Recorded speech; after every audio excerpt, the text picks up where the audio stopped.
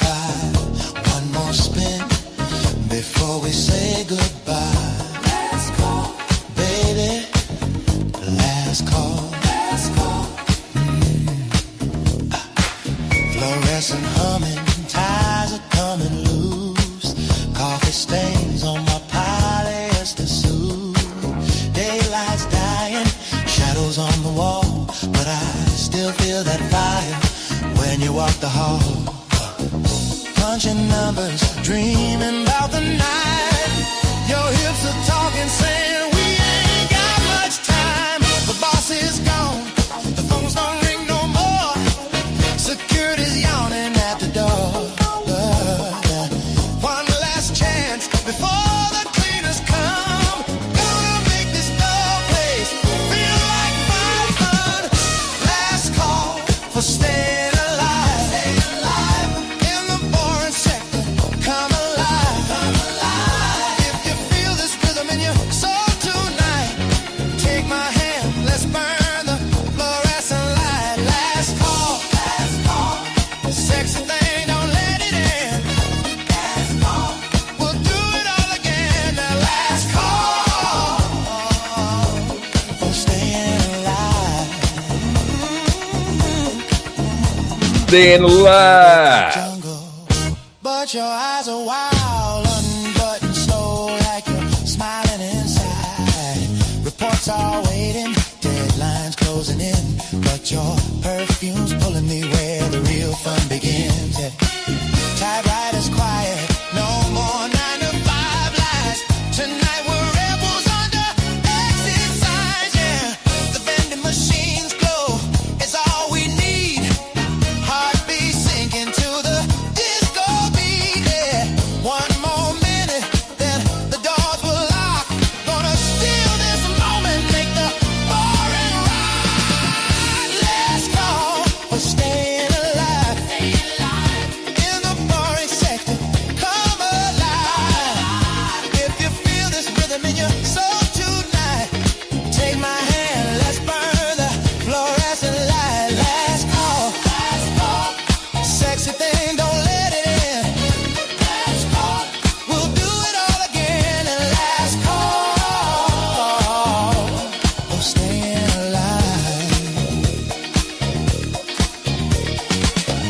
Where you from? Angel in a name tag glow.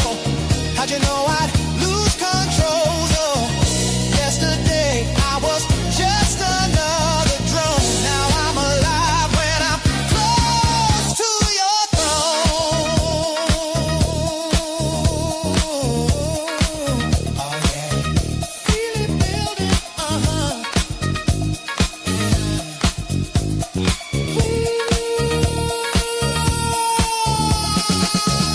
Last call for staying alive.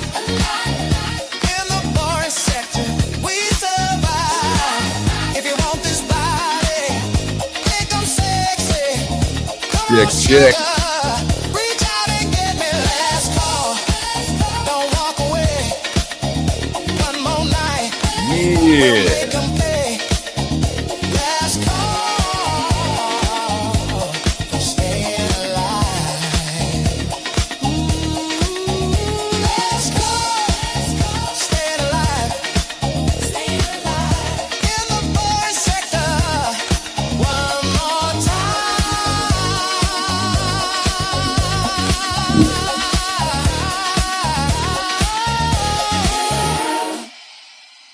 Damn. Let's happy Friday. Let's slow that down a little bit. Damn it, man. Here we go. What's up? Who's in the house? Manuel in the house. What's up? And Lord. Lona. Yeah. Oh, that Joe down there, Mr. 9D. Gotta drop the thing. Or Joe. Check your email.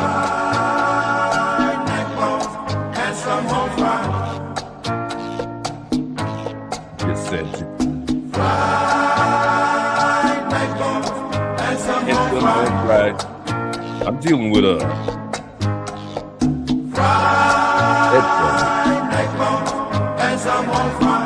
Yeah.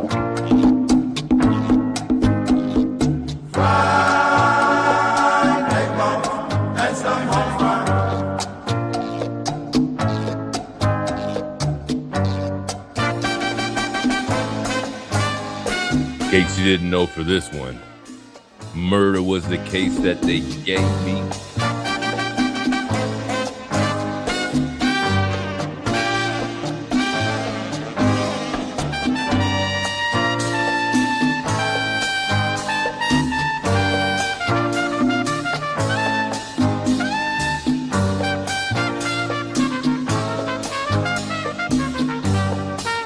Just playing the after hours vibe before it's the actual vibe.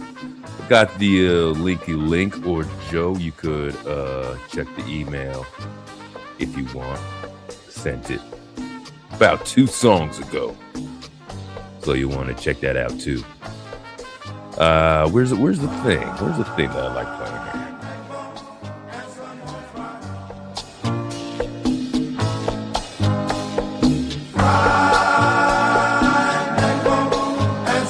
And some home fries.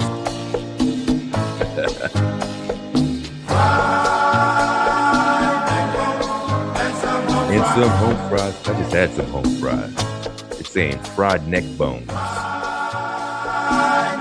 some home fries.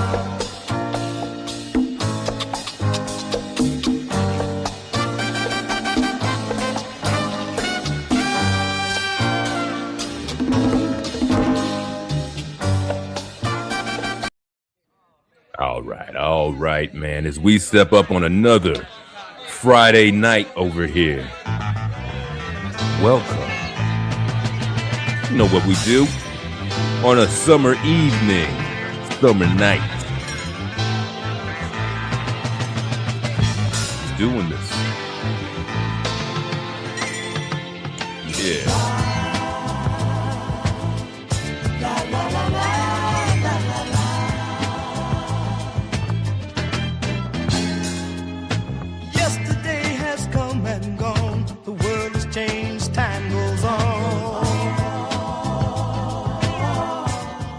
Just been on this song lately, digging it, you know. I feel like it's a summer song, you know what I'm saying? Maybe fall. Listen, people, Planned Parenthood to keep the population down. Have you taken your pill? Project buildings all around.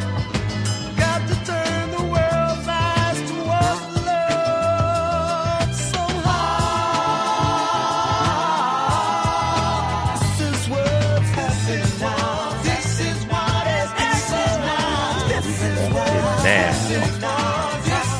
What's happening now? People on welfare, the politicians just don't care. Can you dig it? I can dig it. How do they feel about cutting the budget down? They reply, whatever's fair. I have heard of these women, and I can't say that I dug in enough to make a fair judgment. It's not going to be fair if I say it right. You think those offspring would have ridiculous talent? This is what is happening now. This is what is happening now. Here we go.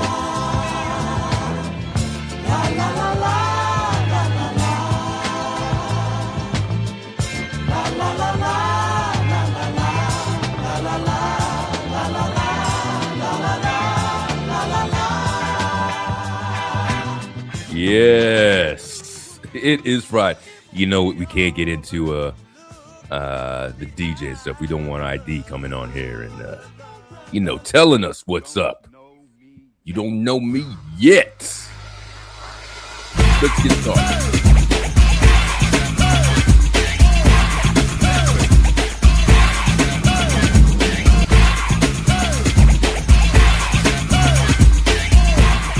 Yeah.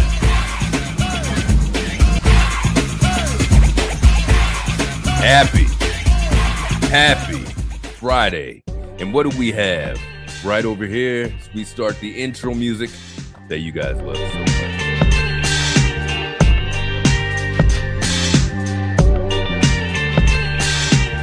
Yeah. Starting it on a Friday night. Who do we have over here? Josephine, the Chatavist. What up? Oh, we said it at the same time, Jinx. You did what? We said it at the same time, Jinx. Did we? Jinx. Yes, we did. I'm not working with a double headphone ear thing. I'm only dealing with one ear. And I changed headphones, so I think it's something coming from the microphone, which is pretty damn annoying. So that's the way I'm going to be rolling tonight. Or if you hear me fiddling around with the shit, that's what I'm doing, trying to hear. And I changed headphones, so I don't know what the hell is going on with it, you know. Oh, did you get better headphones, or are they still janky? They would probably be considered in the janky category because they're Apple. They're at least the Apple ones. They fit in your ear, the earplugs and all that stuff. It's just it got the wire, the old school adapter wire. You know what I'm saying? Yeah. So, you need to upgrade.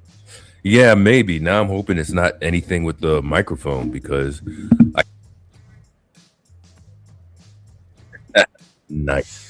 I kind of put that away. When I'm not using it, I kind of like throw it down on the bottom shelf there and, pick it up when I do this. So sometimes I don't doubt that I probably literally throw it in that little corner down there. So I hope. It's probably been close to a year since I've had this thing, So maybe it's time for another mic. I don't know, but I'm going to try to deal with this. So that's about it in this category. What up, Vibrant in the house? And what up, everybody, man? Replay gang, anybody that's going to be joining us through this whole thing. I guess we got shit to discuss. I'm just learning that this, what's this punk's name? Roland Martin. I'm just learning that there's a new thing. I thought people were talking about the old thing lately. And no, they talking about he was cheating on his wife and he had on some leopard bikini drawers or something. They said. Oh boy, what was he with a dude or something? He was with a woman. With a woman, but being like submissive and shit. Yeah. Oh shit. I mean, I don't know. I don't expect much from that guy. It's pretty much on point. But see, it's like this doesn't surprise me. You know what I mean? Yeah, that's what I'm saying. He's like, he's creeping. So that's his wife to figure that out. I don't care. He's creeping. Yeah, that's what I'm saying. The signs was probably all there, you know what I'm saying? Because he barely can work the computer. So I'm like, you couldn't find out he got a side piece. So that was the first thing with him that he was, I guess, some months ago. I don't know, even maybe years. I guess he was doing something, and then there was some naked men on his work computer. Really? I always thought he was zesty anyway. So yeah. Yeah, I mean, I've definitely thought that of him, but I was like, I don't care. You know what I hate about the whole thing? Don't force us to fucking pretend with you. That's my whole thing. Don't force us to pretend with you. It is what it is. Do whatever. Don't expect me. That's society. We got to live in this society where we got to play that. Like, I don't know this and I'm going to go along with that just because, so I was never really down with that. He always had that little sassy thing going on. I was just like, men don't do shit like that. So he was doing that, and I didn't really pay much attention to him and his deal. And then when he got his social media, he was like prancing and dancing all over the goddamn place. So I was like, the fuck? Yeah, I'll leave that where it is. So anyway, my thing is I don't put anybody in this pristine position and situations and stuff to have any moral superiority, because they're not. They're simply not. You know, that's what these people are. You know what I'm saying? Mm-hmm. Yeah, yeah. So, yeah, you know, I don't know. I saw Naps had it out that it was Flacco from somehow got the information and put it out. He's credited as being the one to put it out, I guess. He got that from Tasha K. Tasha K was the one that put that out. Mm-hmm. Mm-hmm. So then, there you go, man. And again, I'm not surprised. It's not a shocker. He seemed like, and again, don't really care. But it seemed like that there seems like some sort of what do you call it? Compensation with with the way that he operates and shit, you know. Yeah, so that is the deal. What's going on this week? Man, nothing. It's been kind of quiet around, you know. Well, you know, other than the I've been watching a little bit of Don Lemon, because he's been having these anti black people that are black people. Right. Yeah, there was this guy with a beard talking about how there's no racism in Mississippi because there's a bunch of biracial kids around where he's at. Yeah. Sure, Thomas Jefferson would say the same thing. Man, the guy is ignorant. But it's crazy, like, how he does. You know how, like, people will say, it don't happen in my neighborhood. It don't have, you know, so it just, you know, I have never experienced it, you know. My waiter was black. You know what I mean? Like, it's crazy. So, yeah. There's a lot of lying going on. But the one thing is, you know, they're still trying to figure out the authenticity, you know, how authentic that video, that clip is, of the recording in the background, you know, because it seems so weird to me because all those people out there and you know, like nobody, you know, friends, nothing, you know, nobody came for it. But the thing about it is, I don't think those guys were like his close friends. I think they were just more like acquaintances because friends don't move like that. So I don't know. So, all that shit. Yeah. All that. To me, some things seem fucking like weird behavior and stuff. You know, I don't know.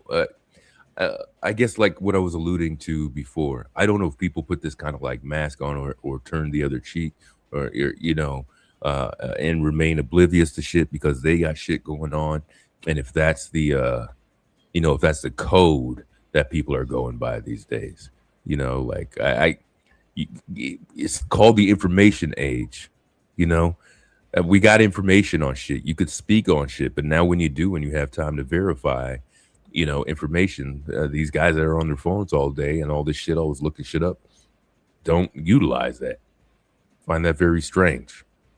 And you know, people nowadays, you know, these young people, if there's an incident, they're recording it. You know what I mean? They don't even, you know, it's weird. It's like there's no, you know, no videos, you know, but you know, they all have videos, but you know, it's weird. Right. And then they deleted their social media, you know, so who knows? Yeah, who knows that if they're just doing a really thorough you know, now they're trying, you know, they want to make sure, I don't know. But at the end of the day, if it, you know, now they're making up stuff saying that he was intoxicated and they're trying to damage his character. How are you going to make up all that stuff when there's not a toxicology report that came out? Right. That don't even make any sense. And what does that do? Absolve everybody else's misdeeds and their partying? It was a partying weekend. This is what they did. And mostly it's people like Tatum, you know, to try to put that information out there to try to like smear his name and all that shit too, man. Just like evil shit. Just bothered with like this Tatum idiot on top of that, and him being okay to play that position as the blackface to the white people in white media. You know, if there was a good journalist that did that, and he was the one that you selected, I might be okay with that. But because you purposely selected this freaking shell of a man, failure at everything, you know, that's the thing that bothers me. That you promote that too. The Hood Table, what up? Good to see you. So See everybody. YouTube Unfolded. So I got a video, right, that I want to play because Brandon Tatum said, because he was on Jubilee, right, and he was claiming that police officers don't racially profile and all this and this and that, right? I'm going to show you this video, and it's a trigger warning. So, but it's but it's not, you know, you could play it, but and fair I'm going to play this video, fair use, right? I downloaded this video. I want you guys to tell me what y'all think about this video, and I'm not going to put no context on it. I just want a reaction. Yeah, I want to see how people, what they see and how they feel about it. So let me get it. All right. Vibrant, you were saying, I think the fact that the independent autopsy came back inconclusive doesn't bode well for right. Or any defense attorney will use that for an argument. And like I said, the whole setup of it is like they met at the house, not as grieving people, but as people conspiring, you know. All right. This is the video? Yes, this is a video. All right. Oh, I don't know what's going on. A mom called the cops on her 16-year-old son because she was allegedly having trouble controlling him. Let's make it dramatic for him. Yeah, 100%. We'll do the whole thing. The cops arrive on the scene, and one of the cops jumps out of his cruiser. Yo, ground. Get on the ground. I will tase you. I'm walking. I know his mom. Shut the I know his mom. Get on the ground. What the fuck? The other cops then pile on. They pull the kid's arm behind his back, dislocating his elbow. Mom, I'm sorry. I'm sorry, Mom. We're gonna break it. Yo, top of this. It's as if they've just captured an armed and dangerous fugitive, and they're just taking no chances at all with officer safety. Only after they do this do the cops bother to identify the kid. Are you Armani? No. You're not Armani? No. I don't know what's going on. As it turns out, they tackled and injured the wrong kid. This wasn't the 16-year-old Hispanic male wearing a black shirt and shorts that they were looking for because he wasn't listening to his mom, but rather a 15-year-old black male wearing a white shirt and pants who was completely innocent and now injured. Get on the f***ing ground, confusing me with a kid who's this tall and white. So what did the cops do? They went into immediate cover-up mode, making up facts that never existed. I thought he was reaching for a gun, I don't know, or a knife or something. What up, skunk? I have no idea. We thought it was him because he just ran, so we thought it was him that we were looking for, but turns out it wasn't. But now he's complaining of maybe shoulder or elbow pain. Him on the ground? No! Somebody did. Whoever wrote the report claims that your client was not complying and was resisting. Is that true? No. As soon as they got his attention, he stopped, fell to his knees, hands out, a completely submissive position. I don't know how much more compliant you can be. And I'll let you know the extent of injuries and you don't really need I know, but I'm going to be in touch with, because he shouldn't have been slammed on the ground. Am I in trouble? Bro, I didn't even freaking do nothing. Insane. Readjust my mic, trying to get the other ear to work. Yet that is. So what was that? His mother saying that wasn't even his mother. So the mother went to the police because her son was not listening to her. To her, right? Her son wasn't listening to her and told them that they could rough him up and all this nonsense, right? They saw a kid You know, he had his hands up, you know, he was submissive, tackled him down to the Right. ground. That wasn't even her kid. Right. Right. Her kid was So a out Hispanic of boy. range of her thinking that it was her kid. No, the police I just missed saw that whole it. fucking thing. I don't. The police That just had saw nothing to it. do with that. The police just saw a kid and then tackled that kid, assuming that was her kid. Her kid is Hispanic. Okay. Yeah. That's what I thought. And All right. shorter. Yeah. So basically, the police went looking for the kid, saw that kid walking, tackled that kid, dislocated his elbow. First, he even got on his knees first. Like, he didn't even know what was going on. He just saw the police coming towards him. Right. So, right. but they treated him like he was a criminal. And then they tried to lie and say he might have had a knife and all this goofy stuff. Yeah. But That's some bullshit. that wasn't the lady's kid at all. Right, They didn't even know that. They knew what the kid looked like because she told him. She said he has on a black shirt. That kid had on a white shirt. All they saw was a black kid. They probably didn't hear her when she said black shirt. They probably heard black kid. You see, mothers like that didn't take the time to be conscientious or politically aware or sensitive of anything before having these kids, before having any biracial kids and stuff like that. I work with people like that. She didn't listen to me. She didn't have a biracial kid at all. That wasn't her kid. Her kid was Hispanic. So this is just even more ignorance on top of that. Yeah, the kid was white. Jesus Christ. And shorter and had black hair. The kid was white. Her kid, that was a white lady with a white kid. She said, man, I thought it was a half-breed kid, man. The kid that got tackled looked like he was a half-breed kid. You need to watch the video one more time. Because I was fucking around with the mic. Yeah, I was kind of watching. I was trying to make because it's fucking up my equilibrium right here. I can't just listen through the left ear and not have. Why don't you? All right. You can't unplug your mic. Okay, here you go. All right, yeah. We're gonna play it again because somebody wasn't paying attention. ADHD. All right, I'm fucking listening. All right.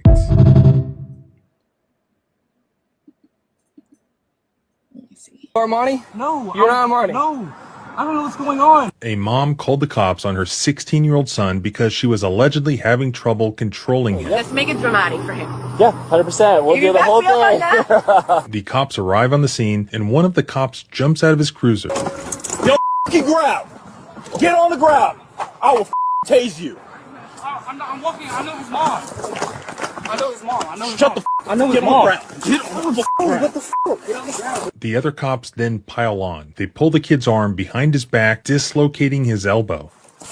Mom, I'm sorry. I'm sorry, Mom. Mom. We're gonna break it. Yo, stop resisting. It's as if they've just captured an armed and dangerous fugitive, and they're just taking no chances at all with officer safety.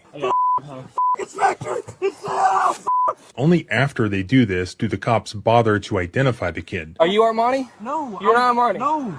I don't know what's going on. As it turns out, they tackled and injured the wrong kid. This wasn't the 16-year-old Hispanic male wearing a black shirt and shorts that they were looking for because he wasn't listening to his mom, but rather a 15-year-old black male wearing a white shirt and pants who was completely innocent and now injured. Get on the f***ing ground, confusing me with a kid who's this tall and white. So what did the cops do? They went into immediate cover-up mode, making up facts that never existed. I thought he was reaching for a gun, I don't know why, or a knife or something. I have no idea. We thought it was him because he just ran, so we thought it was him that we were looking for, but turns out it wasn't. But now he's complaining of maybe shoulder or elbow pain. Him on the ground? No! Somebody did. Whoever wrote the report claims that your client was not complying and was resisting. Is that true? No. As soon as they got his attention, he stopped, fell to his knees, hands out, a completely submissive position, I don't know how much more compliant you can be. And I'll let you know if you have injuries and You don't really need I to. know, but I'm going to be in touch because he shouldn't have been slammed on the ground. Am I in trouble? Bro, I didn't even freaking do nothing. All right, were you able to pay attention this time? Yeah. Yes, I got the whole thing. All right. You know. This is what I thought last time. He just ruined the first moment. You know what I'm saying? Like, had me over here explaining. Okay, so now you get it. Well, I kind of got it already. I just, I was doing it without all the listening because I was fixing my headset, which is still not fixed. But well, you could have told me to pause it. Well, no, I was trying to do it all, man. I was trying to do it all. So anyway, I wonder what Brandon Tatum would say about this situation, because basically in their mind they saw a kid that looked biracial, but he was black. Right. And the way they treated him, like they were glad to tackle him and do those things to him because he was a black kid. Well, what assumption did they have if the mom was white too about the mom, right? They probably thought that that she had an unruly biracial black kid. Yes. So they didn't even think anything of that. But she described what the kid had on. That kid had on a white shirt. But she didn't say she had fucking curly hair and all that shit too. No, she just said that he had on a black shirt. That kid had on a white shirt. So that's what I'm saying. And the she said he was short. Police for that. She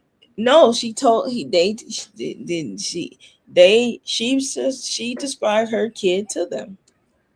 What he was wearing. Yeah, what he was wearing. But it doesn't matter. Not what he looked like. Right, but it doesn't matter because they assumed that she had a biracial kid. Yes. And then they assumed, when they thought an unruly kid, they thought it was a black biracial kid, and they, and that's what, that's their expectation. Yeah. Treating your poor white mother like this. Yeah, that's what I'm figuring, man. That's what it kind of sounds like. But the fact of the matter is, I have a problem with the mom. Why would you want them to rough up your kid like that? Okay, so if this is white mom or whatever the deal is, again, a different relationship, they could do that shit and the kid survive. You know what I'm saying? So that's all fun and jokes for her to be able to do that shit. If it were a biracial kid or something like that, or a black mother and stuff like that, I think it'll be more of a different case. But see, look how she was thinking. She was thinking that they'll see my white son or whatever, and they'll just rough him up, but they're not gonna hurt him. Still be all right. The police is thinking there's that black kid that I'm gonna scare the shit out of him. We can get away with this because the mama said we could do it. Yeah, they were more than happy to comply. Like, yeah, definitely, got it. Exactly. With that's a terrible practice. And you kind of in the same realm of that, I got somebody I know, worked with, not as much anymore. She white woman, biracial kids, black father, divorced, all that kind of stuff. I try not to get involved in anything of her life because I'm not interested, but she can't help but fucking overshare sometimes. But I have made observations. What up, my boo? I have made some observations like whenever they go to see a movie, and relaxation time is relaxation time, but I notice everything that she introduces the kids like sloppy black culture, not anything substantial about these are some of the leaders. These are some of the things historically and all that. And maybe the father could fill some of that shit in. Yeah. But everything that she does is, I went to go take him to a movie, or we saw a movie. What is it? Haunted House or whatever the thing is. It's always some of the most ratchetest shit. Right. It's the negative stereotypes of black people, or is what they engross their kids into, Right. culturally wise, and not the most positive part of Black culture. Yeah. But the truth be told, there's Black parents that are doing the exact same thing. Yeah. They're not. Is that, let me ask you, is that any different than the scared straight tactics that we've seen? We like the show, right? Well, I watched the show. I don't know if I like the show, but Okay. I do know, I had a son. I had a son when my son was younger. He had a run in with the police before, and they act more civilized, like that kid, more submissive. They know, they're trained to know, Right. to be respectful. But lately I've been seeing these videos where these kids are cussing at the police, spitting on them, because the police have cameras now. Right. And they think that the police ain't going to do anything to them, or that camera's not going to shut off. Right. So it's like, that's another thing that I noticed. Yeah. Let's still be safe, even though there can't, because we've seen things on camera that have also been acquitted or thrown away and stuff like that. So yeah, I'm glad for the camera shit here too. Yeah. But I like, I don't really know if these kids are fighting back like that or nah, they are. There's no organization behind it. If they're just yelling this, that, the other, Tupac shot 2 cops. These kids ain't doing nothing. What are they doing? They're kicking the police. I watch videos. They're not just Black kids doing it. They're like all kids. Like they're kicking the police, kicking the door, cussing at the police, telling them, let me go. They're very disrespectful to the police, and they have cameras on them. And I think that in my observation, I think that the kids are doing that because they feel like there's cameras on them. And then some of those kids think that going to juvenile is a badge of honor. Right. And it is for some of these kids. Right. And then, but I seen one kid, they was telling him, because I think he stole a car and he trapped himself in a corner where the police got him. And he was like, oh, I'll just be in juvenile. I'll be going home. They's like, no, you getting 10 years. Mm. He's like, I ain't getting no 10 years. No, you getting 10 years. Yeah. Because he wasn't 12. He wasn't 12 because, he lied to them. He said he was 12. But he really was like 14. Okay. See what I'm saying? Like, they don't even know. Like, in Texas, 17 years old, you're treated like an adult here. Right. So it's like you can, I'm in high school, but you hit your teacher at 17, you're treated like an adult. Right. And you should be. Some of these videos I see. Well, when did you never thought about being violent with your teachers like that? Because you knew it was serious shit. I mean, maybe you thought about it, but you knew you couldn't do the shit. You wouldn't act on the shit. I ain't never thought about smacking or punching a teacher in their face. I ain't never thought about that. I was more like, I'll walk away. I think dudes maybe do. Yeah. Dudes think of that shit. I had one teacher test me, fucking whip my new hat off my head, man. You're not supposed to be wearing it in class. I sit there. Instead of telling me to take it off, like, he tried to be all cool and like flick the lid off of my head. And I was just like, yo, you need to pick that up. And then we kind of went back and forth, like, don't threaten me. I was like, you need to pick that up. My math. He had a moment of clarity, and then he picked it up. And then my boy was like, hell yeah, that's how you do that shit. My sophomore year, my math teacher, right? There was this guy from my neighborhood. He was in my class, and he was counting his money. Like, he had a lot of, nice. He was counting his money at the desk, and the teacher walked up and took it. He got up, snatched it from him, and went and sat down and said, you'll get this at the end of the class. He stood up, walked over to the teacher and snatched it back and sat back down.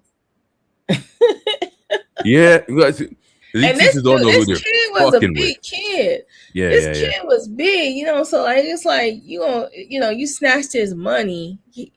And then he just said, "You'll get it at the end." He didn't tell him to put it away. He didn't say nothing. He just walked up.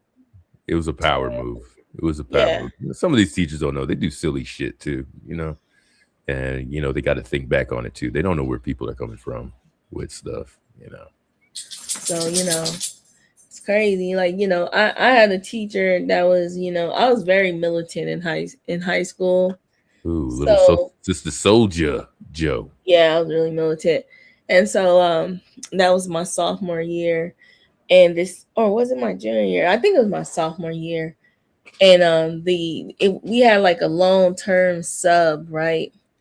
And the long-term sub was like, telling us the books we're gonna read, and I said, well, why can't we read books about Black people, like that great books? And she said, what kind of books? And I was like, yeah, like Harriet Tubman. She was like, we're gonna read Sounder and Huckleberry Finn. And I said, I'm not reading that. And then she said, you're gonna read it. And then she put the book on my desk, and then don't read it, Toby. And I just knocked it off the table. And then she said, get out. She said, leave. I said, gladly. And I had to sit out in the hallway until someone came and got me. And so the principal was like, well, here we go again. Now what? I said, well. Yeah. I said, well, I've been reading Sounder and Sounder since like elementary. I'm not reading it every year. Well, these are the books that I said, you guys need to authorize some other books. Joe's trying to change the curriculum by in one day just being the student over there. But then when don't go to no meetings, no nothing. Just want to start the revolution in the classroom. But see, my history, I think it's Western Civ teacher. He had us watching. We read Malcolm X, and he had us reading it. And then Joe comes to class the next day. And he was a white teacher too. That's cool. Those people are cool that know a little bit of the history and tries to put some pride in you and information. You know what I'm saying? He was well rounded. He did Hispanic history. He did, us. He did all of that.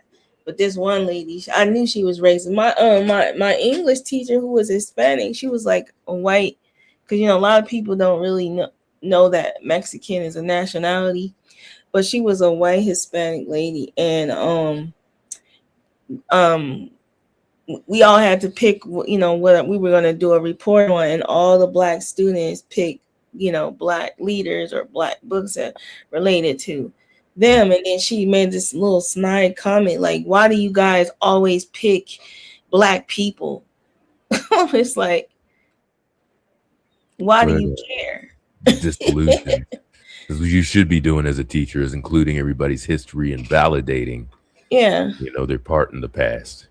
So I don't believe you, Vibrant. Actually, yeah, I do believe you, Vibrant. Goody two shoes still in there, but still am. I don't know. So, but I think history and learning about who you are comes from at home. Absolutely. Because it was hard for me to believe. They did that study with young Black girls, thinking that white dolls were pure and the Black doll was not, and the black girls migrated to the white dolls, and they were already conditioned at that age, right? But that couldn't been me, because all my dolls are Black. I couldn't even fathom picking but they taught Black pride and Black excellence when like all my teachers were Black when I lived in Illinois. So everything, it was, unfortunately people don't know this, but Chicago is like heavily segregated. So even back when I was there, and my thing a native son is from there, Richard Wright, right, on Chicago. Yes. So it's like, everything, we had Black, like people on the wall. Like they might have had they might have had might have had to learn about Lincoln and George Jefferson, but George Weezy. You moving on up. Listen, it's Friday, but George Washington. But we did learn about, like, our mayor at the time was Harold Washington. You know what I mean? Right. So it's like, he was on the wall. It was just lawyers and everything. Look, my boo is laughing at me. Look, y'all laughing at me. I was like, George Jefferson. Laughing at you, George Jefferson. I had to learn about George Jefferson. He founded Black America in 1473. You like Weezy. Wheezy. That's see, you know what? That reminds me of when I said Umar Jackson. And you were like, who's Umar Jackson? I was like, and you swore you didn't say it. I did. I went back and checked. I totally did say that shit. That is hilarious. Yo, Naps, what's going on, man? Oh, really? Sanford. Oh, wow. You the one that yeah, I remember that. His killers are making so they're out now and they're doing like the art of dialogue and shit like that. Is that what's going on? That is interesting. I'm gonna want to see a couple of that stuff. That they talk about jumping the shark and shit like that. When I fell into watching the podcast and everything, it was interesting to see some people have interviews that you were like, oh, I never even what is this person doing these days and stuff like that. And you get these interviews, but now it just seems like anybody gets the interview. Not all the interviews are that great. There's just shit. I'm done with the prison stories. I don't want to hear I don't care what you did in jail. I don't care what you ate. I don't care who you fought, what tattoos you got, none of that bullshit. None of that. I'm not giving that industry no more of my energy whatsoever. So that's another part of it. Because I know the mafia section is a sector, is a thing too, and everything. And I grew up watching a lot of that. I don't know if you guys back in the day remember on A&E, they used to do like Mob Week every once in a while. So you used to know the Lucky Luciano and who Gotti was and all these guys were back in the day. Yeah, I used to love that shit. But what's going on today is like you're supposed to not snitch. Not as much snitch, but you're not even supposed to have the conversation that some La Costa Nostra is going on. You're not even supposed to speak on it. And there you have these guys just fucking having a field day talking about all their mob shit. I hate that shit.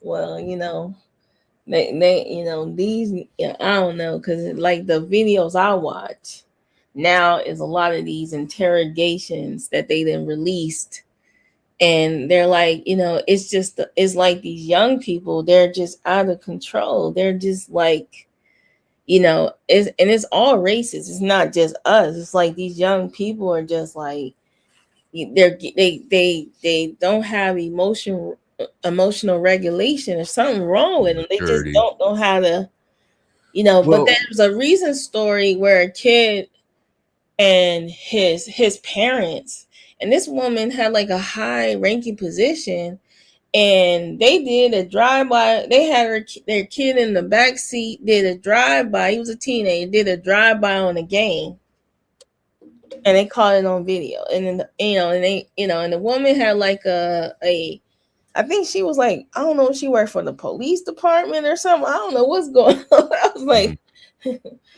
but the father's on the run. They got the mother and the son. It was a family affair, I guess. So, look at the teenager thing, because it's funny. Not probably. I'm guessing there's lower enrollments for a lot of post-secondary institutions and stuff like that. But one of the things I think of historically about that is like the teenage market is very different, because I don't really think there's been teenagers for like it's just been a few decades. Because in the early 1900s, anytime before that, you're expected to work on the farm, or you're expected to help your mom in the kitchen and do that sort of stuff, prepare for the men and all of that, up to World War II or up to World War I and II. You had to do war stuff if you weren't working the farm because you had your own land and all this sort of stuff. You were one of these immigrants that did stuff. You know, you had to work with your hands. I think teenagers really started coming around like in the 50s, 60s, maybe. There was always a structure for them. You know, the school system was newer. They were expanding anything from institutions and stuff like that. So once they're coming from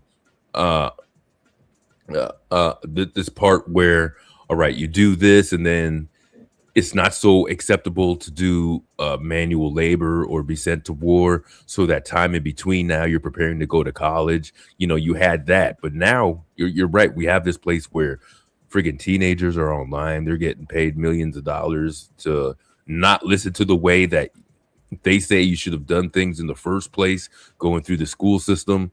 You know, they have more opportunities. People, you know, and coming from a college graduate myself, I do think it's a great thing. I think everybody should go to college. There's something to get out of it for everybody. But I'm not sure with the way things are going that it's that necessary for what these kids are doing. But in my opinion, that leads to a worse society, though. Well, you got kids staying at home longer now because they can't afford to live on their own. You know, we had a little bit more better than them. We didn't have all this credit, you know, check, and you have to have 3 times the rent and all that stuff. Right. So they, you know, they have to have a credit, that, you know, the job, and a lot of like young people around, you know, where I'm from or where I live, a lot of them work fast food. You know, if you see like an older person working in a fast food restaurant, they're either like alongside of them teenagers, like a bunch of teenagers, you know what I mean? And then they're like that one or two that's like, you know, they just needed a job. And them kids are making like, at those restaurants, they're working, they're like making $14 an hour. Yeah. Because, you know, wages are very competitive, but minimum wage is $7 and something. And then that's the thing, too. I did even all those things, the positions that teenagers have. We had jobs, flipping burgers, all that shit that adults are doing now. Yeah. That kids are doing. Like, I remember having my job at a restaurant first. I was a bus boy. I did fast food. I delivered papers before that as a preteen, you know, for some sort of change, some sort of responsibility, up before the sunrise, delivering papers for blocks and blocks. And then the other thing that they got going on that kind of a little nerve-wracking is that now they, you know, they got these young people knocking door to door soliciting, you know. Yeah. It's way too personal, by the way, for me. Yeah. Anybody that knocks on my door. Yeah. Yeah, I answer with my camera. May I help you? Because I'm not into that. I like to walk to the door, chest out, like what? It was funny during COVID. That was one of my things. Yeah, I'm not getting this out. I'm not opening my door for no random stranger that might kick it in. I don't know who them people are. Well, yeah, for you it's a little bit different. For me, it could be an adventure. One of the things that I used to do when COVID hit, because I knew I was never going to answer the door, I used to yell through the door, annoyed. To go, what is it? Every time somebody rang the door or something like that, and they would never talk back. They would just walk away because nobody would run up in my place unannounced. You know, I hate. And then back in the day, teenagers were helping their parents out, like you know, financially when they had a job. You know, they was contributing. These teenagers, you know, there was an influx where teenagers started, you know, spending all their money on clothes and, you know, expensive clothes and shoes, trying to keep up with their friends and stuff like that. Yeah, man. You know, all that shit. I saw this, and we would know where we were. Like we said before, the mall was a huge place. Like the mall was like for kids, the whole cafeteria place, the stores and everything. I went to a mall recently and it looks way more elegant than it should be. You know, totally not for kids to hang out. It's like, where the fuck are these kids hanging out? And one of the telltale signs, like used to ride your bike with a couple of friends. Whatever lawn had the spread of bikes out is this is where they're at. All right, and you roll up into that house too. You know. Well, in some parts of Texas, kids under a certain age can't even be in the mall without an adult. So see, that's nice. Yeah. And as an adult, I agree with they're that. they're fighting, in the mall, fighting, and Yeah, they're just crazy.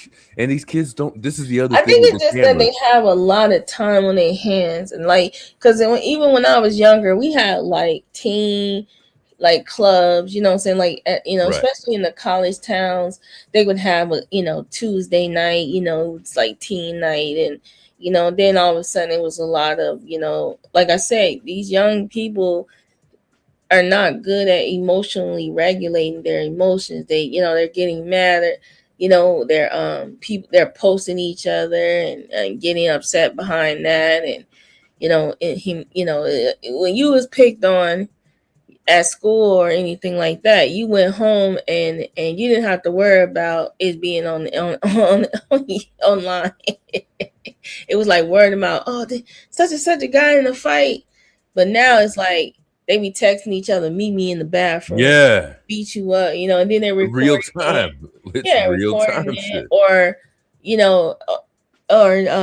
there's other things that they be doing, going into the bathroom and videotaping over, people, and then posting it online and stuff like that.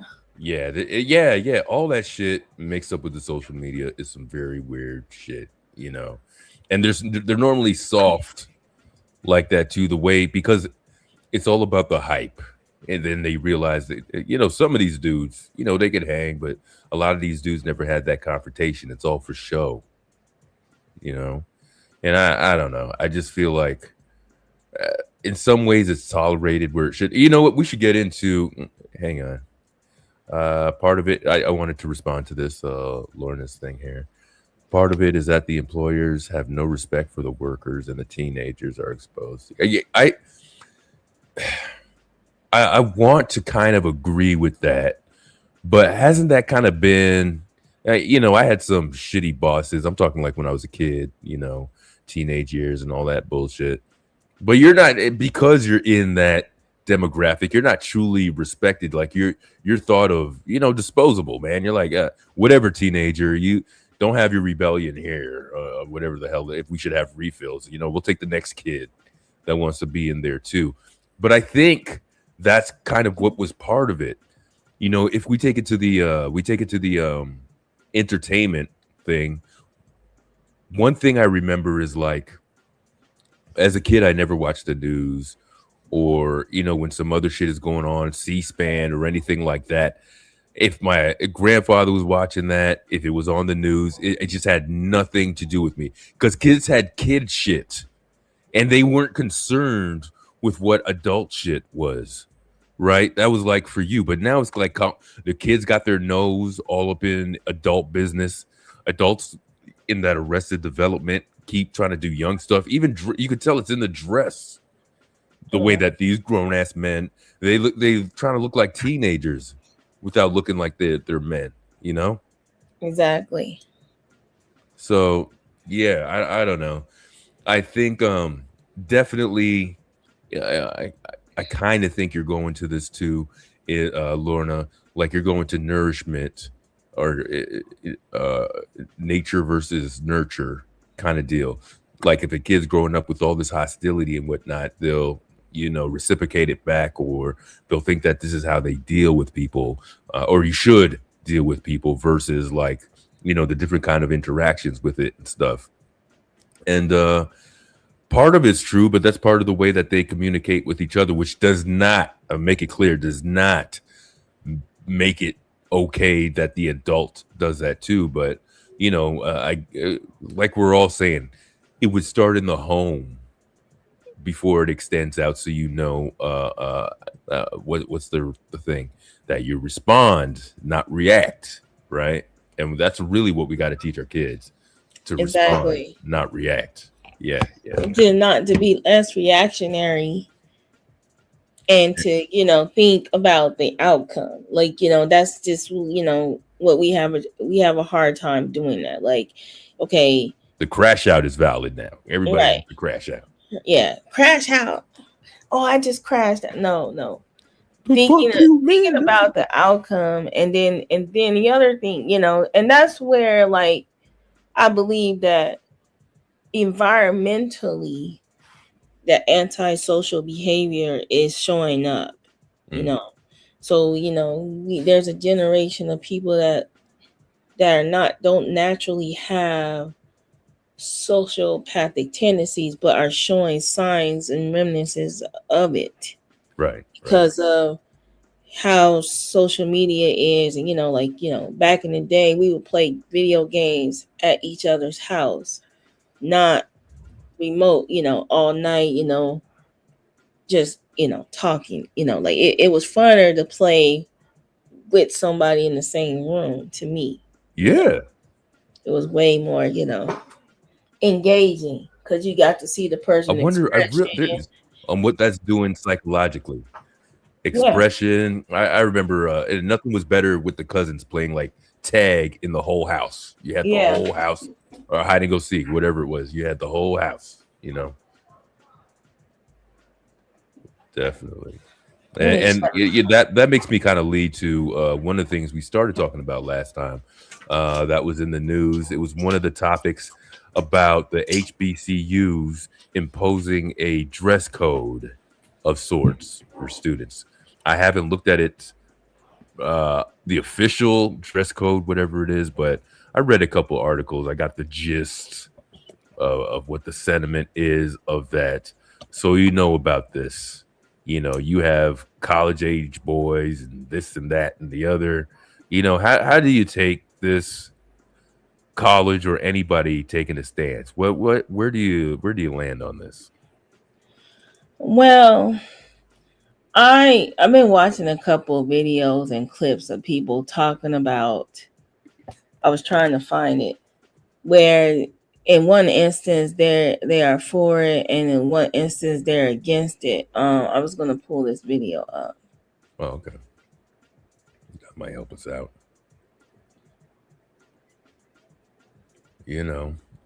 Again, comes from home. I went to college. I didn't wear a suit every day, but I certainly didn't look like a bum. It doesn't look like I could have stayed in bed all day.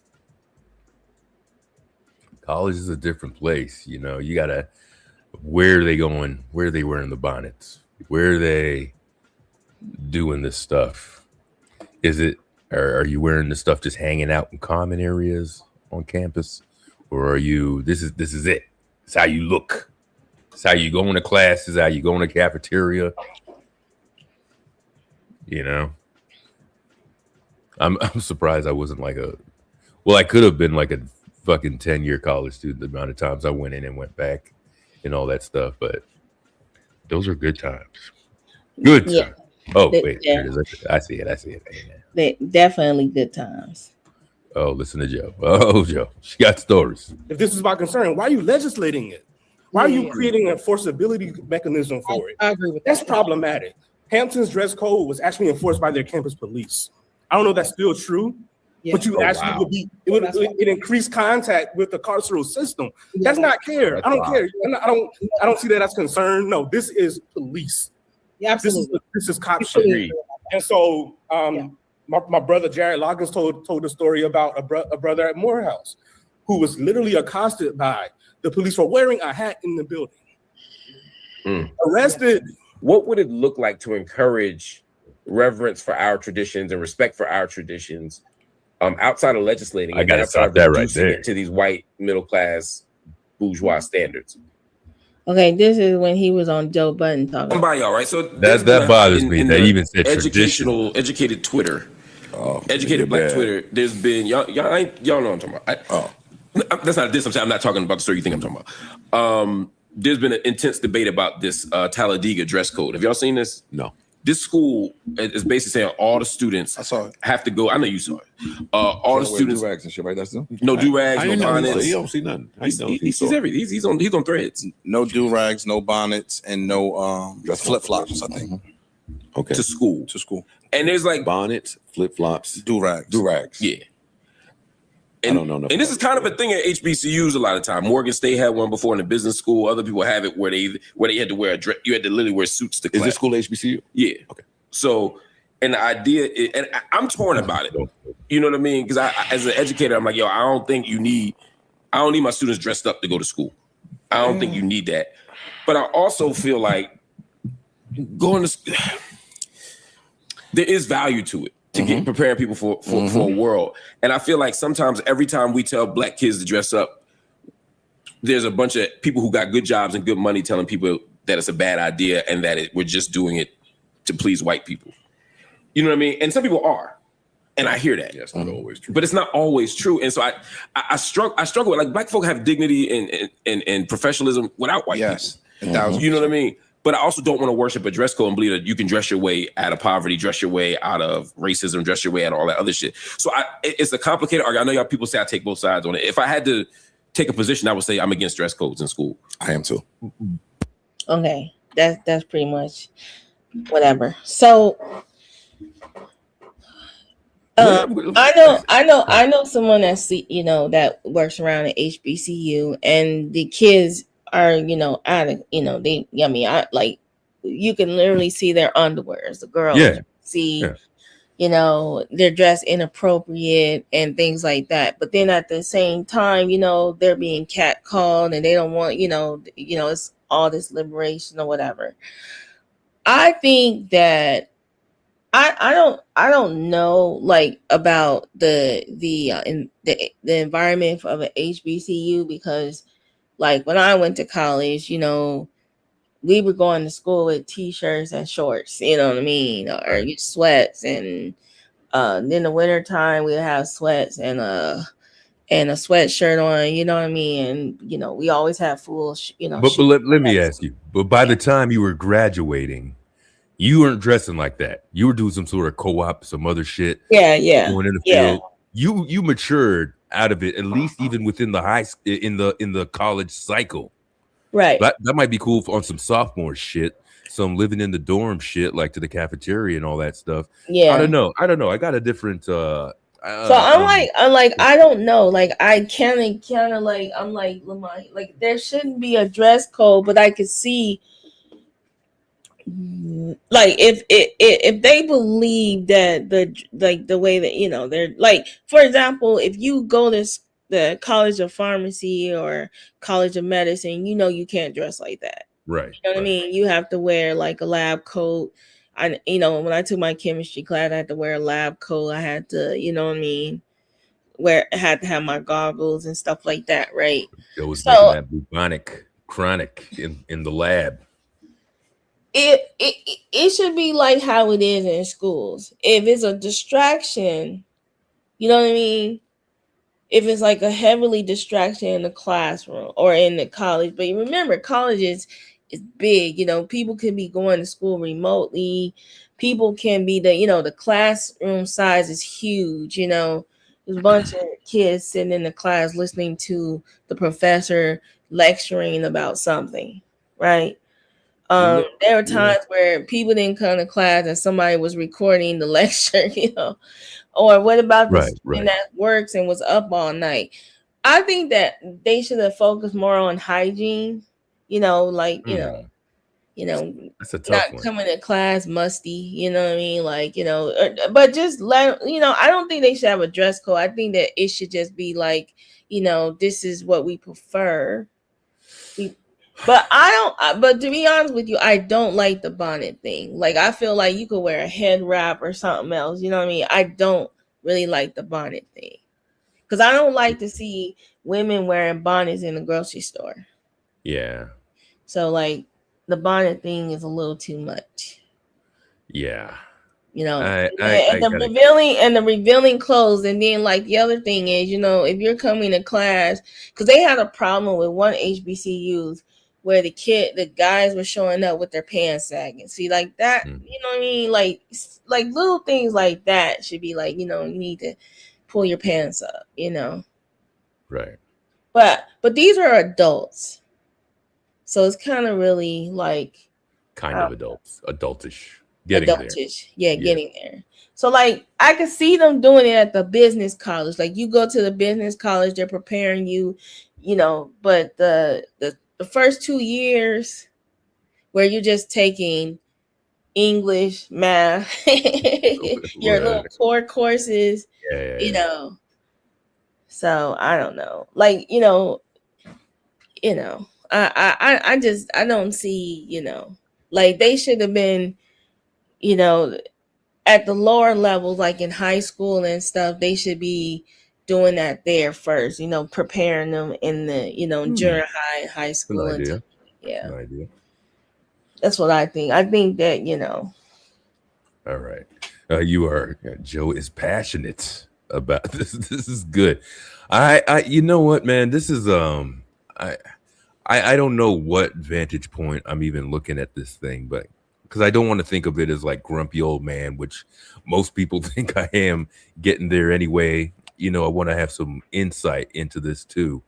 One thing is being comfortable with it, but there are boundaries. We know this, right? Number one, they make clothes for this type of hanging out, for this type of lifestyle, meaning like, you don't know if they got a job, you fucking have braids or wicks, some other shit covered with this. Just like academically and professionally ambiguous. So they don't know. As opposed to when Joe's going to high school, she probably had like a members only jacket and like I didn't have no goddamn members only Eli shoes and Levi's, like some shit. Yeah, you ain't lying. You know what I'm saying? I did have that. I had Levi's shoes, you know what I'm saying? Right. So a whole jean outfit, you know what I'm saying? Right. I'm being a little funny, but it was in the realm of like there's not just leisure wear like that, unless it's like a Puma suit or a Nike suit or something like that. And even those were rare, you know. And the other things were really what's being marketed now as maybe fashionable or acceptable and stuff like that is shit you never would have wore out of the house in the first place. When you're waiting for your hair to get hot combed or some other shit like that, or it's laundry day and you're sharing pants and you know, all that sort of stuff. So it wasn't cool. Now we're looking at a time where they're taking that sort of stuff and it's cool to be quote unquote ratchet or look like this ain't the place. Because that's what I think a lot of that bonnet shit is like. This place isn't even important enough for me to have my hair done or show my hair. Most of the time it's because the hair's not done or whatever. But I know, because I got people like this in my family, that it's about thinking that everything else is secondary for where they're about to be. It's on some real bullshit. But I'm going for this isn't Yale. This isn't Harvard. You know what I'm talking, not Harvard or anything like this. This is a HBCU. If we're not responsible for ourselves, there's a lot of people, you want black leadership, stuff like that, who say, you know what, fine, they'll accept the task if it doesn't come from home. If you didn't get it from one parent, you didn't get it from another parent, you didn't get it from both parents, no professional, you maybe didn't have a part-time job, whatever it is, maybe nobody, fine. The buck stops here. This is what we expect. And I through different people discussing this, it's very different between what a dress code is and what banning a few items is, which kind of still falls under the umbrella of a dress code perhaps. But this establishment is just saying, hey, not here. It's ridiculous. The pants down, the bonnets, the do-rags, this and that. Even back in the day when you did wear do-rags to get waves and shit, you took it off before you left. You did what you had to do while you got ready. All of that, wore to sleep. When you were leaving the house to go where you wanted to go, the do-rag went off. So what are we and we knew only certain people really, if you were at the back, like goddamn Boys in the Hood or something, the dude with the football had the He had the do-rag, but you would never pull that shit off, you know, back in your days. You would be taking that shit off before you left the house. So if nobody's taking responsibility for it and everybody's complaining, everybody could agree that they don't want to see this boy's pants hanging down, or they don't want to see these I've seen dudes wearing bonnets and shit like that. Yeah, you know, when the bonnets, because they got dreads, but they got like stuff for dreads like now. So it's like you can look decent with on your head with, you know, with dreads. So, you know. Right. I think it's a choice. They're going extra to do extra. Hey man, this is you know, when somebody looks back and asks who's in charge if the parents aren't doing it, where can we make these changes to restrict this sort of attire, but more importantly, restrict this sort of behavior, because it is a certain behavior that they're bringing into these environments. So maybe these guys are trying to tie in like a freedom of speech and all that shit into, you know, you can't control what I wear. But I think on a higher intellectual, systematical level is like, fine, this is an issue. It's an issue for image and everything else. This is going to be our contribution on curbing this behavior. I agree with it. Straight up. What are you doing over there? Who, me? Now you're distracted. What the hell? No, I'm listening. Mm-hmm. I'm listening. I heard what you said. Did you? Yeah, I heard what you said. You said you for it. Generally, yeah, I'm for it. And you know, I don't want to sound like I'm talking shit about it, because I'm not. It's just a perspective that some other people have where they feel like they shouldn't be told, or you know, expression as in finger wagging towards them about what's acceptable and what's not. And I'm like, we complain when there's no leadership, when people don't put a foot down and say, fuck it, we're not doing this anymore. This is what we're doing. And then we complain when somebody steps up and fulfills the role of that. You know, so I'm just like, I don't know with people, man. It's but hell, I'm for it. And you know what? If it goes back and you want to make parallels, what up, Black Anonymous? Good to see you. Hey, Anonymous. It's like a Carnival Cruise. Shit was getting crazy on there. There was some sort of behavior, some things that they restricted that felt very personal for Black folks. Remember, we went through that too. It was on here. And it was like, it doesn't really seem that personal. It seems like stuff I could live with as long as everybody else is living by the same rules. You know, well, I refuse to go on a short cruise, because those are the booze cruises. That's what they call them. Booze cruising. The cheaper cruises, the booze cruisers. Like if you go longer, then you don't really have that experience. Right. When part of their service is wheelchairing you to your door, you know, they're fucking doing some wrong shit over there. You know, gotta have a level of sophistication sooner or later. You know, it's not about just getting the ratchet and that's the shit. You have to raise to a level, and frankly, that culture just got to go. That ghetto shit. It's not all Black people. It's a certain Black people, and these are the Black people that other people pay attention to represent our people. But that ain't it. Very small percentage. So, yeah, I would go back to that and say, if a dress code is needed, hell yeah, because it's not the same things. This is why the stuff is made. Think about even where the money goes, who's buying, who's doing all that shit. It's not for us. Lorna says, I think most are trying to make sure it does not swing too far. Right. Like the Black kid that had the dreadlocks cut off on the sporting event, even though they were tied up. Right. Kind of. I see what you're saying with that too. Yo, they went way overboard with that bullshit. But at a place where they don't, they look at it as being more respectful, and not that student rebellion or some other stuff. Because I think that was more towards that student and being racial as well. You know. What the heck is that? So this is a trigger warning. So I don't know if you saw this, but this shit right here is disgusting. Another trigger. Oh, I saw this. You see that shit?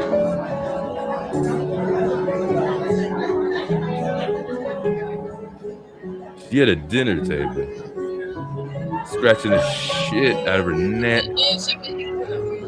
Yo, people are nasty.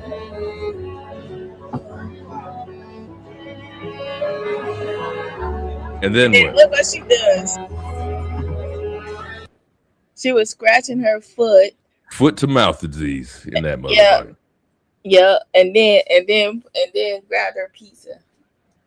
That is. She was scratching it. She was scratching it with a fork in another clip. You see, I don't want to eat at nobody's house. I don't want it to be in general spaces. You get up, and then you leave this, and then the next person comes in before the restaurant. Like, I'll take care of it. You know, whatever it is. You don't know what you're touching. You know what the fuck. That's not even a restaurant. That's on a cruise. It's a cruise. I know where it is, but that you know, obviously it's a cafeteria or some shit like that. But even you're gonna sit there. They might wipe down the top of that counter. You're gonna sit next to some flakes. How many times you drop shit on the floor? And I know the rule in the restaurant. I didn't know more people didn't know this. When you drop some shit on the floor, you're just supposed to leave it. Yep. Don't fucking think you're helping the establishment in your cholesterol. Your not cholesterol, you know, that E. coli shit outbreak by thinking you're putting some shit on the floor and being like, oh, I've dropped that on the floor. Here's the fork back on the table. Now you got some athlete's foot for dessert. Exactly. You know, great. You know, and that's the thing. It's just, you know, hygiene. Like I seen this guy, he was complaining. He says that if you use a washcloth, you're poor because you're supposed to just use your hands to wash. Yeah, again, I don't know with these people. You see this and you're, I suppose this is everywhere. Dude from accounting, the mailroom, whatever it is, what their habits are when they go home. I think people are like me. I when I wake up, before I go anywhere, I got to take a shower, work or no work. Before I go to bed, I got to take a shower. And if some shit happens in between, take a shower too. You assume that showering is an everyday thing. I come to realize, depending on when people wake up and stuff, they might give themselves a bird bath, or I got to do the whole thing. Otherwise, I'm not waking up. You said a bird bath. You mean a whole bath? You could say a whole bath. For the PG rated people out there, you know, bird bath. You know, any of that shit over there, you splash over your important areas. But there's just people that, you know, again, you got this internet exposing people, right? It's like, oh, I didn't know I had to wash. I didn't know I had to wipe it. Grown ass people. So, man, when my kids were young, I do the washcloth test. Washcloth. I take a washcloth, a white washcloth, and I rub it on. Get back in the shower. You ain't taking a damn shower. Wow, get right back in the shower.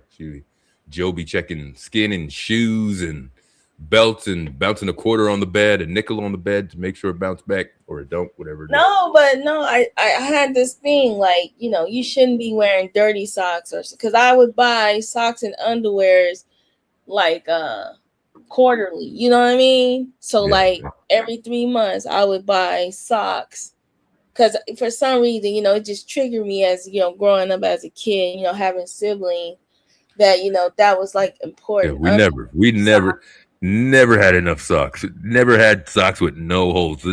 Yo, kids don't even know about this these days. Yeah, you don't even know about repairing holes in your socks, so you can wear that shit up over and over again. Socks with the stripes on the top. And then I had one kid that would wear his shoes out, and then I had the other kid that just kept growing out of them. Right. And when they reached them 13 and 14, I was like, okay, finally. Hand-me-downs. To have those hand-me-downs. Nah, my kids never had hand-me-downs.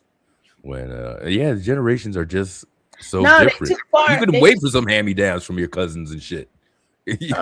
They were too far apart to be having no hand-me-downs. Yeah, in some ways it was, but even if you were in the line of people catching those growth spurts and stuff, you might catch a couple hand-me-downs, couple generations worth and stuff, but it was still like new clothes wasn't even an option like that. It's so wild, man. Yeah. You would get like you didn't get a whole wardrobe for back to school. You got like 3 new outfits for that. Yeah. Oh yeah, that's it. Three new outfits, And then when the winter time came, you got your jacket, because it was seasonal. But then when I moved to a place where it was only 2 seasons. Yeah, that is some wild stuff, man. Figure how you face the elements and stuff. My parents weren't like they gave you what you thought you needed, even in like wintertime and stuff. It wouldn't be like I had to look at white families to be like, oh, what's this under clothes, long johns? What the fuck is this? What is going on in your house when you have these luxuries for extra layers and shit? They just kind of like sent you out as long as you had a winter jacket when it was time, or some mitts, and you don't ask for nothing. Don't ask for nothing after that, man. And now you got these grown men that want care packages. They want, gel packs. That's what I call them. Yeah, all of that too. Yo, what up, Big Rig in the house? Hey, what's up? They want gel packs. There's been women that's been caught, sending men gel packs. They get out of jail. But that's another kind of woman too. Yeah. You meet your man, he gets out of jail. You're buying them clothes, shoes, socks, and from Ross.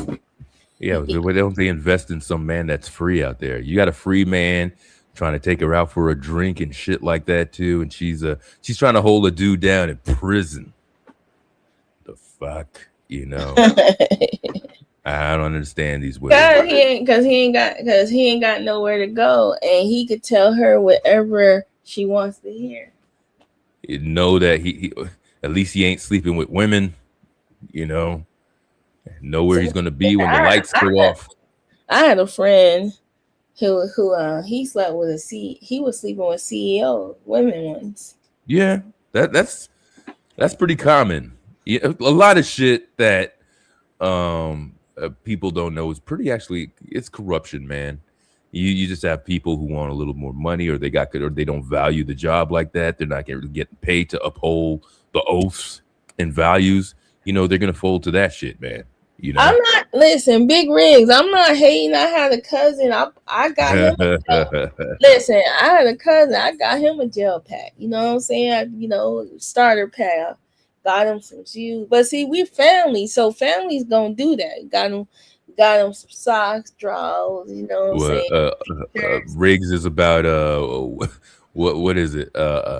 After Love Lockup, some shit like that. What was that show? Like after show Lockup, man. Joe, do you have an IG? Lorna's asking you if you have an IG account. There's a funny Archer Bunker video on there. 45 minutes early for. Yeah, that was serious, man. To get a parent or a grandparent going to the doctors, they're up early before they even get there. Everything. Remember an airport trip? Talking to my cousin about this. Remember an airport trip back in the day? You had to go with your parents to pick up. You're parking. You're waiting by the fucking conveyor belt and all that shit too. You're you're paying for parking. You're meeting in the airport. What do you do now? You just pull up and like, yo, throw your shit in here, and then you guys drive off. You know what I'm saying? Man, no, I'm here. I'm like, we drove everywhere. I think we drove everywhere. I think the first time I really like flew on an airplane I flew by myself. I went to Las Vegas. I had a good old time. Of course. That's cool, man. I ghost a dude there. You did what? I ghost this guy. You went there together, or you met there? I met there. And then you were like, what was he, just whack? Yeah, he was corny. Then he was corny, and he was whack, and he was broke. So we get to like the Luxor, right? And I wanted everybody goes to the Luxor. Well, back then I wanted to do the little, like, go through the little, King Tut exhibit, whatever. And he was like, "Oh, I'll sit this one out," because he was broke. And I was like, "Well, I'm not broke, so I'm gonna go." Oh shit, like that. Yeah. And then he was like, he lived there. So I was like, well, I'm gonna just go back to my, hotel. And he was like, "Oh, I can't come." I was like, "No, go home." What are you talking about? He's trying to get a staycation. Yeah, he's trying to get happening from you. That is wild.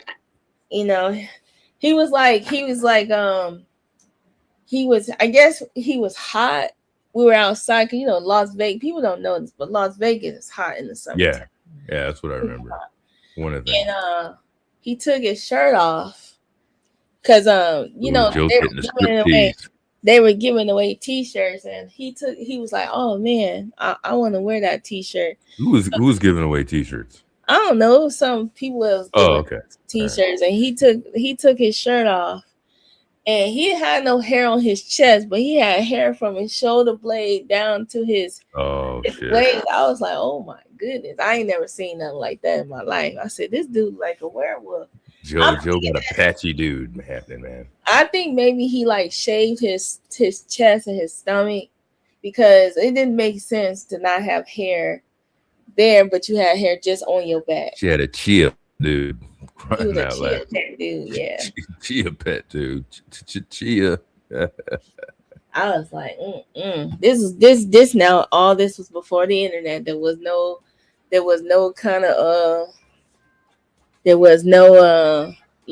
meet people online or whatever. It's just like I have friends, Right? Man, take me back to those times, man. Yeah. Just better.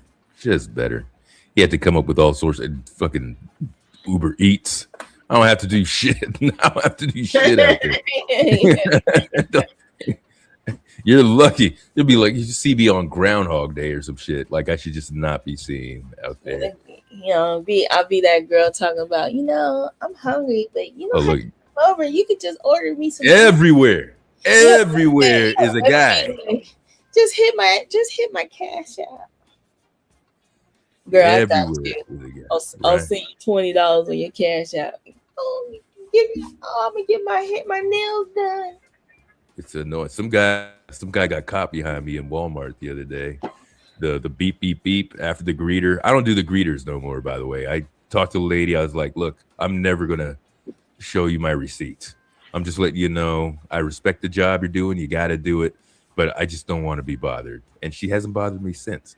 But then I was walking through, and this idiot guy with no Walmart bags and a knapsack, backpack, whatever the hell you call it, he starts beeping. So he panics as though he did. I guess he thought he ripped off the thing, and he almost runs into the back of me trying to get out of the Walmart. But he was very panicked and stuff like that. I felt a little, I don't know, indifferent.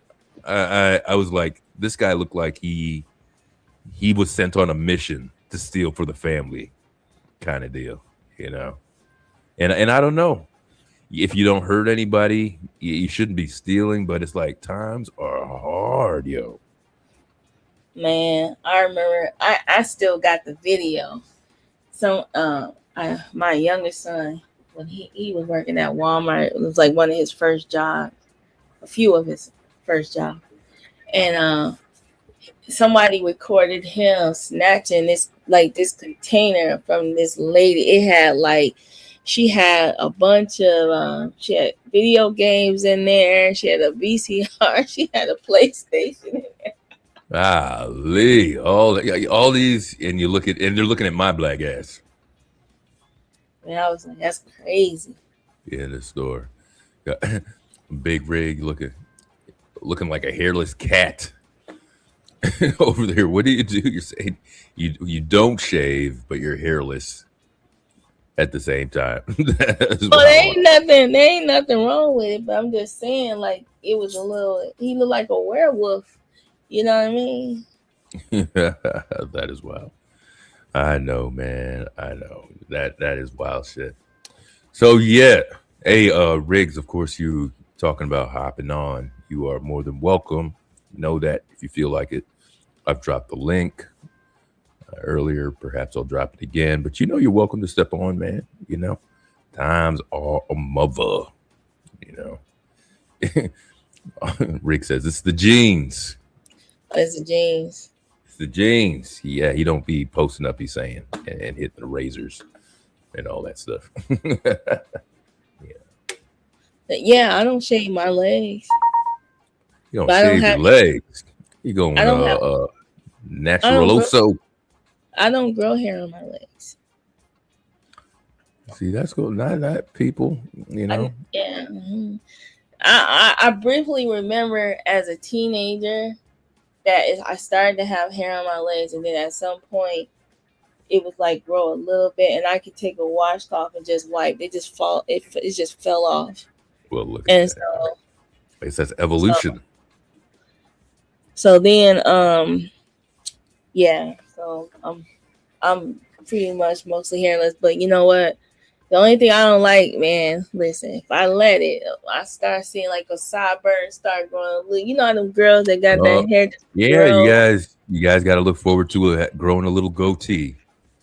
I ain't growing no goatee, but I'm talking about. Yeah, you will. All women got the little mustache. First, when you're young, and before that, you realize you got a mustache, and then you got the burns coming in. You get a little older, you get the burns. That's because the hormones. You know what I'm saying? The hormones. So long as I keep enough hormones, I'm not estrogen. All our grandmothers had the little. Like they were a 16-year-old boy with like little chin hair curls and not a my little bit of grandmother. Not my grandmother. She probably did. Maybe she was better at hiding it, but she definitely did. My great grandmother didn't have none of that. I think she did. You didn't. She had pure white hair. Nah, she had none of that. She had a goatee for sure. How old? She lived to be like 100 and like. Oh, one. She had none of that. She had. It was not. I'm not saying a full beard. I'm talking about like what Bob Marley had. I have to show it to you. It grow on the side. I got chin hairs.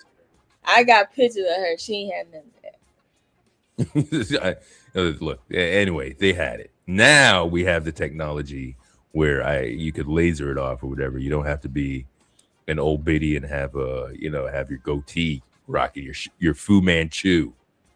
If you said Fu Manchu. Old women be growing the Fu Manchu, man.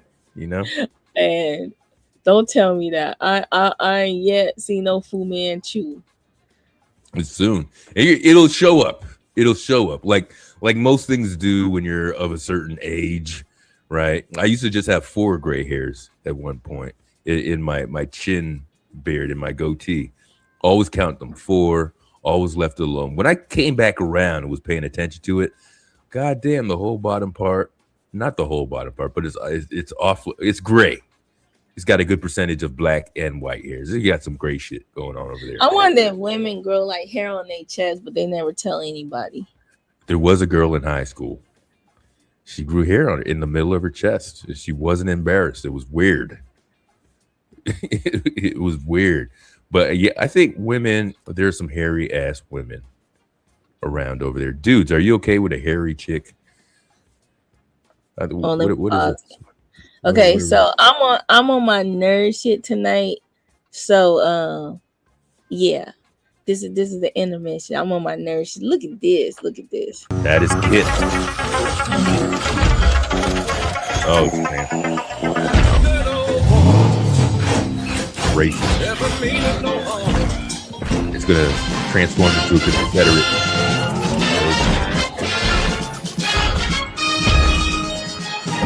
Oh, what? It's gotta have a necklace, Magnum PI. Basically, hot rod. Pretty good slam.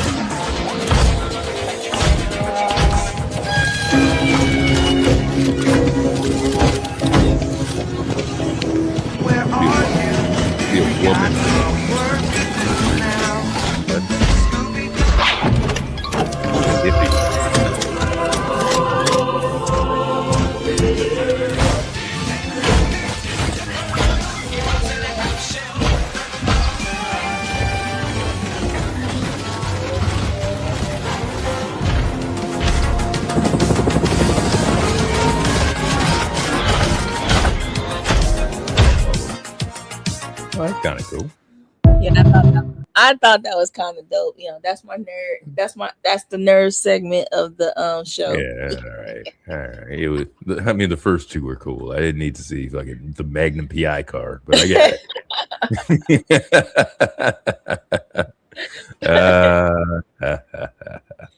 That's the generational nerd shit in a part of the show.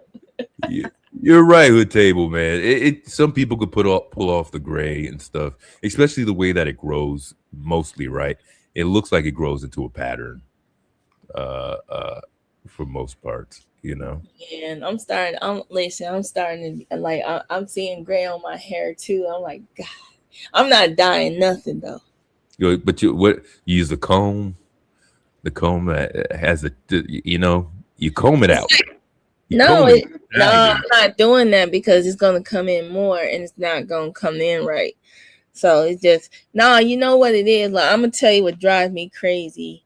I have a gray eyelash, just one eyelash, and it's gray, and I can't pull it out. Oh, and that hurts. That's one that if you pluck, it's a pain. I can't pull it out. Yeah. You think that's? But I wonder what's worse: a gray eyelash or gray nose hairs, because those ones are on some different shit. Well, yeah. You can cut that. Or what about like I got two people. I saw No. Wait, don't dismiss the gray nose hairs because those stick out and it looks like you got a boomer. Listen. In the first place. Listen. You can shave it, but by the time you notice it, everybody else noticed it for like 3 days. Nah, you get that nose trimmer and go in there. I got the nose trimmer, but they grow in white hairs are some powerful. You know, when your head's dying, it's replaced with this vibrant white hair. It's like, what the hell is this steel wool coming up? And in the nose, you just got to be careful because it was 1, it was 2. Now I got a whole bunch of gray hairs up my nose, so I got to shave it regularly. Not regularly. Yeah, that's one thing. That's like my pet peeve. I cannot stand to see men having hair growing out their nose. Oh my God. That little tool is very inexpensive. Just you know what I mean. They even got like handheld ones where you just take it and cut. But I got a couple, but I never. I always shave too low, so for the next 2-3 days it feels very weird. I'm sneezing at things I should. I'm already a sneezer, but I'm already sneezing at shit I shouldn't be sneezing at. And like you feel, you're supposed to have hair up your nose, crying out loud. Yeah, but you know what I never was expecting to see was gray pubes. Ugh. It's like gray pubes. Not on a chick, right? You guys gotta get rid of that stuff. That's a wise coochie. What are you talking about? Get rid of that in that little nature trail that you guys have when you get comfortable with people. Keep that shit shaved. Listen, keep it low. You know what I'm saying? Keep that definitely, and never no hair under the arms. Your underarm shouldn't be looking like you use my Andis style liner 2 to shave. Like, do what you got to do. You know that is weird because like some women think that's like I don't know what they think about, but I just think that looks I don't know, like it's okay. This might sound superficial, right? But when a woman is like really unattractive, have hair under her arms, nobody cares, right? Right. When it's a woman that's attractive that has hair under their arm, the men like, oh my God, you know. So I think that's what it is. Like, the more attractive the woman is, the more you get away with shit. But then the least attractive, you're like, whatever. You shouldn't get away with shit. Listen, unattractive woman with orange hair, nobody's looking at that. They don't care if they're not attracted to her. True. I got a scientific thought ideology. Like, this is scientific to me. Only a woman. Okay, so when a man is attracted to a woman, she can tickle him. But an unattractive woman is irritating. So always, if you really want to know if a man's attracted to you, try to tickle him. No, don't fucking try to tickle me, first of all. But that's pretty much in terms of guys, and I might be giving away more guy shit over here, but absolutely perceived more attractive women could get away with goddamn everything, could get away with stuff than an ugly chick. Is like, why are you even, you don't even let her take some of your fries at lunch. You're like, the fuck you doing? Hot chick comes around, she could take a fistful of fries from your plate. Exactly. And listen, Big Rig, exactly. Men don't really like to be tickled, but if a woman like brush up against you and she's attractive and it's a ticklish situation, you're gonna be tickled. But if a woman isn't if you don't find a woman attractive, she cannot tickle you. It feels irritating. No, well, what it is. Imagine how women feel when some dude that she's not attracted to trying to tickle her. Absolutely, and all that is you might not be annoyed now, but that pretty shit you'll be eventually. You'll be annoyed that when that pretty shit fades off, and that's a problem with that. People go ahead.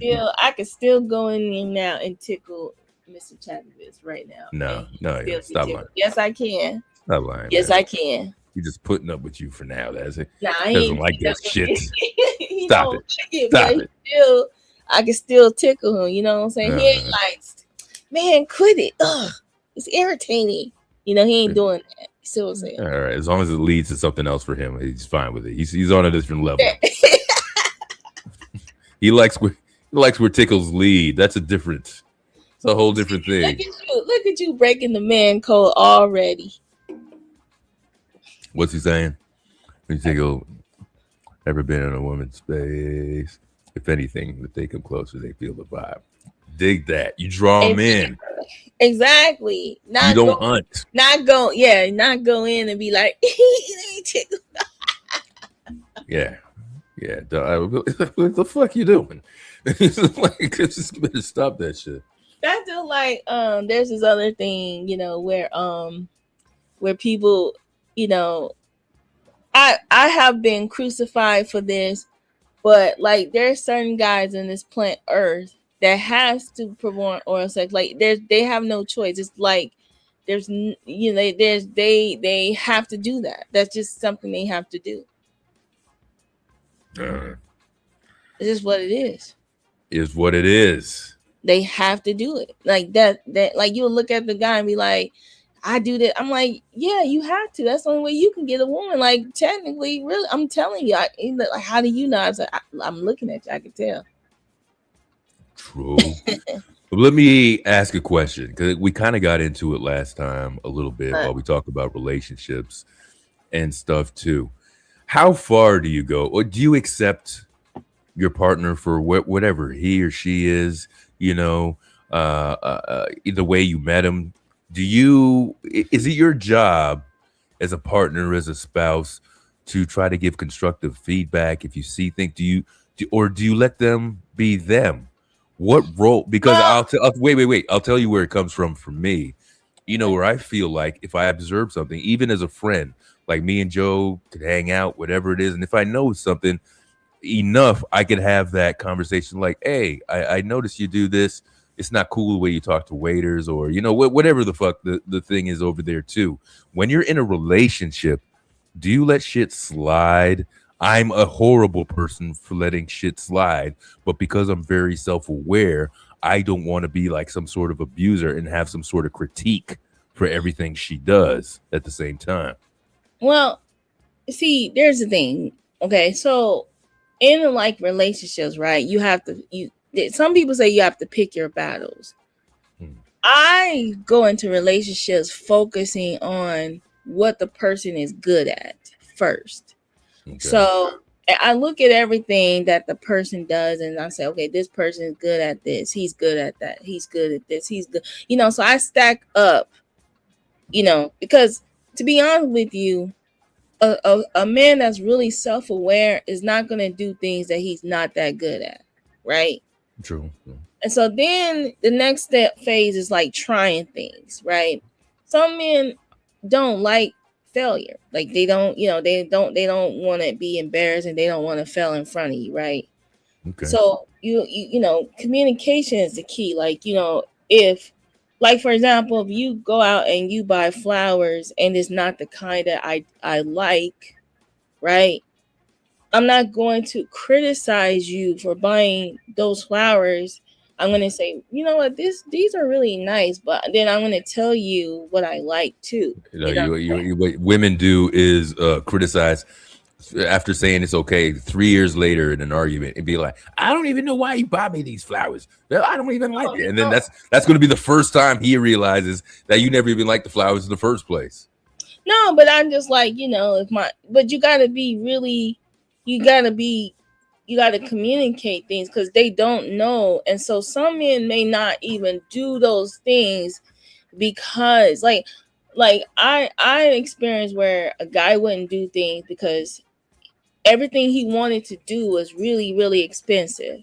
So he wasn't doing those things. And then I had to say to him, like, you know, I'm very simple, right? They're like, what? I was like, yeah, if you make me a sandwich, I mean, it's just like, I'll take that, you know, like, you know, bring me a bottle of water and something small. I'm good with that too. So it's like communication. So first thing you have to do is you look at who, me? Are you backstage? No. No. Who the hell is backstage? It's not Put your banner up. It's saying it's you. Wait, let me see. I don't see anybody typing. Hold on. I don't know how to do this. You know that. Let me see. Put your banner up. All right. Yo, person. Are you sure that this ain't you, Joe? Oh, it went away. Oh, okay. That was my other. Yeah. Oh, for crying out loud. I don't know what you saw. Trouble over here. All right. Okay. So yeah, like I think like for me, it's like you know, just like paying attention and being hyper aware, you know, and learning myself. I'm like, okay, because I don't really like to be criticized too much. So, but I will take constructive criticism and to a certain degree, like, you know, like if I'm wearing something that's like it shouldn't be in an argument. Like it should be. I'm at least talking on the civil front, you know, for that. Like I was going when I was going on this trip, right? I my mom sent me this outfit, right? And it was kind of like, it was really, really cute. It was like it like you could put, like, you snapped it around your neck, but then your shoulders were out.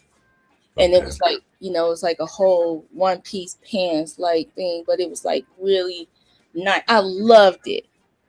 And my husband like looked at it and he said, I don't think you should wear that. And I'm like, you know, in my brain, you know, I'm not thinking like he's trying to control, you know, we passed that part. He said, you want a lot, you gonna get unwanted attention. You're gonna get attention that you don't want. Right. So it's like, you know, that's the most logical way of, you know, communicating, because, you know, he has higher emotional intelligence than I do. So he knows how to communicate things that make it like he's a very practical person. So he's like, he's not thinking like, okay, you're my woman, I don't want no man to see you like this, blah, blah, blah. He's thinking about the vulnerability, you know, me, you know, having to communicate, you know, unwanted advances and things like that.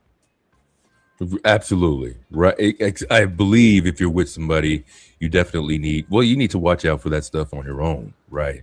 But you do have a responsibility with when you have a dude, because if he knows that kind of attention, and really, if you're also aware it doesn't come from a place where he's trying to take ownership of what you wear and stuff, and just doesn't want anybody looking at you, period, as opposed to, you know, this ain't good for us, you know. Unwanted attention, or like maybe, feeling, not comfortable with me, driving out at late at night, just little small things like just looking out for more of my well-being versus, feeling like, I'm independent. I was doing this when when I, Right. So I think like for me, it's just, if you focus on what the good things in a person and you express how you appreciate those things, then anything that you say that is like critical is not as bad because you pointed out, if she's good at like cooking or good at something like that, you should always just be like, what, you're very good at that.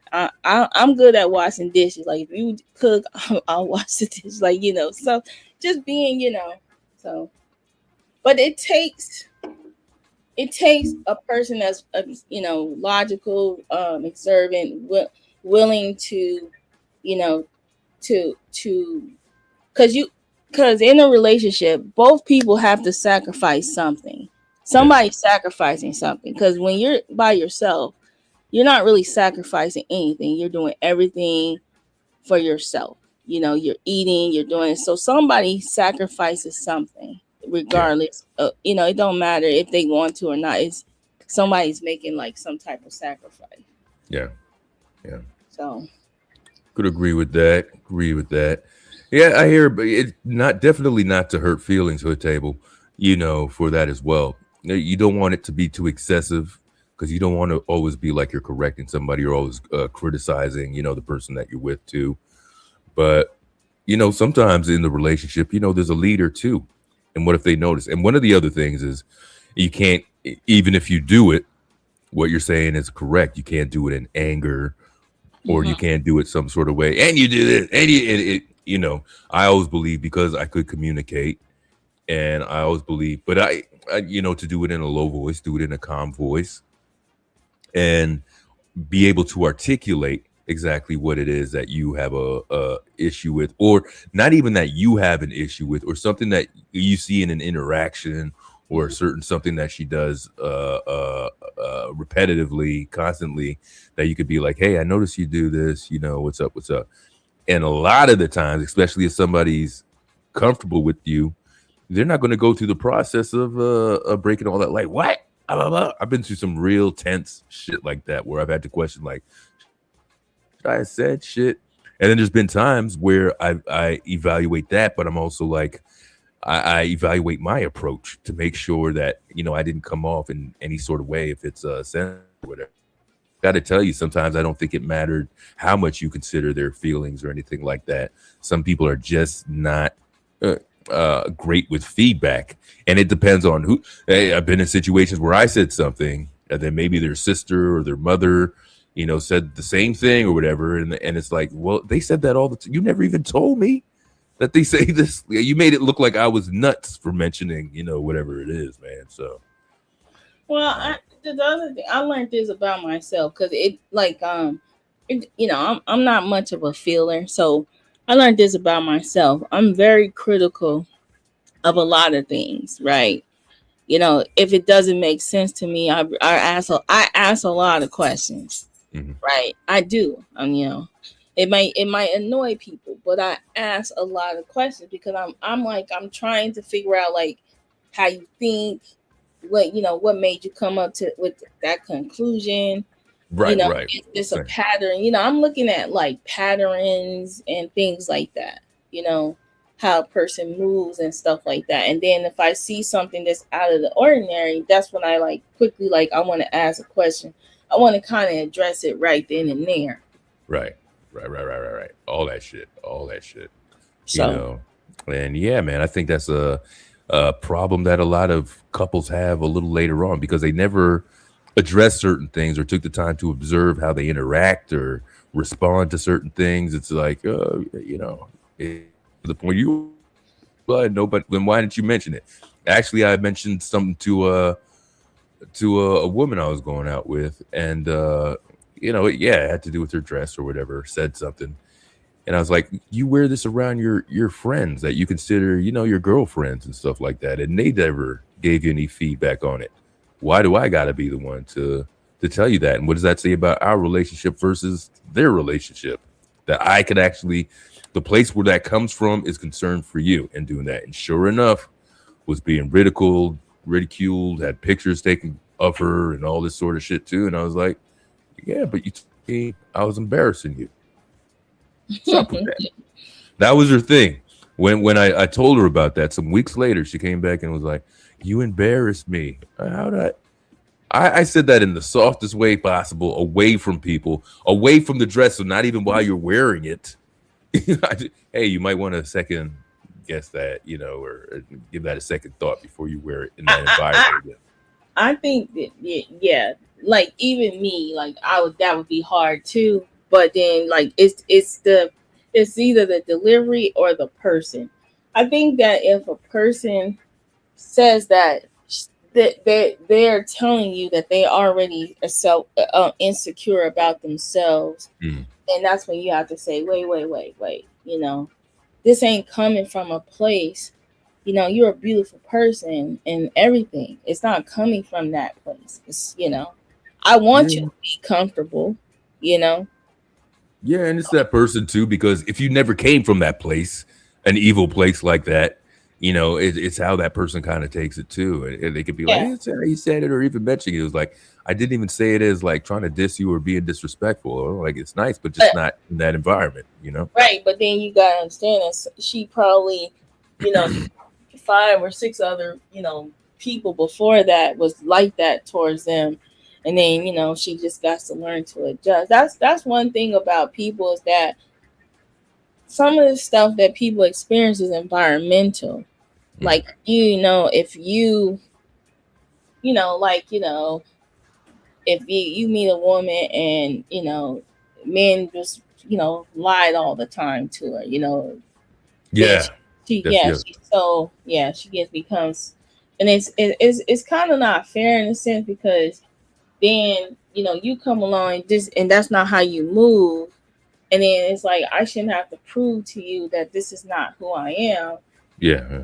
You know, that's why I think that women shouldn't just jump from relationship to relationship and rebound like that, because, and they should do like more self-discovery. Yeah. Yeah.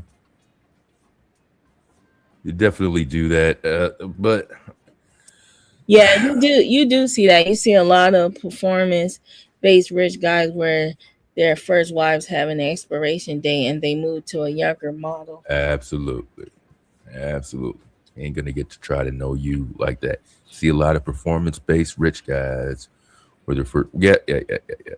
Man, you better get you a woman that recognizes a heart attack and a stroke.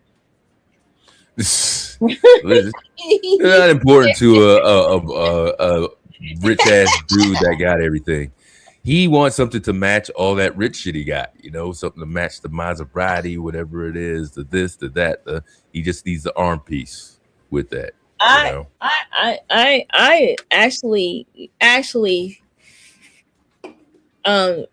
the opportunity to date a guy that was really, really attractive. Like this, like we were cool, very, very, very attractive male. But when I was walking with him, women was just walking up to him like nothing. And he turned out what happened? Did you get discouraged? No, I just was like, it was you know, he got too much attention. Like women just kept flocking to him regardless. And so he ended up marrying this woman in the military. You know, he went in the military, and she's really, really unattractive, but you know, she has a nice body. But she, are you gonna call her unattractive? Why are you calling this woman unattractive? She's unattractive, but she has a really nice body. But he was cheating on her. The big buttons, man. Man, he was cheating on her like consistently, all the time, every day. So I asked him, I said, why are you cheating on, like, why are you doing that? He's like, because I know that you know, she'll never go nowhere. Oh shit. No, she's gonna be there no matter what. Yeah. They can then come home at 3 a.m, 5 o'clock in the morning. All that shit, she's gonna be there. That's a rough place. Yeah. When you have somebody so mentally subdued or submissive that you know they're not even going to fight back or even cause any sort of rebellion by the time now you're roommates, basically in that condition. You know what I'm saying? I couldn't live with somebody like that where you just kind of sign off like something's gotta, where I gotta treat you like furniture. But he probably was with her because of the stability. Oh shit! Military. I didn't even see this. Oh, my bad. Sorry, Joe. I don't know how long my man was back in the cut. Yeah, you green in a motherfucker, man. You green in a motherfucker. What do we say? Rookie mistakes. Shit. My bad. Had him back there waiting on the elevator. Man, he was talking about furniture. I was about to type like, yeah, you got me sitting back here like some furniture in a, what was that movie? Backrooms, man. Backrooms. Shout out to the chat, man. Yo, we got Big Rig in the house. My bad, homie. I was just getting into the conversation. You know what it's like. Oh, it's all good, man. Good to have you on, man. Welcome. Lauren is laughing at me. Yeah, what you got to say about the conversation, Big Rig? I just bounced out for a second, so I kind of missed a little bit what y'all was talking about, and then I came back. When I was listening last, though, y'all was talking about we were talking about what is attractive, right, and you was on the Vegas thing. He got on the gray hair thing, and then the last thing I was catching was the what women get away with. What attractive women get away with versus what they get away with. I don't even want to say the hair situation. That was a cold one right there, though. Shit, you was right about that. But that's some of these pretty women. Yeah, they'll let a little thing slide a little bit. You know what I'm saying? Yeah, even better, whatever they're doing. You're like, they must be doing this intentionally. I just don't like that belly button shit, man. I seen that one time, bro, and it kind of fucked me up. I was like, why she got that shit? Yeah, and she had the little, you know what I'm saying, that little hair that go down, you know what I'm saying? And I was like, damn. Nature trail. Nature trail is that what it's called? Yeah, I don't like that, bro. Oh my god. Yeah, that's what I was saying. That's what you referred to. She was talking about seeing some dude with a cold ass unhairy chest. Like, what she say from the shoulders to the what'd you say though? I was like, God damn. From the back, I was like, dude, and so I'm like, did he shave his chest? Man, American Werewolf in London about to change ass. Man, listen, if I had a nature child, I'm bleaching that. Listen, I'm gonna make that skin where it won't never go back. You be like, what's that line there? Never you mind. Sheesh. I had to get rid of that hair. Man, that's not the look at all, boy. No, I'd have trouble in the 70s, man. That all bush out sort of deal. I don't think I don't really mind the bush too much. That's why I put the 70s bush. I don't mind that because when it comes to that type of shit, man, I never liked that shaving clean thing with women, man. I never liked that. No, I never did. I like it like super low, like really. And then that's wonderful. Yeah. You know what I'm saying? I like to see that, but when it's just like clean like that, man, I never dug that. Yeah. Never. I think last call like it depends on. To me, I've said this many times. The woman makes a difference for how she can. So even if she got little hair on the legs, whatever it is, arms, she might be missing a couple days, she could pull it off because she's just that chick. As where you're right, going back to the not so good looking chick. You're like, why don't you clean that shit up? No. What I'm saying is that if you see an unattractive lady with underarm hair, it's not a big deal because you're not attracted to her anyway. Yeah, you don't give two shits. You don't give two shits. That's what I was saying. Well, maybe she'd be more attractive if she cleaned that shit up. What I'm saying. No, but I'm just saying it's just the law. Like it's just if you thinking about men and how visual men are in general, right? Yeah. That's just like That's just like when I was saying, an unattractive woman can't tickle you. Even men don't like to be tickled. There's a lot of things an unattractive woman Right. will be able to do with me. But no, scientifically, She probably won't even be able to have too much of a conversation with a nigga around it. but like scientifically, like, you know, back in the day, just think about when you was like in high school and it was like that girl that liked you, but she was annoying and you wasn't even attracted to her, and she tried to touch you. You know, you didn't know why you felt like like irritated when she touched you because you wasn't Meet me attracted. around the corner. Around the corner. See, I'm not that bad though. Like, I feel what you said though, Joe, but I'm not that like, I'm not that mean. You know what I'm saying? Like I'll be a little bit more, you know, smoother and cooler than that. You know what I mean? But you're gonna get to the point where like, hey, yeah, you know, You're gonna be like, I ain't really with all that. You know what I'm saying? And I kind of get away from you. Like if I see you coming again or something, you know what I'm saying? I might wiggle on you or something. Elementary school, right? Around there, high school, you didn't want you didn't want that, right? But when you find a woman attractive and she, you know, kind of like come up on you, like, hey, cool out, girl. That you giggle a little, you know, you like. You know what I'm saying? You laugh. Be all over you. That's the point. Hey, check this out. We don't giggle around here, though, Joe. You know what I'm talking about? Right. You laugh. Yeah, you know, no. You might chuckle. You chuckle. Yeah, you know what I'm talking about? Chuckle. Yeah, you're right. Because if I hear a man giggle, I might have to look. You know, I might. Yeah, you're gonna do what you did in Vegas. You know what I'm saying? Yeah. You finna about face and go back to the room. Ghost him in Vegas, man. Word. Be like, where's Joe at? Where's Joe? Oh yeah, man. That's a question that I got. Just what, you know, are you accepting of a person like that, all their flaws and everything, Big Rig, when you're with a woman, or do you try to, if you see a room for constructive criticism, you know, or do you build up a case and deliver that? Well, you always want, you know what I'm saying? Well, for one, when you go into something, bro, you can't go into it like thinking you finna change anything, right?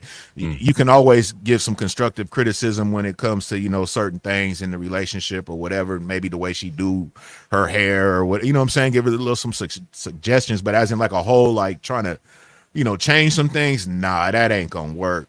So like if she got any type of flaws or whatnot, and I know of them, you know what I'm saying? I'm rocking with them. If it's something I could rock with, you know what I'm saying, and deal with, yeah, I ain't got no problem with that, because nobody's perfect, bro. I'd rather a woman show me her true self, flaws and all, than to go ahead and put that, you know, 42 fake on me, you know what I'm saying, to where everything is good and the next thing you know, we rocking, and then all these other things start coming into play, you know what I'm saying? Like, damn, you know what I mean? Yeah, like you may argue too much, or you may trip on the waiter too much, or you may, you know what I'm saying, just all kind of shit, you know what I mean? Yeah. But that's the thing, that's where you gotta, like, in the beginning, you gotta pay attention. Like, women can't go in a relationship trying to make a man who she thinks the man should be. That's where she missed all those signs, you know. Right. That's where a lot of people mess up, though, to keep it 100. When it comes to the relationship thing, a lot of people will go mainly on like a look, right? You know, they're attracted to the person, whatnot, but they may be like, you know, like I say, they mannerisms may be a little off, but they figure, hey, you know what I'm saying, maybe down the line, you know what I'm saying, I can work them through that. But I mean, if that's what they is and what they do, that's what they do. You know, a person can only change themselves, man. Now, if the person is into you and they and say you kind of like, you dig them, but you kind of like let them know a little bit, like, man, I ain't really feeling all that like that. You know what I'm saying? But you can do it even in a joking way, but being serious, but kind of like letting it be known, like, yeah, that's not really too cool. You know what I'm saying? And if they can pick up on it, you know what I'm saying? Then if they feeling you, they'll go ahead and make that change. You know what I'm saying? Because they want to rock with you.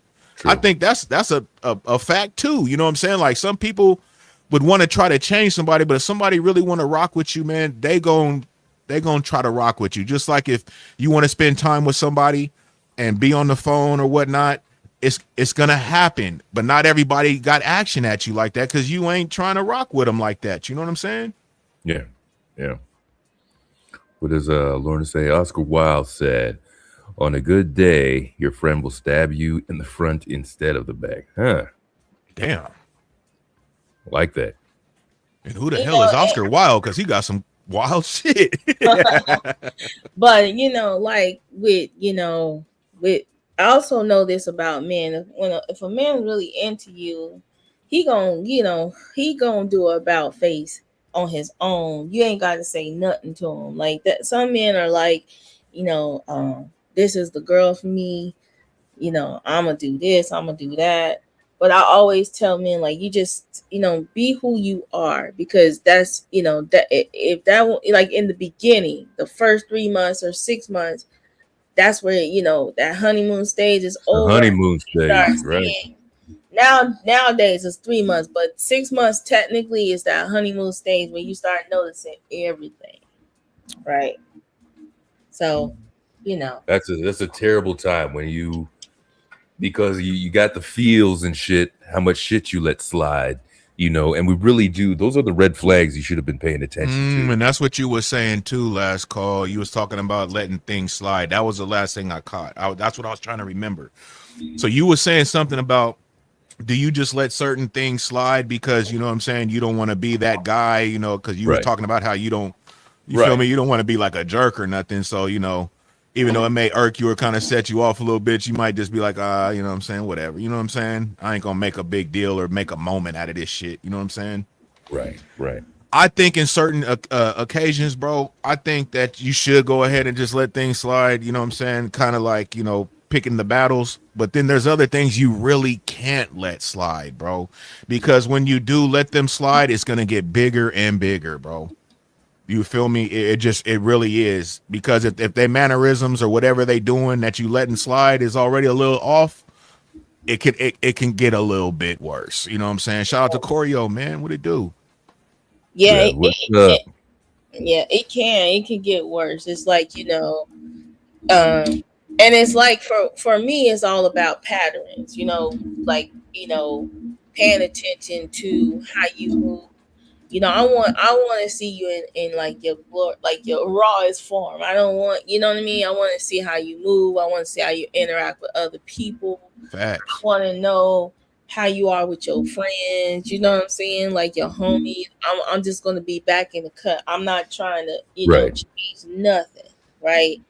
And then I'm just going to sit back and see. And then I'm just, and then, we sit down, we talk, like, and what I always try to start off with is like all the things that I like, like I love it when you do X, Y, Z, this and this, but you don't have to do this. You could do this instead.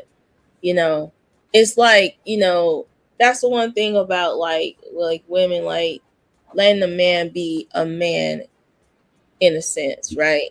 Like, I'm very handy. That's just who I am. I'm a very handy person. My husband, not so much. You know what I mean? But I'm handy. But he can read the instructions really, really well. You know what I'm saying? So it's like, should I hire another man to do it because he's, because he thinks that that's what men do, or does he let me do it because that's what I'm good at? That's who I am. You know what I mean? Like, I got 2 drills, you know what I'm saying? It's just you'd never be able to tighten a bolt the way that I think a dude can. I don't think a woman can do it. That's that male chauvinist thing. I don't know. I'm on mute. That's that male chauvinist thing you got going on. No, I'm on mute. Go ahead, last call. That's you. I'm on mute. No, I need to know, guys. Listen. I can open a jar with my hands. You know what I'm saying? All right, great. I think if you were putting together, wait. I think if you were putting together some IKEA furniture, I have to do a second lap. I'm definitely on mute. Last call. They know. You know what I'm saying? I have to do a second lap to make sure everything's tight enough with the alley. Oh man, triple mute.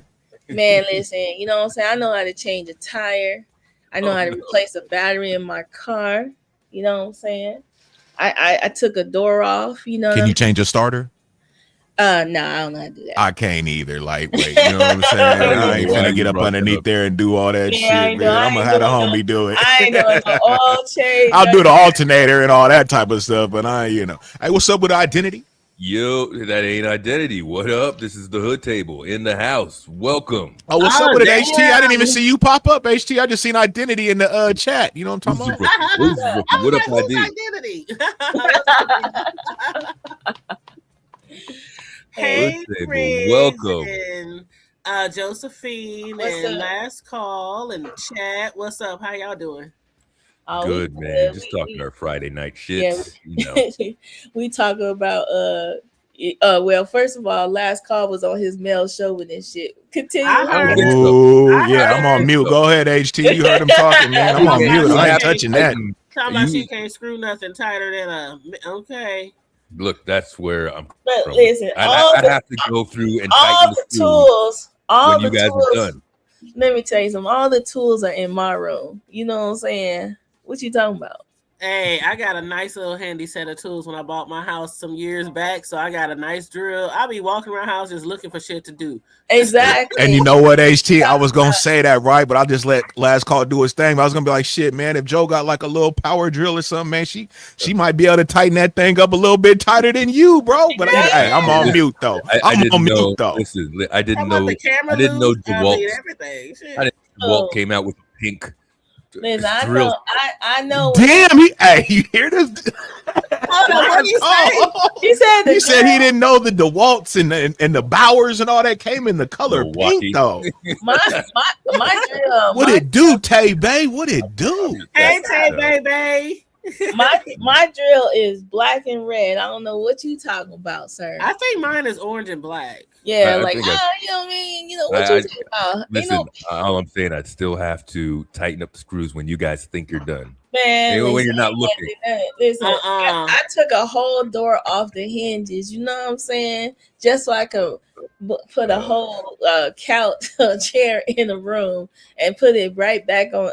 Right back. And guess who was holding the door up for me? Your husband. Yeah, exactly. Mhm. He holding it up for me. You see what I'm saying? You're doing all that, and then you guys running from a roach. Listen, in the middle of the kitchen. Who ran from a roach? I ain't ready for no damn. I'm not scared to smash that mug because it's gonna make a whole bunch of mother roaches. I'm not even. Yeah, don't run from it. You better kill that mother. I'm not even scared of lizards. What are you talking about? Hey, all I'm saying, I would do the tighten up job Man, after you.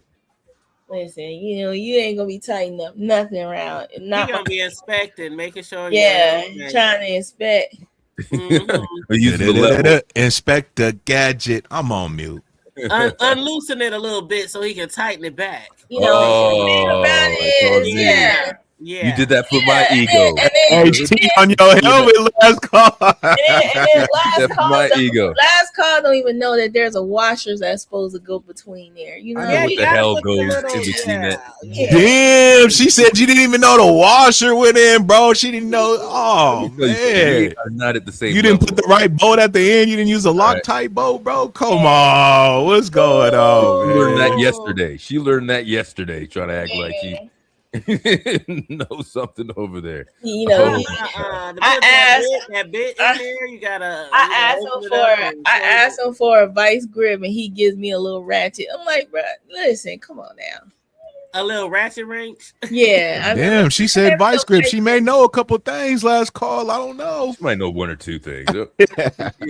Whatever the starter kit is for the female line of tools at Home Depot. Some of those ladies can do more than change a light bulb. The TV and those ladies like they be going to Home Depot and getting that wood and drill. Man, they be building they be weedless. They be building picture frames.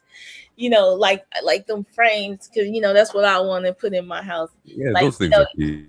You make it because you got to take you can't just go to the store and buy a picture frame. You got to build the frame so it could take up the whole wall. Yeah, I'm about to redo my whole. That's arts and crafts, not even building stuff. You don't got damn arts and crafts, bro. I'm about to be doing a whole bunch of drilling and all kind of shit in the basement because it's now from a man cave going to a woman cave since the last son is out of the house. So there you go. The cabinets and the what do you have planned for your woman cave over there?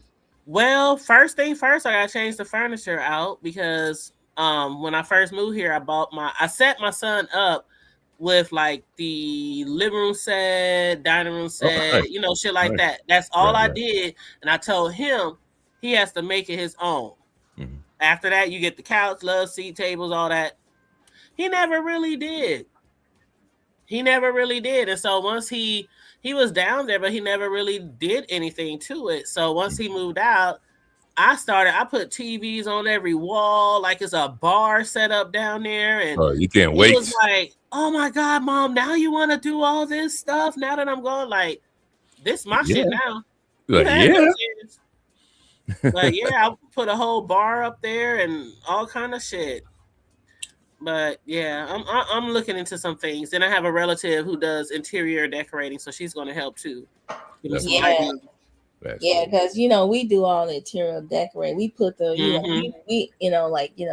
we put the big mirror on in the hallway. You know what I'm saying? What you talking? Right, with the big bling around the mirror. I blame HGTV for making you guys think that you could.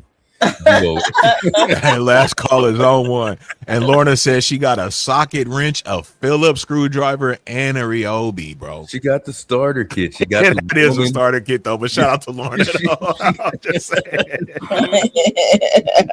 Lorna got the woman starter kit. Is what she got over there. What is identity saying? He better stay married. Having a pink tool belt. Ain't nobody got no pink tool belt. So I'm the one that bought the ladder. You know what I'm saying? I'm the one to pick that bad boy out. You know what I mean? I bought a new you're happy about trivial stuff. You like having a tool belt, and you like being double holstered up with a grill. Listen, I'm the one that painted up in the I painted. You know what I'm saying? Bought the paint, had it mixed. I finally bought myself a ladder like a month and a half ago. Yeah, I got. What are we talking about when you guys say ladder? Because I envision we got the this is you can get on the top of my roof and clean them gutters. That's how big it is. You acting like y'all's ladder is like 4, 5 little steps or something. This is wild. Clean the top of the refrigerator. Anything they say, he making that shit as minute as possible. Let me apologize to Hood Table. None of this is for you. Listen, this is your first day over here. I'm being an ass. Listen, when the pipe got clogged, I had to loosen the little screws underneath it and then clear it all out and then put it back together. What you talking about? You're impressed with what you could do as a woman. I do all kinds of things. I am short, so I do have a step stool. Don't hold me. I do have a step stool that I keep in my bedroom to get in the bed and also in my kitchen pantry. But I got tired of asking guys to come over with a ladder. Anybody got a ladder? Can you get on my roof and do this? Can you do this? Could you hang my lights? Can you do this? And I just finally like, fuck it. I went to Home Depot and got me a tall ass ladder. Man, look. And then I'm the one that go up near the attic and up there on the ladder and change the air filter. This is interesting for me because I didn't even know that Mattel made ladders. You know what? This is ugly. You know what? I don't know what's going on, HT. This is ugly though. It is.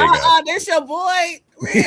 Man, he got on me one day in the chat, and I was like, "Damn, last call." But now I see it though. Last call really be on though. I am. I'm an ass. Man, look, that's last call would be in the house washing dishes. You hear me with a little apron on? Stop playing. I mean, a man apron. There's no such thing as a man apron, a mapron. Yes, it is. Maybe for barbecue. You know what? We got to patent that now. You know what I'm saying? We got apron. You know what I'm saying? Mapron.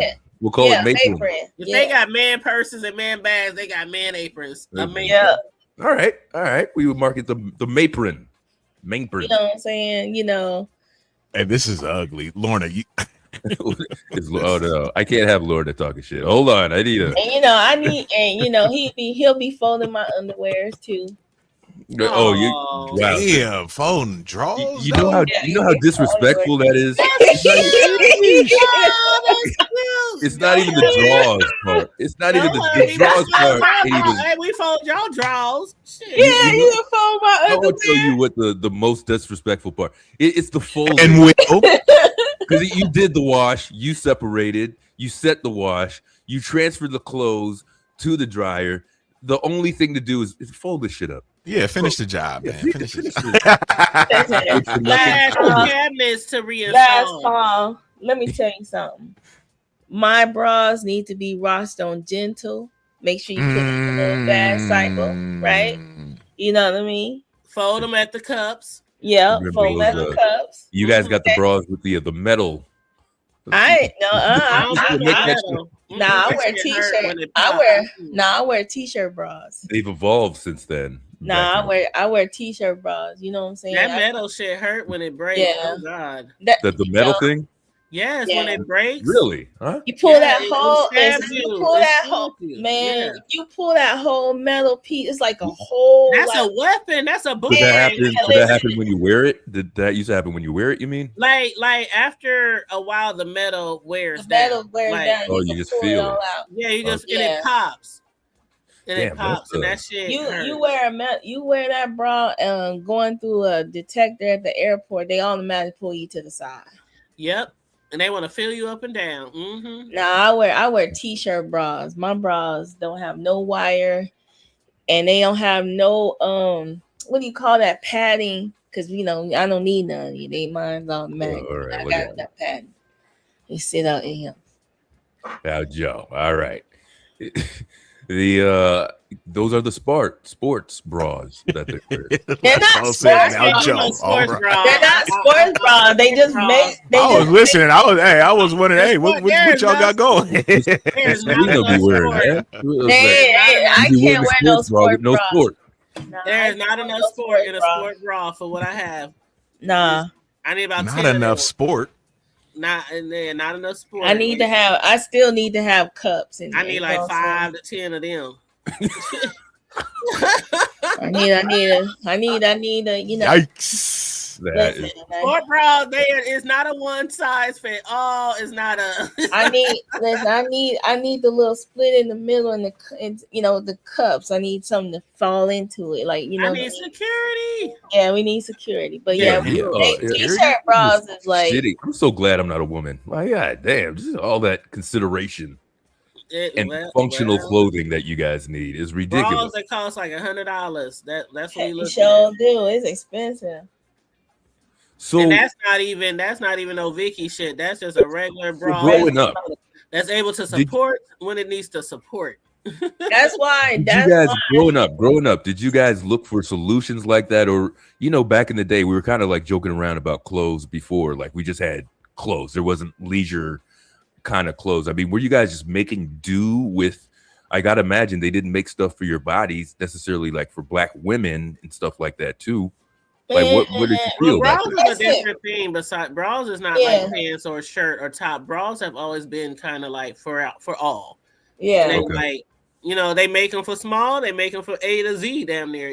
So it's What happened was they started making bigger bras and prettier. Like with first when they were making women bras, when you had big breasts, you was only like it was like beige, black. It was beige, black, and white. Yep. Now it's like your skin tone. You got style, man, and material.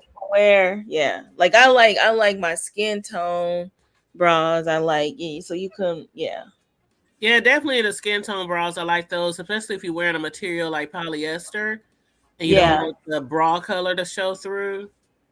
Right. And then they make really good wireless bras now. Like they make your stuff like when you wear a dress, or like you can attach bra straps that's clear so that you can't tell the woman has a bra on, and it still holds her up in the dresses and stuff. Like if the dress is sleeveless or the back is out. I can't do that shit though. Like there's not enough support for. We gotta get measured. Like every time, and then like with me, if bras are on sale, I just scoop five. Let me get 5 each time. 5 each. And dudes, we just got to worry about boxers and something that we go to 6 for $21.99. That's it. $13. You got to worry about the top, the bottom, all that shit. Good God. Last call. Just go to Walmart and get them a pack of Hanes and just keep it pushing. Yeah, even with the socks, like I'm so like picky with my socks because I love fun socks. So I will go through online just looking for hours at just socks. Like, oh, those are cute. Nah, I want those. No, I want. We are a little bit different when it comes to picking, you know. I hear you. You should be. That's good. But I'm thinking of the business side. Like anything for women is a market. Like you got scientists trying to figure out how to fit a breast, the best way to fit a breast. Over there, that is wild. Nobody pays attention to guy clothes like that. Nobody's doing our shit. Well, now women are shaped so many different ways. We just like guys are too, but guys are more like up and down. Like most guys are. Women, we have so many different shapes. Yeah, because like they'll have like misses, and then they'll have women, and I wear misses. I can't wear women because women are made like box shape kind of for women. Then they got petite, but you could be a big petite girl now. Like, and then they got plus size juniors now. Yes, they got plus size juniors for like teenagers and junior high girls. Yeah. What is big petite? Because that sounds like an oxymoron over here. That means like a plus size girl who's short. Yeah, that's a plus size girl that's like probably like 4'9" or 5. That's the name. That's the real name for that. Yeah, that would be me because I'm a plus size woman, but a lot of times, a lot of the pants I buy in my size would be too long. So now like they make all right. So like me, I'm 5'7.5", but I can wear women's tall in pants. Like you're tall. But I'm 5'7.5", but my legs are long, so I can get away with sometimes average, but talls too. Yeah, but my 5'2.5". Yeah, but that's because my parents. That's because my parents are taller than me. You know what I'm saying? So like I'm the shortest person in the family. I'm like, God damn it. My mom was like almost 5'10". My dad was 6 foot tall, but my siblings are like 6'3", and I'm 5'7.5". I think my mom was 5'6" or 7", and my dad was like 5'11". All right. They weren't super tall, so I just kind of fell in there, you know, at like 5'2.5". Okay. Both of my parents had long legs. Well, my mom has long legs. My dad had long legs too when he was here. But yeah, my parents had long legs, so I have long legs, so I could wear. I always wanted to be taller. Always, all my friends are taller than this. All my friends are taller than me, and they call one of my nicknames from growing up is Munch. Because you guys like that though, Hood Table, man. You like being the little. I don't. I mean, they used to call me so many little names, Munchkin. Like besides the names, it was like a cute thing to be the cute. No, it wasn't. Come on, man. Never. I never liked being short. Like all my life, I used to get teased because I was short, and people used to try to pick on me because I was little, and you know, it was not always a good thing. I hear. I have heard that before. I used to. I mean, that's how I got into fighting a lot growing up because people would pick on me because of my size, and then after I whooped their ass, they'd be like, "Oh shit, leave that little bitch alone." But you know, it wasn't a cute thing growing up being short. No. Wow. Man, I was mad. Like I was kind of mad because I was like 5'5", and all the way until I turned 18. Yeah, Joe was like one of those girls that were just taller than dudes, and then when I turned 21, 5'7.5". Like I grew an inch. Like I was still growing. Yeah, and I thought you stopped growing at when you turn 18, but I guess not.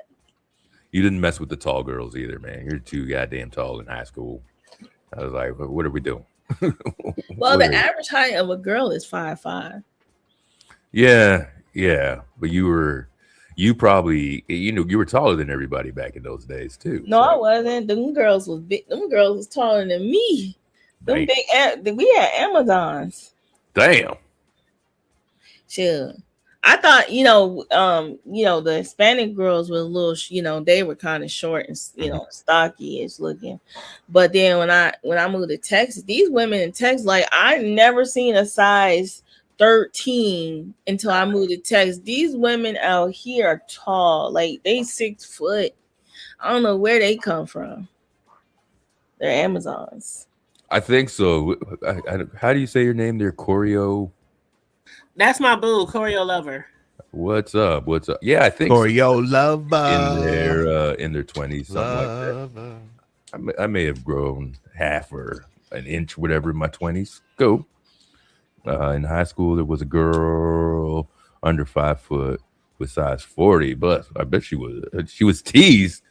Who was teased? Who's teasing that? Man, look, when they used to tease all the short people. I don't know how you thought that was cute. Maybe because we look like a cute little snack. But I know a lot of short friends who they used to get like teased on and picked on all the time because they were short. I didn't get that. I didn't feel that way. I thought it was more like you guys were just a separate class, not to be because nobody, being a dude, Rig. I'm sure you know this. Like, used to scrap a little bit back in the day. It was nothing on me to fight somebody my size or shorter than me, because my cousins, everybody was all up in 6 foot and everything. Right. We did that,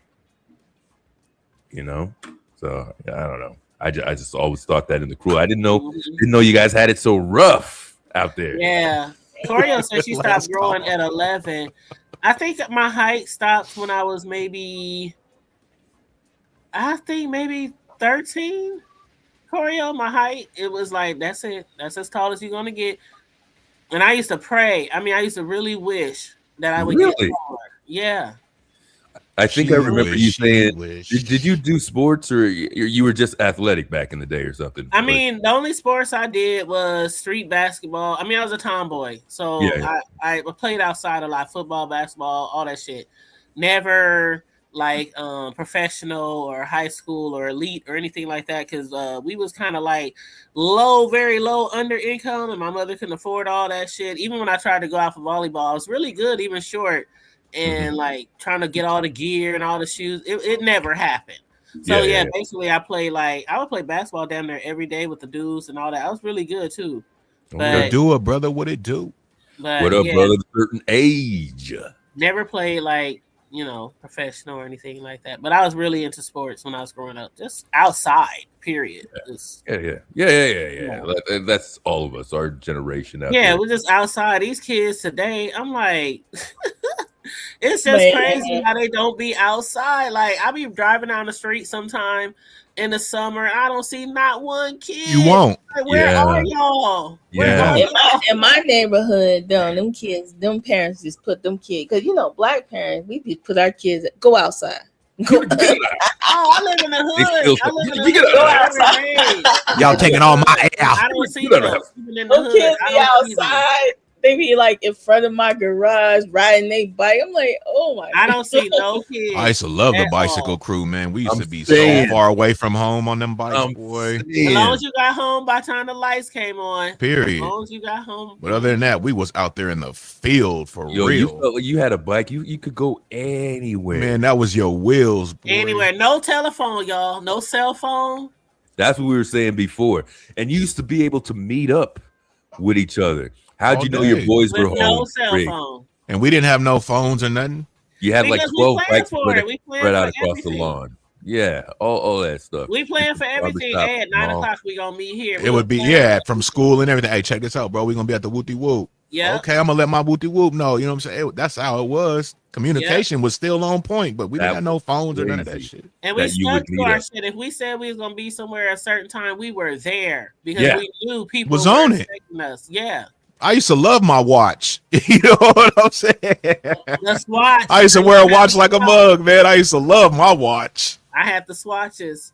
Do the swatches. You remember that? Swatch watch. All the different colors. That's hella old school. Back in the day. That's Yeah. back when the girls was wearing Guess jeans with the little diamond in the back pocket. You know what I'm saying? Yes, Guess, Pepe, Z Cavarici, Jabot. She said Z Cavarici. God Don't get dog. me started. I was wearing. You was listening to Stevie B wearing them things, huh? Don't get me started.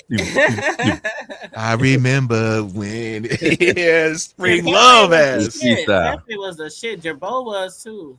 Yeah, I used to wear Jabos all day. That was big in the Bay, them Jabos. Yeah, Jabot was a shit until people like what happened. Something came out about him being president. Something came out. And It always do, right? Yeah, and then people try to get you to buy more of what's that black dude name?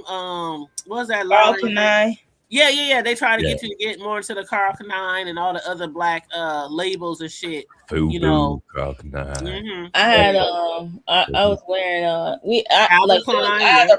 had a brief stint with cross colors. I never in life purchased cross colors. Yeah. Anything. I never. Calvin Klein, I was into that shit. Dog. You know why they were not cross color. What was the one with the suede for some reason? Cross colors had suede and they shit. Yeah. But you know why in where I'm from, the cross colors was like short lived because once some Bloods and Crips got to that, they were wearing all blue cross colors, and then the Bloods was wearing all red cross colors. So that was the thing. So they cut that out quick. Yeah, don't forget I can't never say it right. Abercrombie and Abercrombie. Yeah. Yeah. Don't forget them. Mm-hmm. The white dude labels and stuff. Mm-hmm. Yo, some of those NYC. I used to rock that NYC shit. That shit. Yeah, I like that too. But them Guess jeans fit good on our sisters back then. I ain't gonna lie. Did you have? Guess jeans had a nice cut for the women though. As jeans, they had a nice cut. Did you guys have Did you guys have the Janet Jackson hats, the Rhythm Nation hats with the metal piece no. on it? You Man, never I had don't know what I'd do if I seen somebody rocking that hat, man. I'd be like, man, if you don't get your "We are a part of a Rhythm Nation" ass up out my face. Yeah, I only wore. I took the more TLC route. Like we were wearing stuff like that. We started. I seen that. We started wearing plain colors. We were wearing like. Hey, last call said he used to do that crisscross thing. He used to wear his jeans backwards and shit. I used to wear like the team hats, the team caps, and shit like that. But remember, Josephine. Remember the hats with the hole in the top for your ponytail, girl? Yeah. Oh man, girl. Oh, yeah.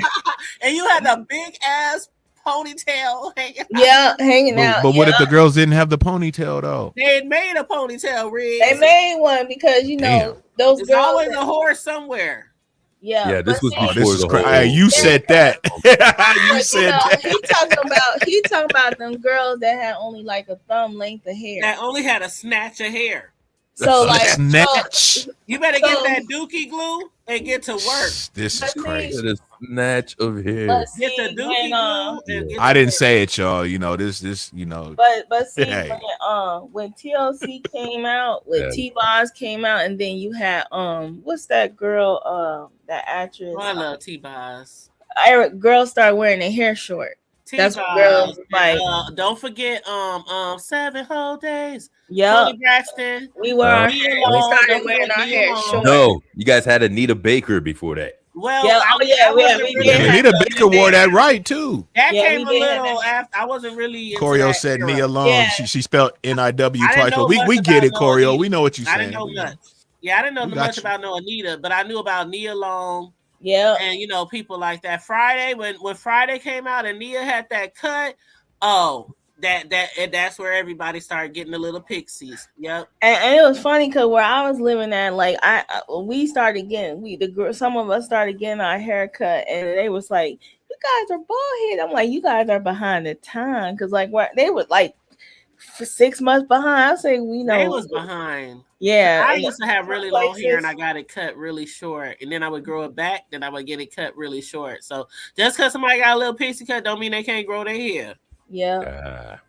And then the natural stage came Yo, keeper, what that? Man, when we had to, like, my fro was insane. I got one now, but my fro was insane. I tried it. All my hair fell out. I had a fro. I tried it. I tried to grow the perm out. I did everything people told me to do, and I was like, "Oh no, I ain't got no hair in this motherfucker." I had to go. I kept plaiting mine. Like I would plaiting it. I would plaiting it. Nothing worked. My hair was just every day. I'm just like crying. And then I was walking around with a pick in my hair. I was crazy. And then I was wearing those striped shirts with the hood on the back, like the hoodie. They were like shirts though. Yep. Striped and they have a hood on the back. I remember those. Those were the shit. We used to wear those a lot back in the day. Like the ponchos. What are you talking about? No, they were long sleeve like shirts, but they were striped. Right, and then they were and they had like hood. They had like a hood on the back. They had a whole bunch of different colors. Y'all remember those? People used even in the videos, the music videos, guys used to wear them, and the girls. They were really thin, but they had a whole bunch of colors, and they had a hood, and they would wear like big jeans and boots. Yep. Yeah. You know this rig. You know what they're talking about? You know what they're talking about? Yeah, I wasn't even catching. I was looking at something real quick. What Rick they doing say? Something else for Christ's Hell sake. yeah, I was. Pay attention, Rick. Pay attention, Rick. Yeah, Rick. And that's what I just saw, HT. And, hey, you just said that, and that's what I was looking at. That's you know what? I was just looking. You know what I'm saying? That's how. Hey, I be behind, man. So I be trying to check shit, man. You know what I mean? I still swear him like, hey, what you doing?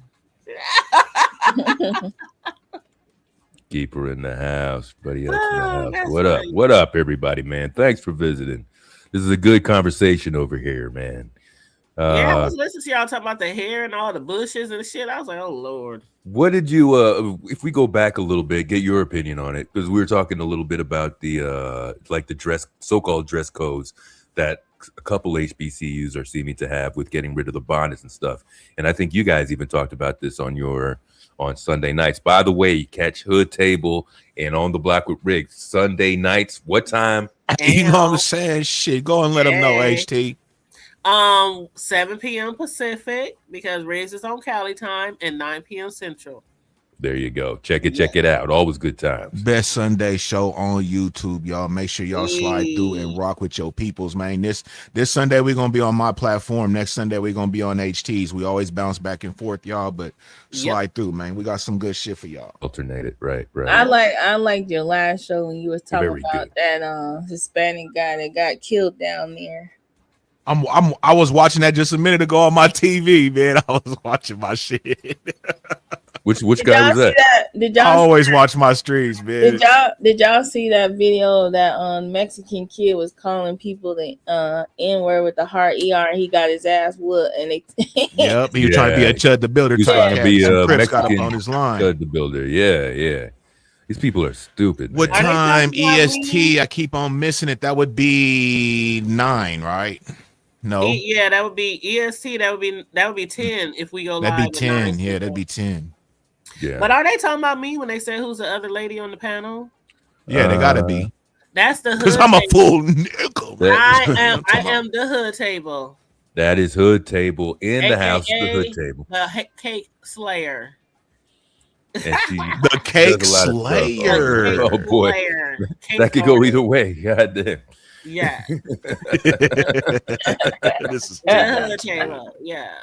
Co-host to the Best Sunday Show. From the Hood Table. Yeah, definitely worth checking out, guys. Man, go check that out on a Sunday night, and it's a good wind down, from the rest of your weekend and stuff like that, while you transition into your work week, and it's good like that. But what were you asking me? You were asking about wardrobe. What? So I think I was probably saying about the getting rid of the hair, the bonnets and the do rags. Some places I'm going to say some places, because all those HBCUs, some people agreeing with this kind of thing too. Like so the students can't wear these sort of things. It's either like a banning of certain clothes or call it a dress code, because the one university is in Tennessee. Tuskegee, and they decided to make a stand and have some sort of a dress code for these students as well. Well, let me ask you this though: were these kids just coming to school with bonnets and fucking do-rags on all the time? You know, some are, because that it's some. I would be the same freaking way. Exact, right? I'm gonna just keep it 100. You know what I'm saying? Like, I know it's whatever. If you want to say culture, whatever, okay, whatever, bro. But like, come on, man. If you come into school every day in a fucking do-rag and a bonnet, man, what is we doing? Right. Now, I get the impression of this too. I said it a little earlier. It seems like with the bonnets and stuff, it's sort of like this pre-getting ready to go out. Like, where I'm at right now ain't the spot. I got more important shit to go do. Why I'm wearing this bonnet, because this place ain't even that important to me. It's disrespectful, bro. Well, I have never, and this is no shade to females or males, but I have never wore a bonnet out anywhere. Now, again, no shade to females. I never wore pajamas. I never wore house shoes out anywhere.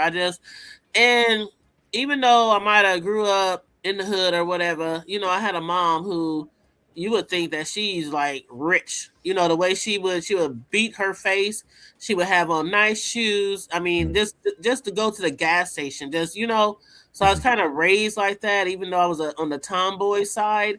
So I never went out the house like fully dressed or in clothes. I didn't like get dressed up like my mom, but so even still to this day, the bonnets and shit, I'll throw a fitted cap on and throw it to the back before I, put a bonnet on or a do-rag or something like that to go out the house. Right. So, but that's just me, so kids wearing that shit at school. Yeah, I think that, getting up in the morning and making sure your hair is totally straight to go to school is just like getting up and making your bed and brushing your teeth and washing your face. Right. No, you're not going to school with a do-rag on. I don't care how nice your waves look or how often you want that on your head. Right. Like, no, like my son, his nickname is Wavy Cam because his waves be busting. Like always have. He got really good hair and his waves is like crazy. But no, you're not wearing your do-rag to school. Take that shit off. Get the fuck out of the house. Like, and remember back in the day too, Rick.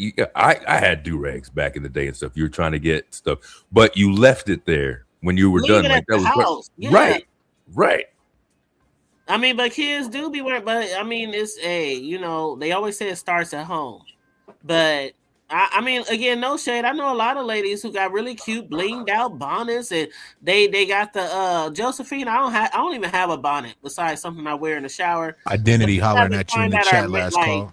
Main labels, big label brands making them shits now, and they wear them out the house like it's part of their outfit. Right. Exactly. But see, I don't wear. I wouldn't wear a bonnet. I would wrap my hair first before I wear no bonnet. I would wear cute little yeah. But see, when we were in school, we like to show out. So we wasn't trying to dress like that. Our hair was like laid and slayed, okay? Yeah, we were showing out. Our clothes had to be fly when we were going to school. You know what I'm saying? You talking about ironing, putting that water in that damn ironing and yes, that shit, like get those cuffs going, man. You know what I'm saying? Cuffed up. That's what it do. Even in your jeans, all of that sort of stuff, man. You ironing your sleeves and everything, like getting that nice crease in the sleeves. Child. Yo, Steph, what up? These kids will throw something in the washer and just put it on like this. yeah, all of that stuff. And you would, even if you have your off days, you do stuff around the house. You wouldn't even necessarily jump out like that too. 1 2 1 2 in the house. We got paper. Like somebody dying for me to run out the house like that. It had to be somebody dying or something for me to just run out the house and whatever I got on. Like, heard you. Hey, what up? Keeper in the house. What up? Hey, last call. Hey, Joe, Riggs, and the Hood. How y'all doing? Hey, what it do, Keeper? What it do? Chill. It's doing what it do. I just enjoying the conversation. Just got off the plantation, so I figured I'd hit last call's link. I normally don't get a chance to hit it.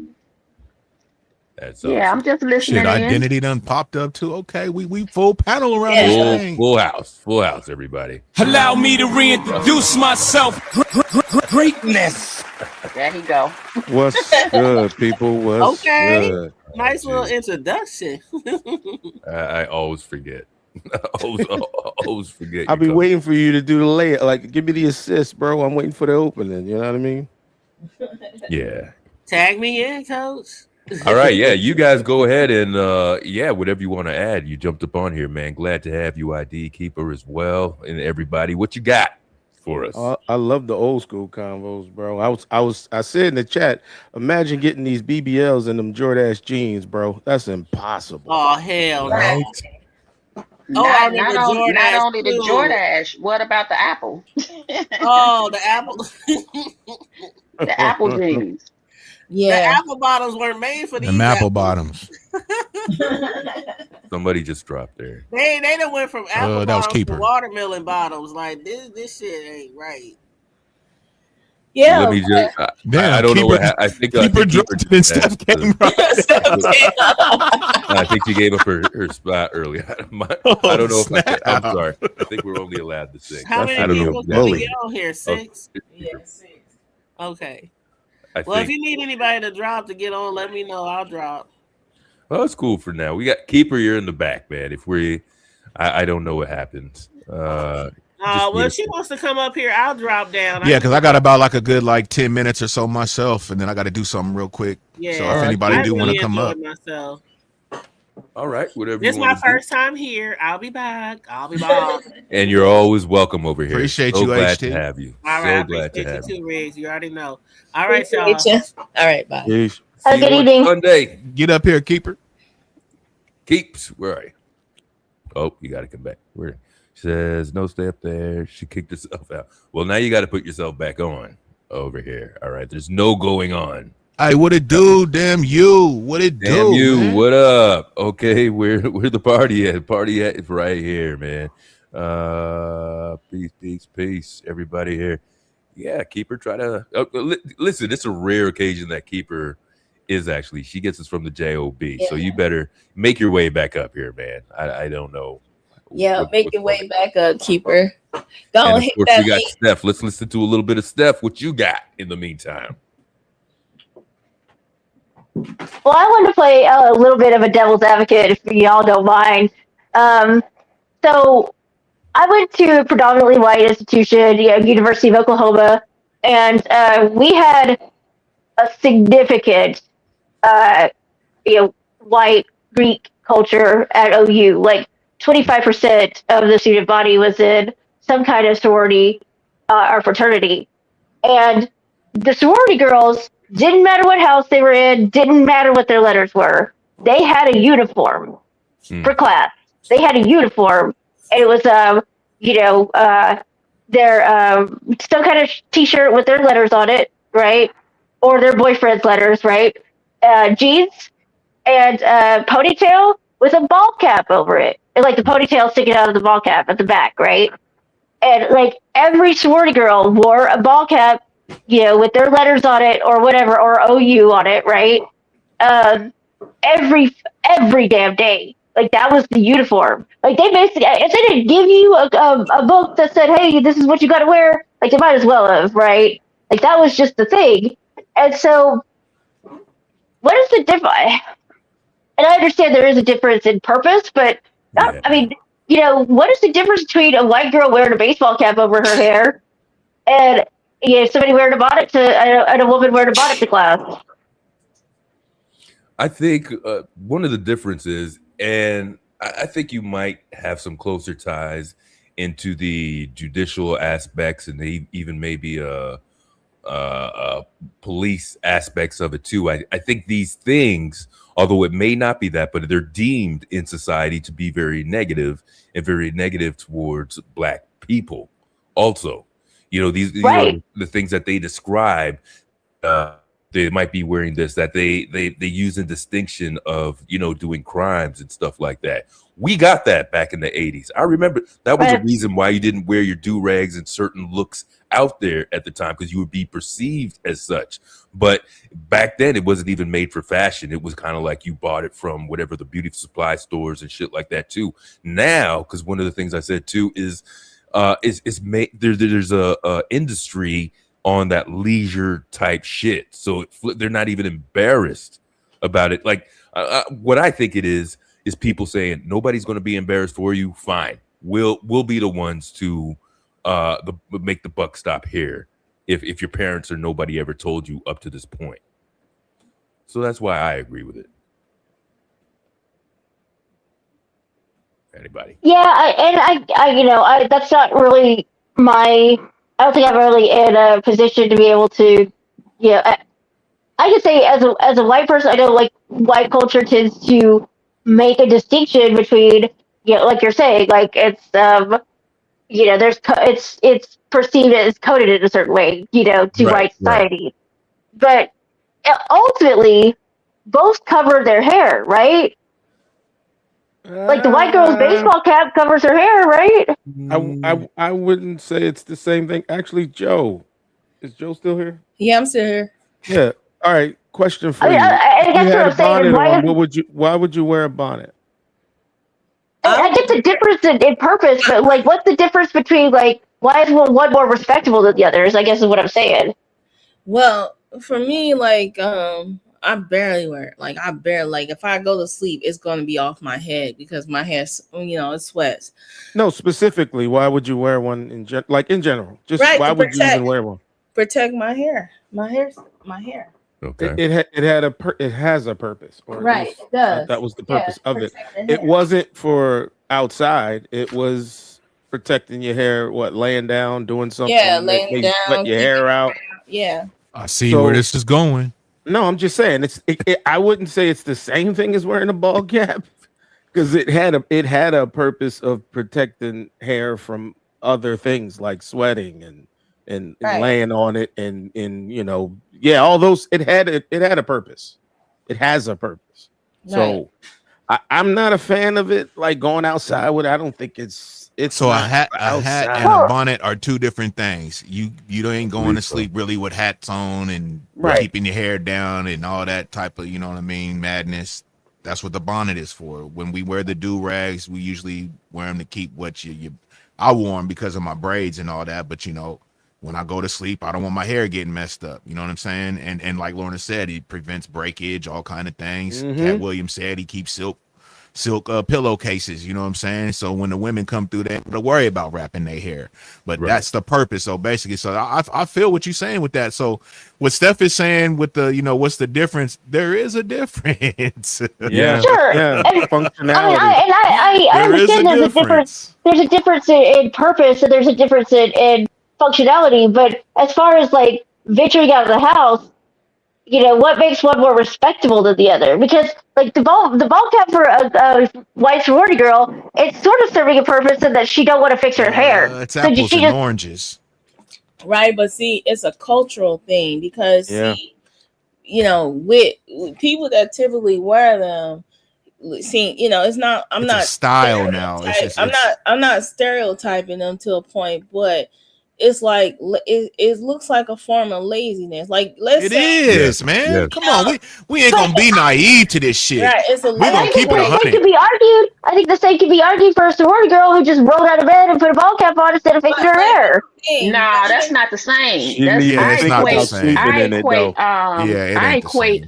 I equate wearing a bonnet with you know how the women used to come out with rollers in their hair. Ding ding ding. Yeah, my mom did that. Hold on, wait. And they wore a scarf with it too. Yeah, but I mean, it's the same thing. It's like you got rollers in your hair. You know what I'm saying? Right. It's a reason why they're wearing it, not for style, but and kids. Now today they wearing the bonnets as a style because they have bonnets that have all kind of colors, flowers, all the dudes different is wearing designs. them. Young kids want to have them on, and that's why they go into college like that because it's an in thing. Absolutely. They didn't turn it into a fashion. And that's why I was like, man, hell no. If I was headed at college or whatever, man, y'all cut that shit out, man. Come through respectable, man. Yeah. If you got to put on a hat, then put on a hat. Yeah. You know what I'm saying? But this whole bonnet and the do-rag thing, I mean, come on, man. Let's keep this shit a little bit 100, man. I feel it. You know what I'm saying? I come from it. But I mean, come on, man. But I don't think this is a thing to where we got to embrace the culture and stuff. This is a hard no. And you in college, bro, and you finna be going into the work world, work field, whatever you going to college for, and this is how you starting off though. Yeah. I mean, come on. But it's just like when a parent shows up at the school for an IEP meeting and they sit up there with a in that robe, right? It's hard, you know what I'm saying? A robe, boy, kid is embarrassed like a mug, you know what I'm saying? And then how can I take her seriously? You know what I'm saying? Your kid, you know, he ain't taking his education seriously, but you came up here like you could care less. You know what I mean? Yeah, So that's really where the administrators like, oh, went from your parents. Like, oh, I get it. It does start at home, man. It is unacceptable. I've even seen them with the scarf. You guys remember in the 60s how the guys that used to have a perm used to tie the scarf, but they were tied backwards, you know, frontwards like that, you know, tied to the front. Yeah, Ain't your mama style. Yes, I've even seen them out like that. You know what I mean? And it's like, why? Yeah. Some of it's just different. And nothing worse than a bald head with a do-rag. That ain't right. Who said that? Hey, that's out of line and out of pocket. They might be trying to protect their head from the sun. And I mean, I guess you know, all of us trying to kind of query is if there's a double standard, you know, between like what's respectable and what's not. That's, you know, because I think Stephanie, you sound like your girl wear bonnets. I'm sorry, because you really defending that bonnet. Your girl must wear a bonnet. Yeah. I know. Oh, see, there it is. But I guess I'm more like I resent. I guess I have a long-standing, deep-seated resentment for the sorority girls. So maybe I'm just like, you know, like, what's the damn difference? You know, why do they get away with it and like other people? You know, I guess that's sort of, you know, my question is like, why does that get to be the sorority girl uniform? Or like they walk around like that? But you know, I guess it's probably more to it than that, Stephanie. Like that, you know, it's bad enough. Like, you know, you some of them just go to college to be in the what they call it, the little hall, what do they call it, a lunch place, whatever. Forum. Yeah, they, you know what I'm saying, like they're on campus, because it's really, you know, HBCUs is really like you know, a very, very distraction. It could be a distraction because it's so much going on too. So it could be a cultural thing, because like for me, I think that men shouldn't be sagging going to school, going to class. What does that say? Right. You know? I'm not understanding. A brother of a certain age, you're saying you get the image being negative, but can we agree that it really, are you saying that the whole bonnet debate means nothing, or you don't think it's that significant, basically, is what you're saying? Because I do agree with you, Riggs. Exactly that. You said exactly. Yeah, brother. I think it does mean something, man. To be honest with you, I think, you know, shit. I get it. Like I said, I come from that too. My boy, Be Easy. What it do, pimping? But that's Be Easy. What up? Hey, so you know what? I'm struggling with it now, because growing up and when early hip hop, everything you were doing was like kind of against the grain, right? And back then you would defend it with no problem. But I'm a little older now, so now I'm like, man, that's some bullshit. Like I'm on the other side now, and I'm like, wait a minute, I kind of did the same thing, like just not just to be rebellious, but that was the style. Like. But come on, identity. Clothes in the. Wait. I'm not saying I agree with it. I don't agree with it. I know. I don't agree with it. I'm telling you, I don't agree with it. I'm an old man now. I can't agree with the that. back was closed was that crisscross era, but we didn't really, dig that deep into that. You know what I'm saying? You might have seen a few fools out with it. You know what I mean? But it wasn't like gatekeeper. You dated a dude. He probably had a pacifier around his neck at one point in his life. bullshit. Oh, not how to drink your juice in the hood. No. Now, my children, when they used to have the popsicle ring. You know what I'm saying? But no, come on now. That's only in the movies. The ring pops, yeah. But let me say this: what the HBCU graduation rate has dropped a lot. So if they could read because of do-rags, no, it's just the culture. And so I'm not saying that do-rags. I'm just saying overall, it could be just the culture. And they're trying to, figure out ways to kind of make the culture of like the laziness, the, just like I'm just here, I'm on my phone in class, I got my little do-rag. Like it might just be that. It might just be the culture. And they trying to clean it up because them HBCUs, they're struggling. Oh, my bad. I want to stop there. Naps. I'm gonna step down there and let Naps come up for a little bit. No, I'll step down. Last call so you can run your shit. So let me step down, and then if there ends up being another spot and I got a little bit more free time, I'll come back. Definitely. So go ahead and drop me. All right. Because I don't want to mess up your audio. Appreciate you, man. All right, then Sunday with you guys. For sure. Big Rig. Go check them out. All right. I have a question. Yeah. Can you guys hear me? Yeah. Mm-hmm. Yeah. So the pacifier around the neck, like, why? Majority white ravers, like, they had pacifiers around their neck too, like, to go to the raves, like that kind of style. But it was because, like, they were doing a lot of ecstasy, and it was to keep them from grinding their jaws. Now you had to go dark. God, no. I doubt that was the same reason. Like people were wearing pacifiers and there are pacifiers around their neck, but that's how I saw them. Like back in the 90s, that's what it was for.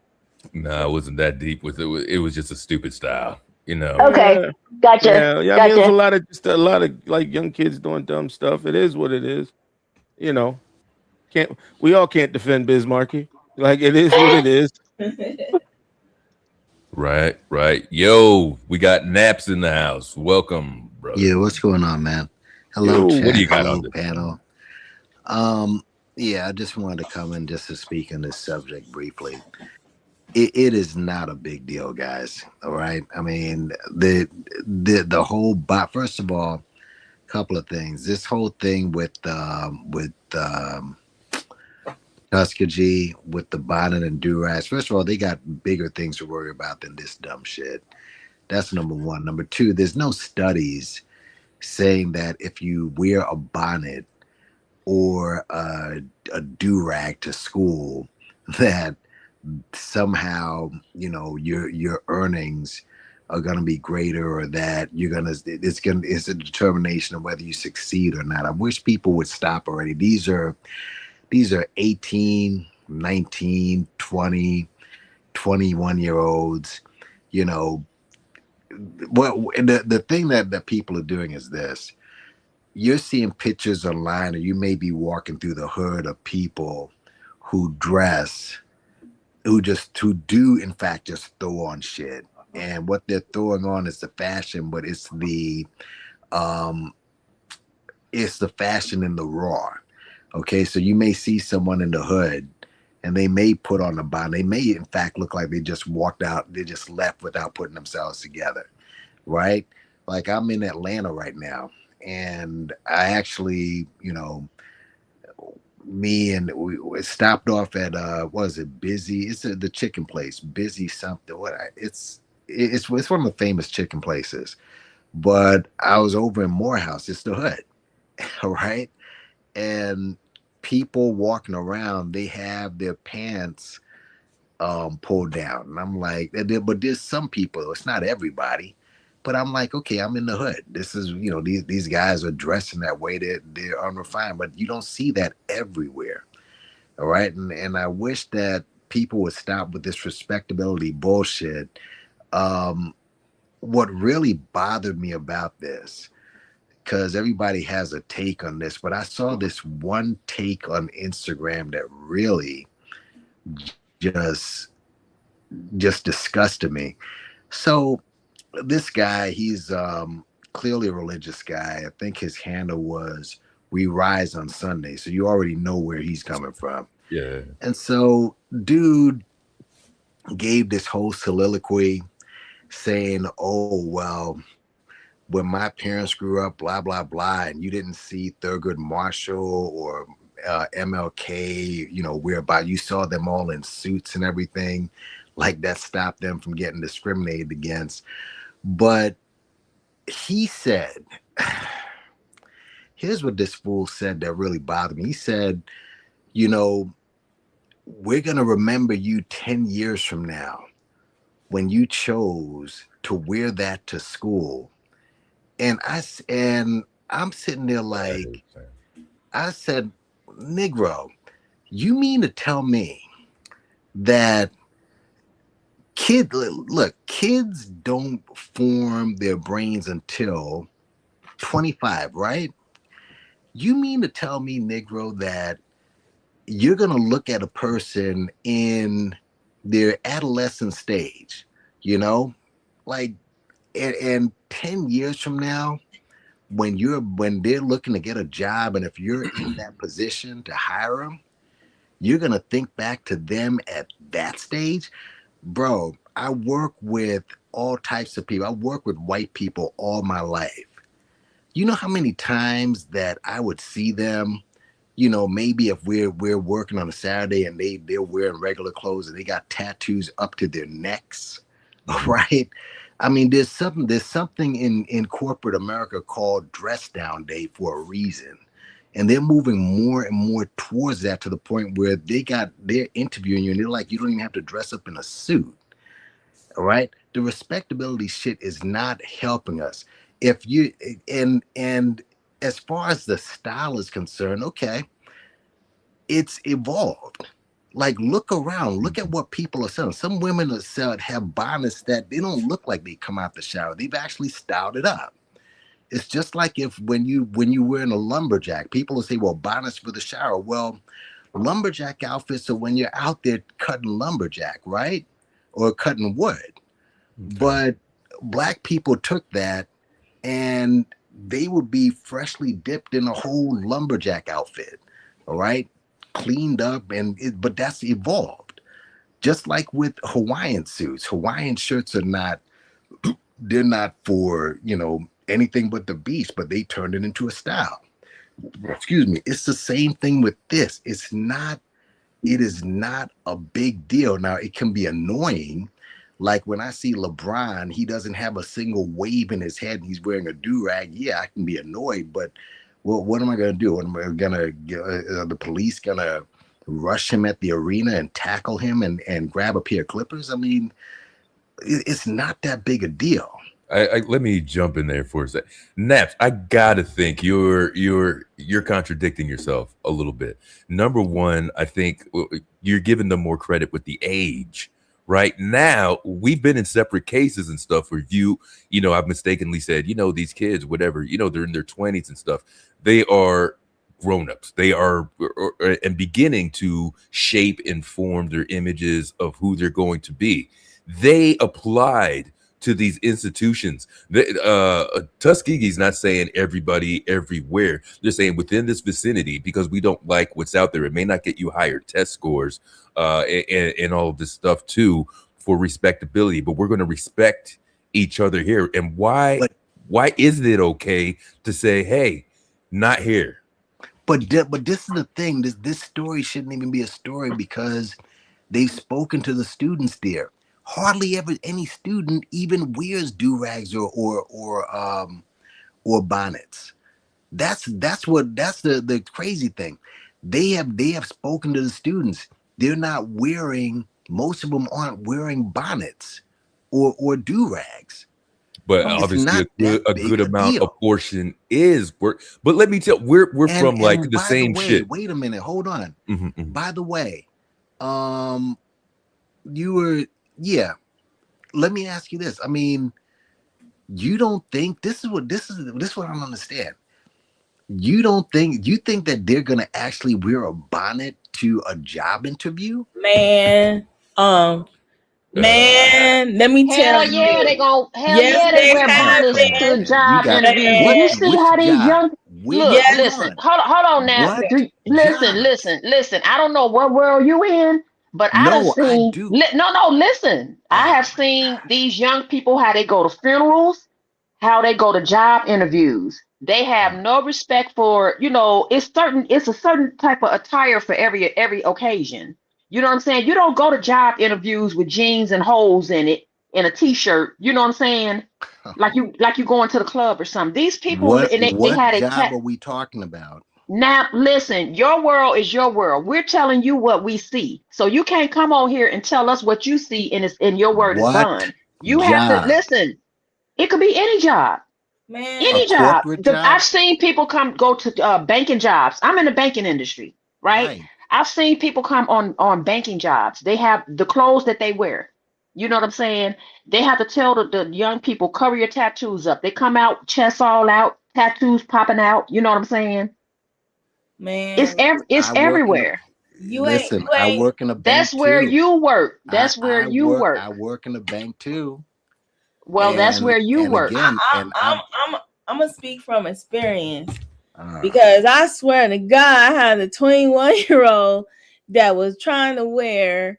I had to get in his ass. He was trying to. And then he was justifying it. He was like, I don't need, to wear that. He was just gonna wear some sweatpants and some slides to an job interview.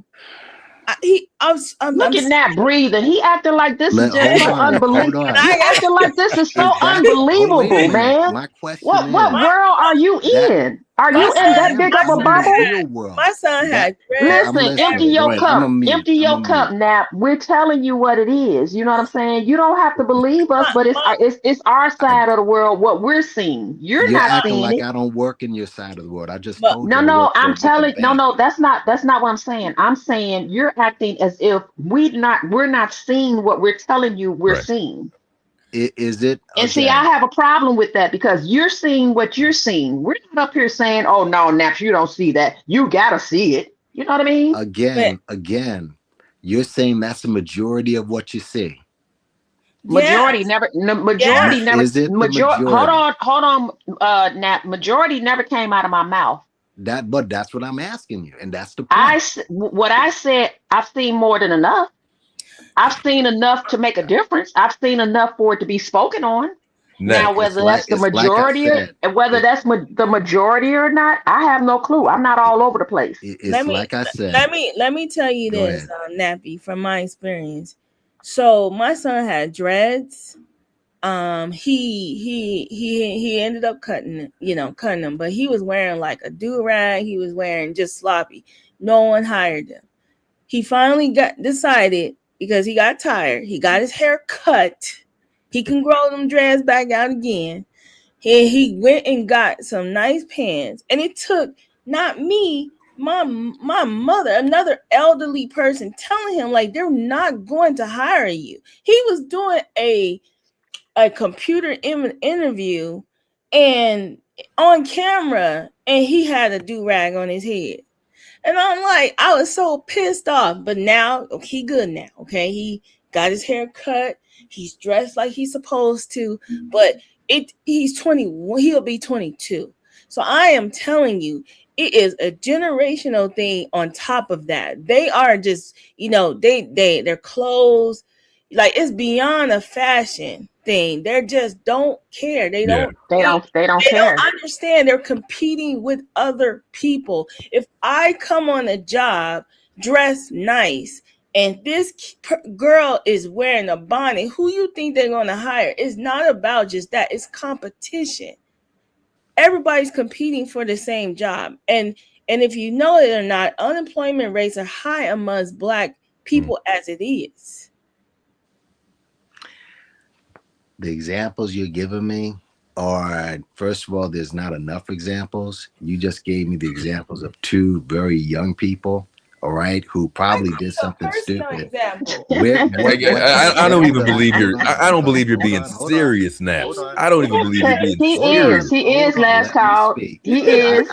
I know I'm the minority. He's very serious. Listen. That's not Yankee though. I know I'm the minority here. I just told you about the post of the guy saying 10 years later, remembering how people dress. This is what I'm against here. All right. I mean, it's funny how these same people say we judge people by the content of their character. You obviously judge people by how they look. Again, what you're telling me is not. I agree. I just told you, I'm in Atlanta. I saw dudes, pants pulled all the way down. It was like, that's whack to me. I don't. But I see that's rare. And let me ask you a question, Nappy Yankee. I probably see that once every 3-4 years. You only see what? Wait, hold on. You see what every 3 or 4 years? No, I just told you about the example of these guys with their pants pulled all the way down. So you only see that once every 3 or 4 years? I really, and it depends on where I'm at. I was in the hood, clearly in the hood, but again, I don't see black people, for the most part, dressed like that. It's a ridiculous style. You're right, but I don't see that. Okay, it's not about seeing it everywhere and stuff, but have you seen enough where you're just like, God damn, this is annoying? Like, has it annoyed you? There's a certain group of people that are dressed that way. Not the vast majority of black people don't dress that way, and we're not putting it all. We're not talking about a vast majority. Hold on, Nappy Yankee. Why are you convoluting this conversation? Look, you're convoluting the conversation. Let's keep it simple. Bullshit. Naps. Let's keep it simple. Listen. Yeah. In the hood, we're not talking about the vast majority. We're talking about a select group of dudes in the hood that choose to sag their pants below their asses or however low they're sagging them, right? We're talking about a select few, right? We're not talking about the vast majority. Out of that select few, are you tired of seeing it?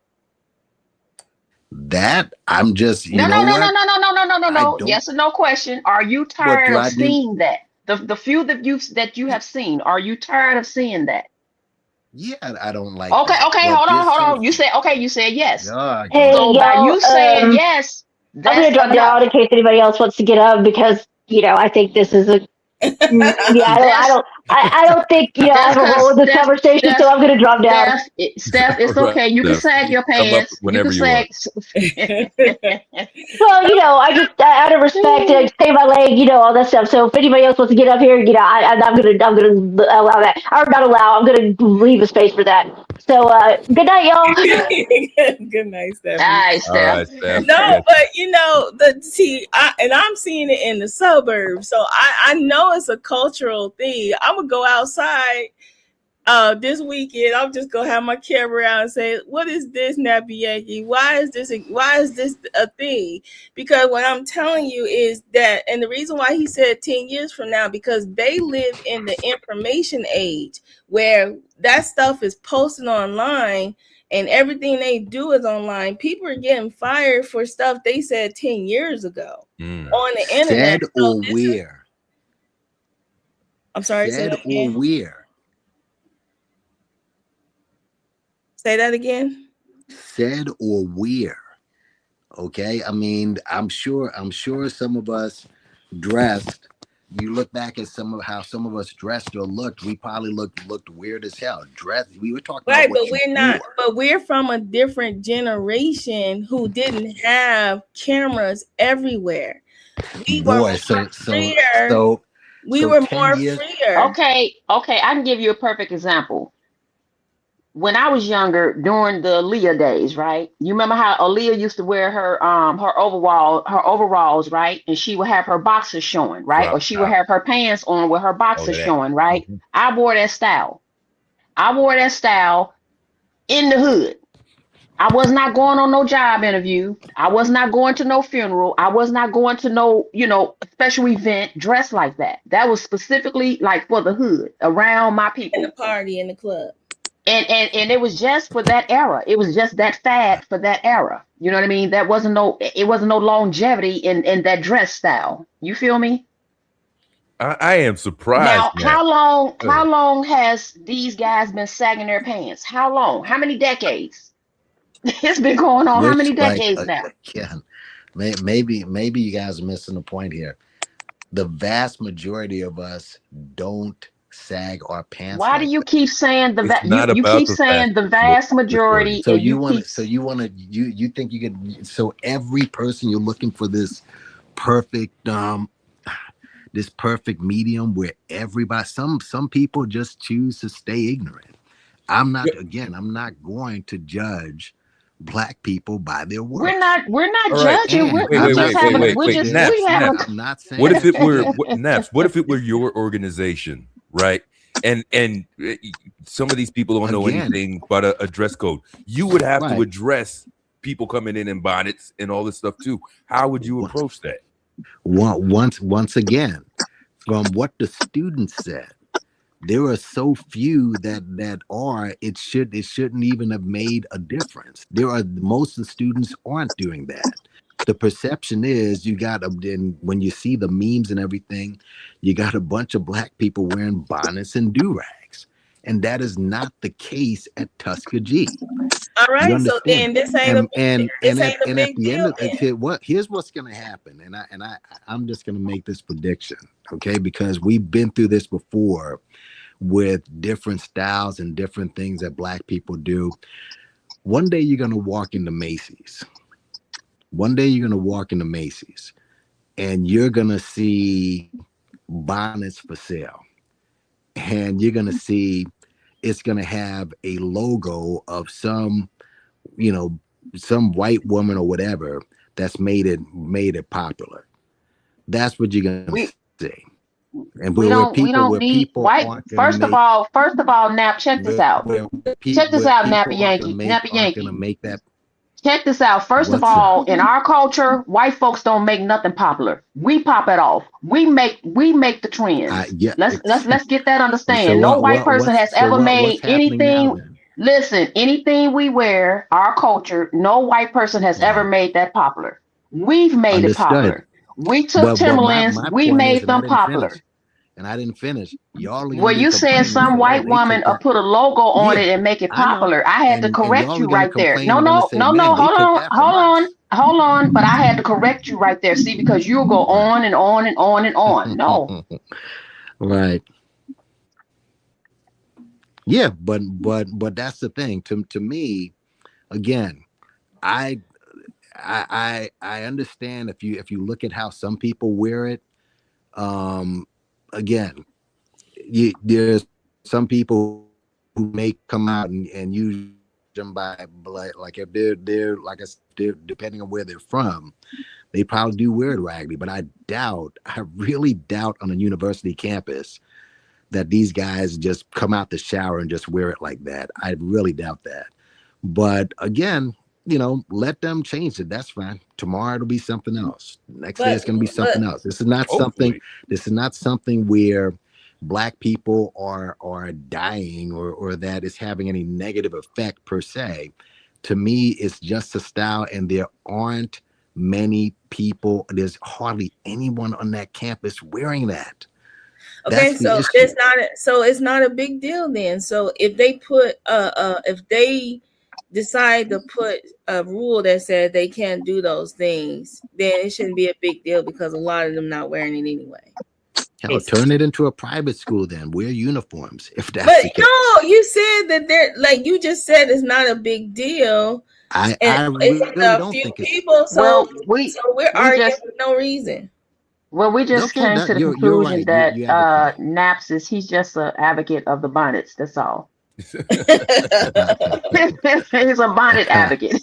That's okay, mean, like Nappy. I said, you don't have to take your bonnet off, Nappy. And I gave him LeBron. I like you with your bonnet. I like you with your bonnet. Yeah, but like, and no, I'm not. Listen, again, some styles you cringe at, but again, they got bigger things to worry about on that campus, especially I'm those sure. skinny, especially They those sure skinny do. tees. If they Yeah. keep I think going in it's them your job comparison of that. interviews inappropriately, dressed I inappropriately. listen. That's fine. Like I said, I mean, as you get older, people get you. I don't think every kid. I don't think the majority of kids go to job interviews looking Listen, like Nappy that. Yankee. I have three sons. I have three sons. And on several occasions I've had to correct them. I'm listening. Whether it was going to a funeral This turned or off a again. job interview. You know what I mean? Or simply going out family dinner or what have you. It's just certain dress styles. No, we're just not doing that. You're not bringing a hood to no job interview. You're not bringing a hood to, a funeral service, yeah,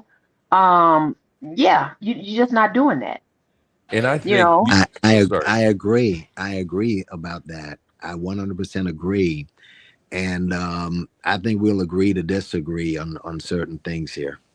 It will be the same way if I had a daughter. You know what I'm saying? You just certain things Let me ask you this. Nappy, do you have a son? I don't have a son. Okay.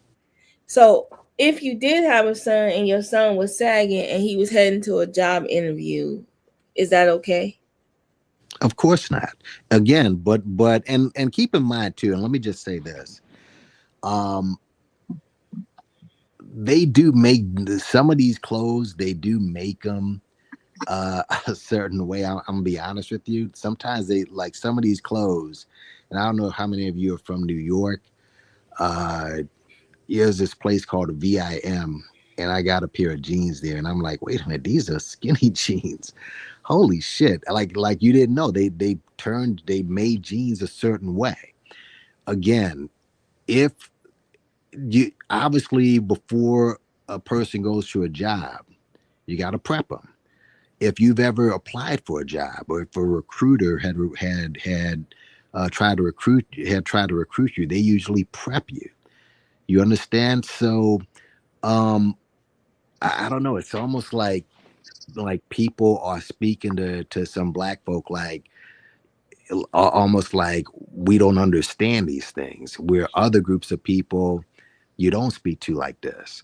I remember going to school, and I don't know if you probably had these type of people in your class, because when you go to school, right, there's different cliques. Okay, you got the guys who are hard rocks, you got guys who are club guys wearing the patent leather shoes. I'm going way back on this, patent leather shoes and stuff, and the high tops, and you got the conscious people, you got different cliques. Well, when I went to school, I'm sure some of you probably remember a clique of white folks who used to wear nothing but jean jackets. Like heavy metal kids who they literally wore. Yeah, they literally wore the same dirty jeans, like the jeans jacket with all the Van Halen and Megadeth and all the patches all over their jacket, and a white shirt. And they wore Pumas, and they wore the same shit every single day. Every day. Tattooed up to the core, never combed their hair, smoking since they were 12, right? And usually these kids, they usually went to school with like a notebook and a book if they carried it. All right. Like usually a group, it had to be like 5 or 6 of them in a group. That was their clique. All right. And they usually stay by themselves. Nobody ever walked up to them and said, you got to change and you got to do this and do that. Now, eventually their kids get older, and eventually people evolve. All right. And it's like with black folks, we're not allowed to evolve. Okay. Yeah. You'll see kids wearing stuff like that. Huh? Yes, but it's definitely okay. So Nappy Yankee, me and Keeper have given you real world experiences because we have sons. My son has friends, Okay, they went to school. They were taught in the school. They went through like the whole little jobs, they filled out application. They did this in 6th grade, whatever. But for some reason, maybe they were smoking weed or something, but for some reason, they think they start, they think it's okay to go on a job interview dressed like a hobo. And they was wondering why nobody was hiring them. And the thing about it is because it's competition, and they're not in the hood. They're suburban kids. You know what I'm saying? I seen Jada Smith with his hands in his pants, sagging, walking into a store with his girl. That dude has never been from the hood. That is a style, right, for him. But his dad has money and everything. These kids are coming out of high school, right? Dressing, thinking that it's okay to go on a job interview like that, even though they were taught otherwise. Right. And can we not use a weirdo like Jaden Smith or I'm the Smiths in general? I'm just saying the way he was dressed. I gotta agree with that one. Yeah, they're and weird. you guys want to hear something funny? Back in the day when sagging really kicked off, right? So my two older sons, the other one was younger, but the two older ones, when we would go shopping for them, they would be wearing like, say, a size, they're teenagers, so they'd be size 30, 31, 32, right? We're buying them their pant size, so that they could be with the style. We're buying them like size 34s, 36s. You know what I'm saying? Big ass pants. You know what I'm saying? Because it was the style. Because we were allowing them to be so-called kids and be hip with the style. Buying those big ass t-shirts. They wear a medium and we buying them 1X's. So they could be with the style. Yeah. As they got older, the style started changing. They started changing with other styles, getting involved in other styles, because they're getting into the workforce, you know what I'm saying? So we're teaching them to do different things. Don't just stay stuck. I kept several of these pair of pants and shirts. Do you know we pulled that shit out and my sons, they had a good old laugh. They could not believe that they was wearing that shit that big. All of us are gonna, like I said, we all look back at some of the styles that we did, but all right, I mean, but I just wanted to come up. I mean, it was just funny. They, right today they're wearing like size 34s or whatever, you know what I mean? Yeah. But they were teenagers back then. We're talking like 14, 15, right. 16, and they wearing size 36 big ass pants. Yeah. It was just funny. People grow. Listen, if that's the like, I hear what you're saying, because there was a time, like, you go back and look at all that old Allen Iverson stuff, he wore the heavy, baggy stuff. That was the style. That's right. I think the context is where you wear it. If you're in the hood, if you're hanging out, you're doing all that, do whatever. Like that, that to me is not the big deal. The moment you start walking in spaces where it's like okay, there's a time and place for everything. Right, like you don't expect to show up at a funeral with a certain way. Like it's a level of respect that you come with, depending on where you are, where you're going, and the environment. That's where I think the biggest issue for me is where it's happening, not that it's happening. And let me just say, because as a person who's gone to, I remember I went through like 5 or 6 major funerals in my family, including my father. At a certain point. Funerals are a little different. Funerals are a little different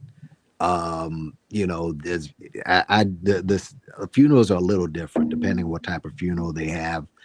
I mean, there's people mourn different ways. One thing I learned through that experience, people mourn in different ways. All right. I mean, I've seen tons of different funerals that how people mourn. If a person goes there in, if they go there casual, I mean, perhaps that was how they lived in life. That's probably how the person wanted to be mourned. Okay. So I don't think there's any steadfast rules with a funeral per se. People mourn in different ways, so that's a little bit different to me. You can cross the line though on disrespectful. You showing can, up any kind you of way can, like but that. That I'm not saying that there's a lock in that you have to dress in a suit, 3-piece suit and a tie. Right. I'm not saying that. I'm saying there is a level of respect, especially from the older generation, that you see them young kids coming in and they turning their noses up because they like, oh hell no, like it's disrespectful to some degree, right? No, so I understand. it's like I said, it's a time and place. I'm not saying you have to be that, but I just feel like there should be some places where you can't just do what you want, when you want, how you want, everywhere you go.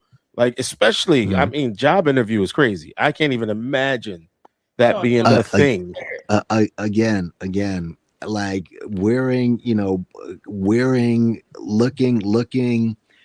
disheveled or looking like a weirdo at a job interview. Of course, I'm just saying that I have faith that people will dress the way they dress one way, and then, as Black people always use this term, code switching, right? Which personally I don't believe in. Like, black is code black switching?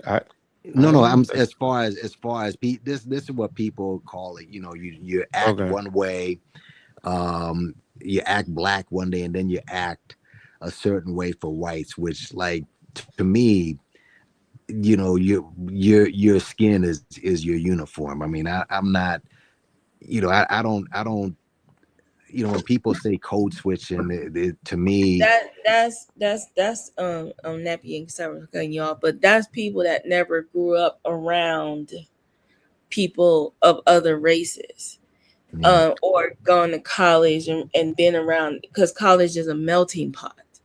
I don't code switch. I talk just like this. But this is what I'm saying. Some people don't do that because they never, you have to understand, some parts of the United States is still segregated to a huge degree, especially like California, Illinois. Like, there is a level of segregation that's still around. You go to a HBCU, you're not going to a college where it's melting pots, So, in a way, you are nowadays. You kind of are now. The way HBUs and CUs have been, some of them have been integrated a bit.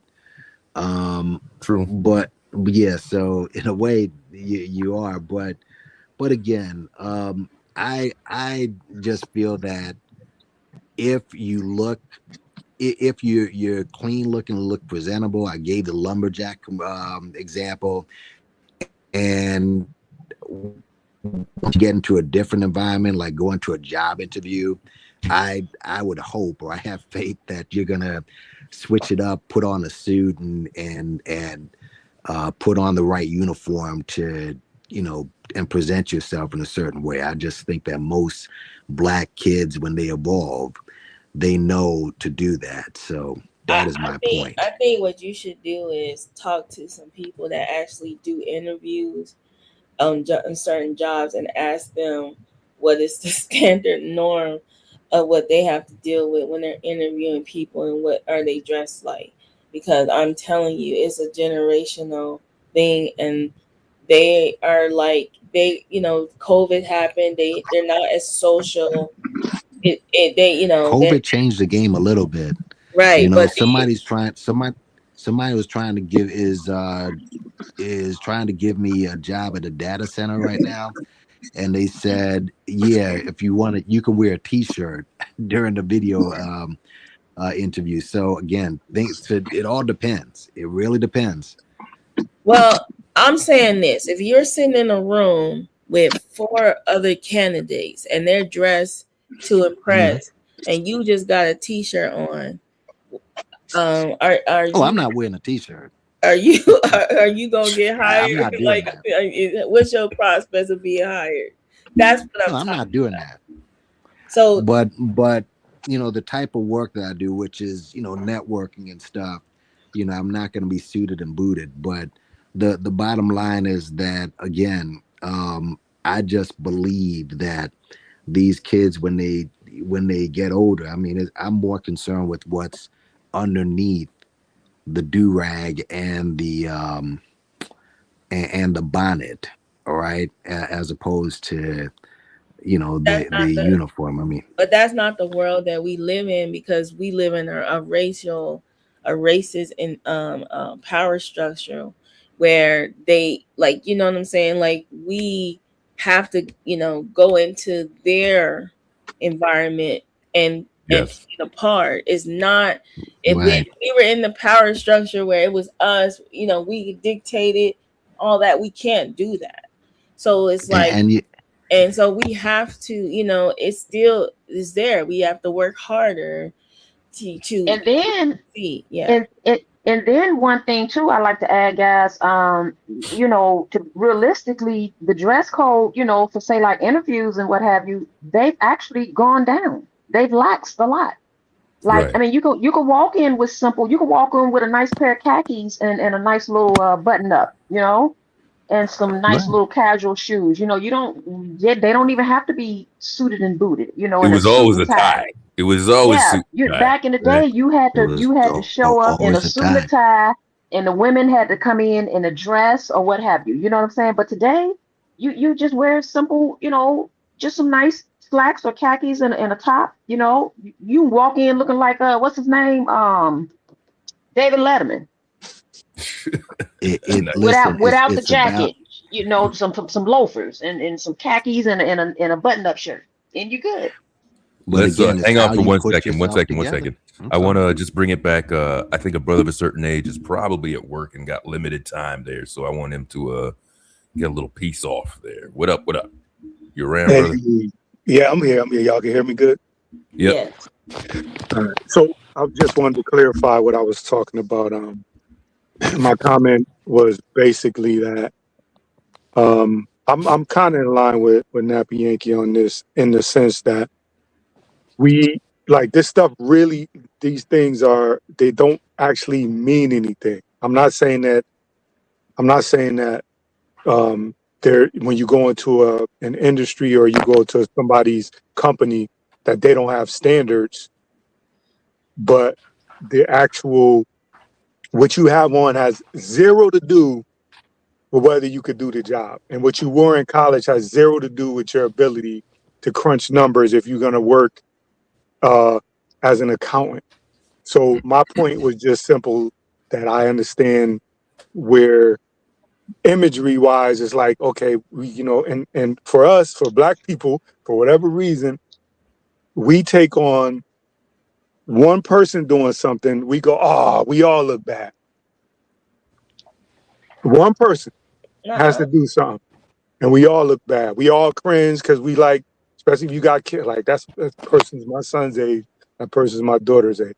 So what I push back on is that I understand that you as an employer, you have the right and the ability to say, okay, here's what I want for a dress code, but I don't think it means anything. I got a job, and I had my picture, my old license had me with my cornrows. I had cut my cornrows off for the same reason. During my interviews, I could see people looking at my face and looking at my hair, looking at my face and looking at my hair. How could you be against imposing some sort of a standard? Where did I say I was against posing a standard? Maybe I misunderstood. I think he wants his cornrows back. No, that's a wrap, brother. It's a wrap. They're going to be sitting in the back, from the middle of the back of my head to the thing. And well, just put on a do-rag and you good. Now, I agree. No, what I said was, as a company, a corporation, you have the right to say, here's what I want to see. And if you don't show up like this, you're not going to get the job. My point is, because somebody wears something, you can say the appearance is that they're lazy. You can say their appearance is that they're this or they're that. To me, it means nothing. I work closely with a lot of college-age white kids. They're wearing the same shit. They're going to class in pajama pants, and head wraps or bonnets or slides rolling, looking like they rolled out of bed. So it's not, I don't look but I've seen it so much. I've been there 23 years. I've seen it so much. This is just something that they're doing. On the flip side, usually when they come back for alumni or when they come back, just come back to visit or whatever, they don't look like that. Okay. There's guys that was fighting all the time while they were in college, and I would come back and they working on Wall Street. But when they were in college, you wouldn't have known the difference because you would have thought this person gonna end up in jail. All they doing is drinking and fighting when they go into class. And so my point is, it doesn't necessarily correlate. To me personally, it doesn't correlate because I've seen the examples of people who, including myself, who didn't get certain jobs and or didn't get callbacks on interviews because I like I said, I could see people looking at me, so I understood. My point about my hair was I ended up cutting my hair when I went and got this job, this particular job. The person that hired me, who was black, she said when when they ask you for your ID so they could take a picture of it, she said if you came in here looking like this, you would not have got the job. So she told me that. She was black. The director of the department is Puerto Rican, and she told me I wouldn't have got the job if I came in there with my cornrows. So I know that it happens, and I understand that as a corporation you can set the tone, but this shit changes. Remember, beards you couldn't wear facial hair at one point, right? You gotta have a clean face. You gotta have a mustache. I just want to make sure that I understand. So you do agree with the dress code then? Well, if I own a company, I have a right to impose a dress code. Overall, do you agree that this HBCU said none of this attire on our campus? Yeah. Do I agree? No, I don't agree that they should make that decision, but I do agree that they can because that's their corporation, quote unquote. They can make that decision, and I'm okay. You don't agree with it? Right, but if I go there, I have to agree, right? So if I'm going to go there, if I'm going to send my kids there, whether I agree with the dress code or not, I'm going to say, hey, I'm not saying from inside. I'm saying from where you stand right now. You've heard of this decision, and it sounds like you don't agree with it. But I don't want to put the words in your mouth. And I know it's up to whoever is governing the space over there too.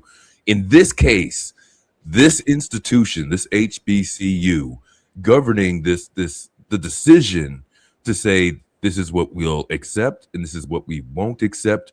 Do you agree with them? When you said, here's what I'm saying. Like, if you tell me, do I agree that a dress code is necessary on a high school or a college campus? No, I don't necessarily agree with that. But what I'm saying though is that they have a right, and if I wouldn't argue with them for their right to do it. I'm saying individually, no, I don't agree. I don't think it means anything that with somebody wearing. Well, brother, high schools do have dress codes. Girls can't wear spaghetti straps. In Texas, girls can't wear short skirts or anything, revealing or any of those things. Well, my daughter can't even wear high heels in high school. My daughter just graduated from high school. I didn't see where they look like it was.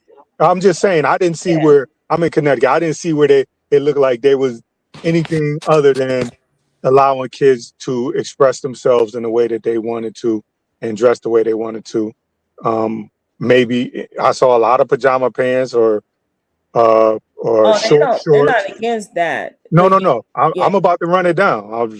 Short shorts, pajama pants, bonnets, all that. I saw across the board, everybody, different color hair, different color weaves or wigs. I saw all of that. And I just look at it as when I was a teenager and I had both my ears pierced.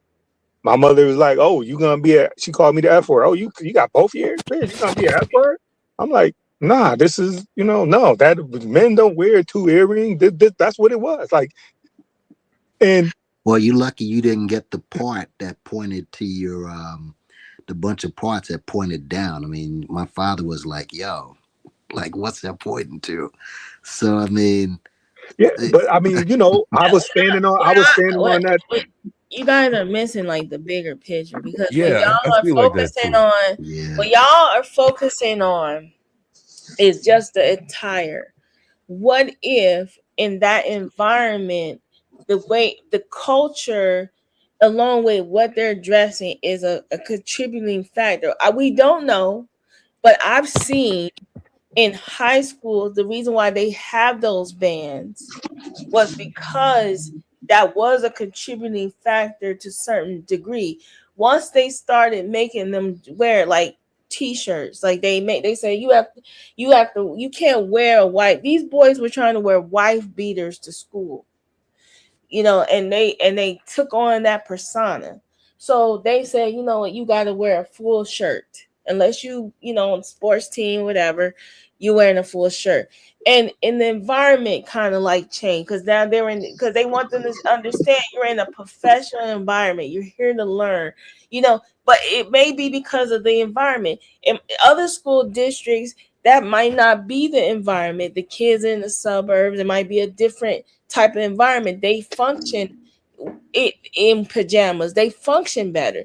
But in this environment, they may not function better. Like, for example, what if all the kids are wearing $100 shoes, and then they're killing the kids over, they're snatching their shoes and things like that? So the school says, you know what, we're gonna ban these Jordans because you're fighting over these Jordans, snatching, stealing. Like, that's what I'm saying. So what if it's more than just not just the outfit? What if the HBCUs feels like there's an environment where, like, their funding is being cut because for example, the graduation rate is like very low and all that. Yeah, you just hit the nail on the head. Who's funding these places? Who's funding these places to the point where you're more concerned about something like that? How about I know this came up as an argument, keeping the women safe on campus. You think that's more important than bonnets and do-rags? All right. As far as that's just one thing. There are more important issues than this. All right. And again, just based on talking to the students, obviously, for some reason, this had to come. They had to make this a big story. Ironically, one of the people who agreed with this story was Roland. Really, his whole panel, the Roland Martin's whole panel, agreed with this.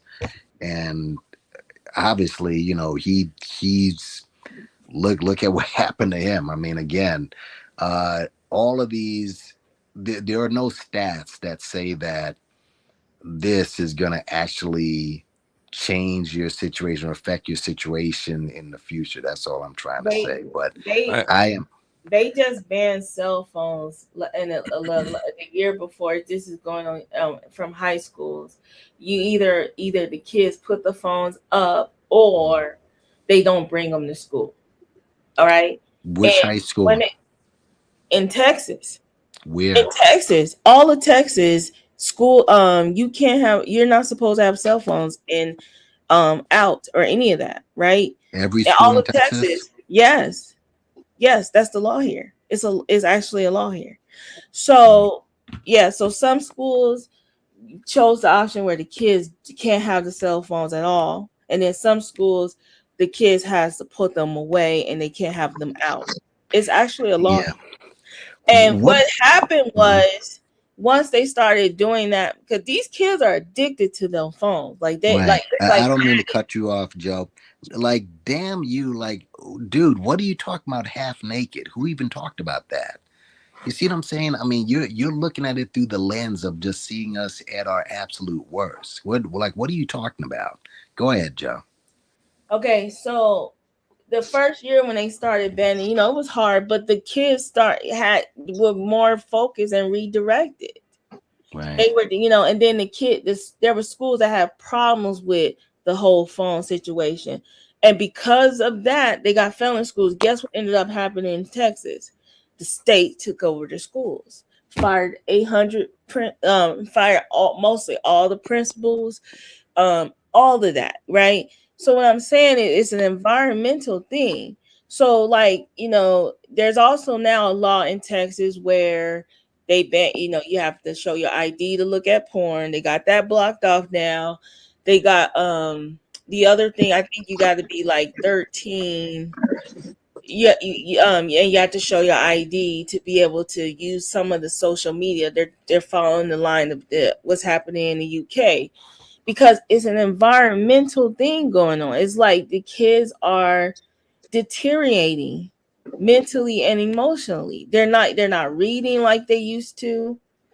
None of that. You know what I'm saying? And so the thing about it is that these schools are funded by the federal government, and then some of these schools are funded by, me.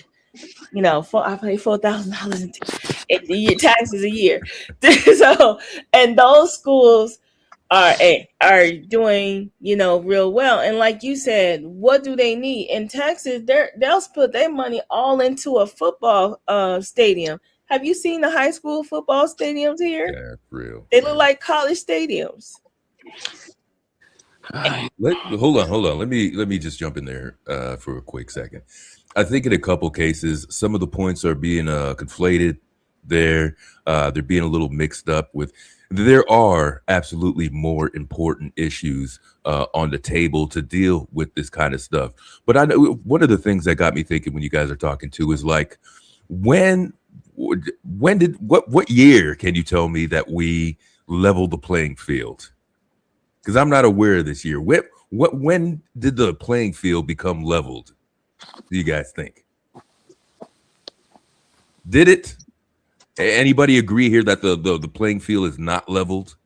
Definitely not level. Not level. So what is wrong? What we talking about? Level? What level? When it comes to Black people and getting okay. Right. Remember, we have the highest unemployment rate right now. And they fired a whole bunch of Black women.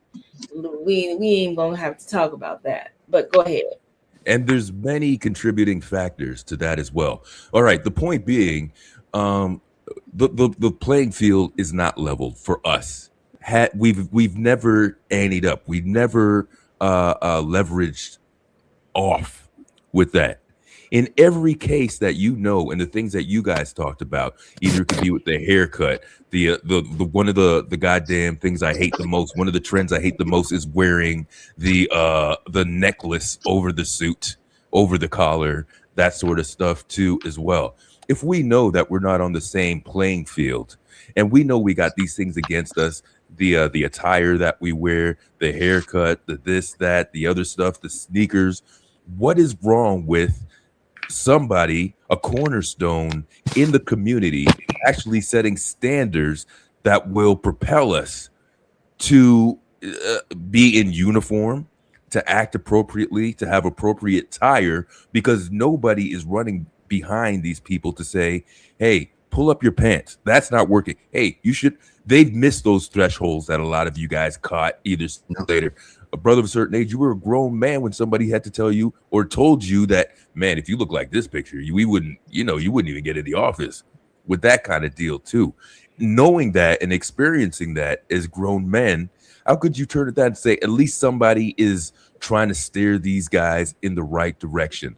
When I hear nobody has the right to say that, and maybe it's a finger wagging sort of situation, nobody's getting to the root of it. Like, why do we keep passing the buck, and then we're upset where somebody's been like, not here?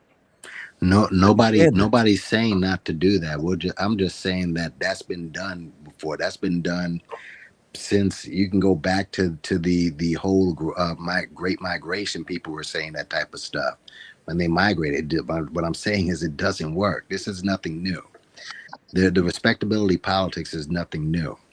People have been doing this for years, and what I'm saying is that that's not a solution. Okay, so no one's saying not to raise your standards. I'm just saying that that's not going to level. That doesn't exactly level the playing field. I mean, this is in the era of Trump. We got a whole hillbilly running the country, saying and just total disrespectful individual, and he somehow found his way up to the highest office. What we're saying is that alone is not going to do it. But I am running low on batteries right now. I'm going to go ahead and listen in the chat, and we can agree to disagree. Thanks for letting me up, y'all.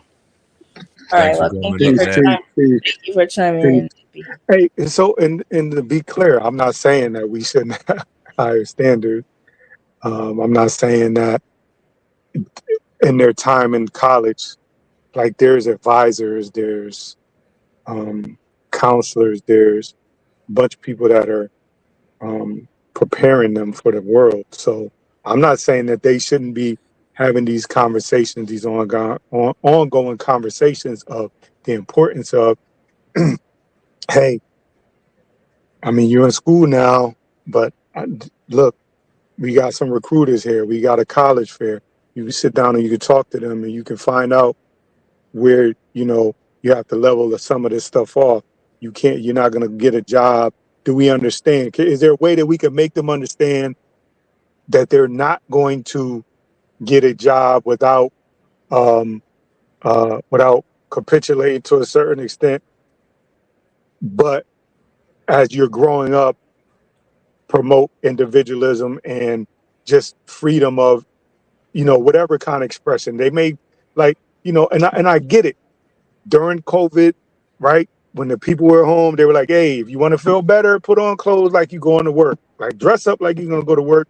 I know it ain't, and it gives you a little bit of a boost.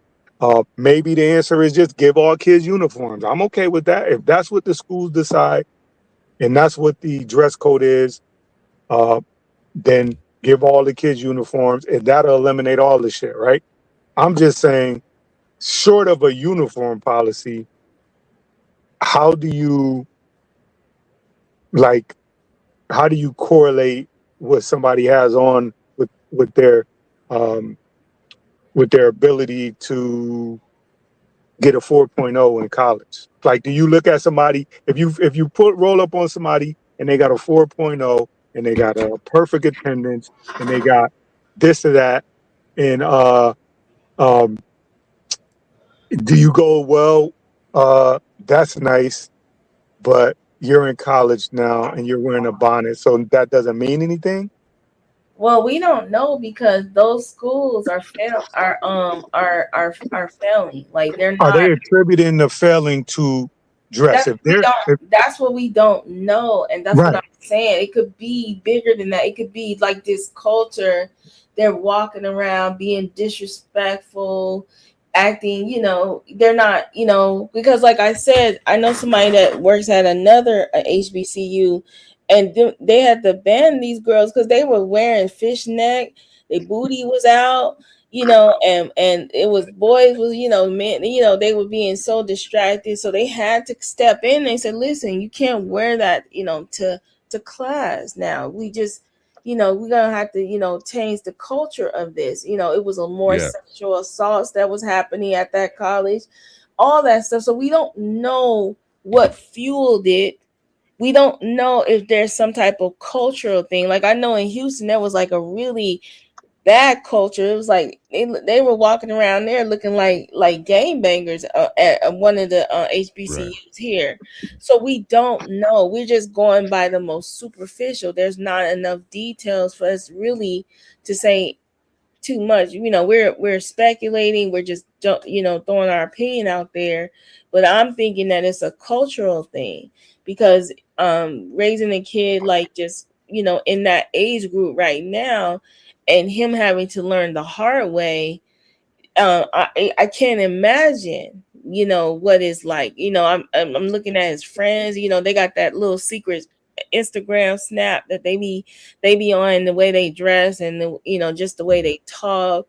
I don't have, I should be able to get a job with a t-shirt. It ain't about that. It's about you know, there's 10, 20 people trying to get the same job you're getting. How are you going to stand out? You're going to stand out with a bonnet? You're going to stand out with your pants out? You're going to stand out with a t-shirt?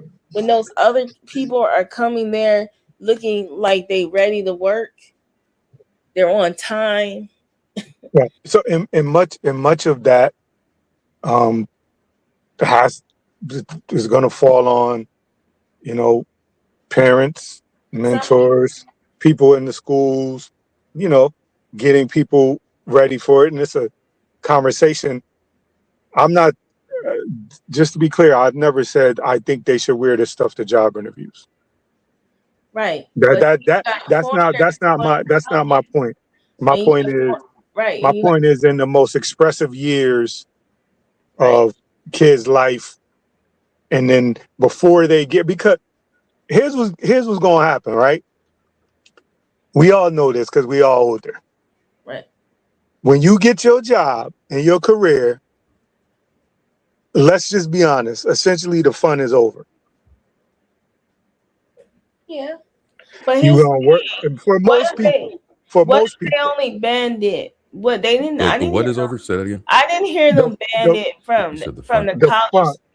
I didn't hear them ban it from the college campus. I didn't hear them say they couldn't be walking around their dorms with it. I heard that they just said not to show up in class. I'm okay with that. I don't have a problem with a class. If you have a setting and you want to set a standard in that particular setting, then you have the right to do that.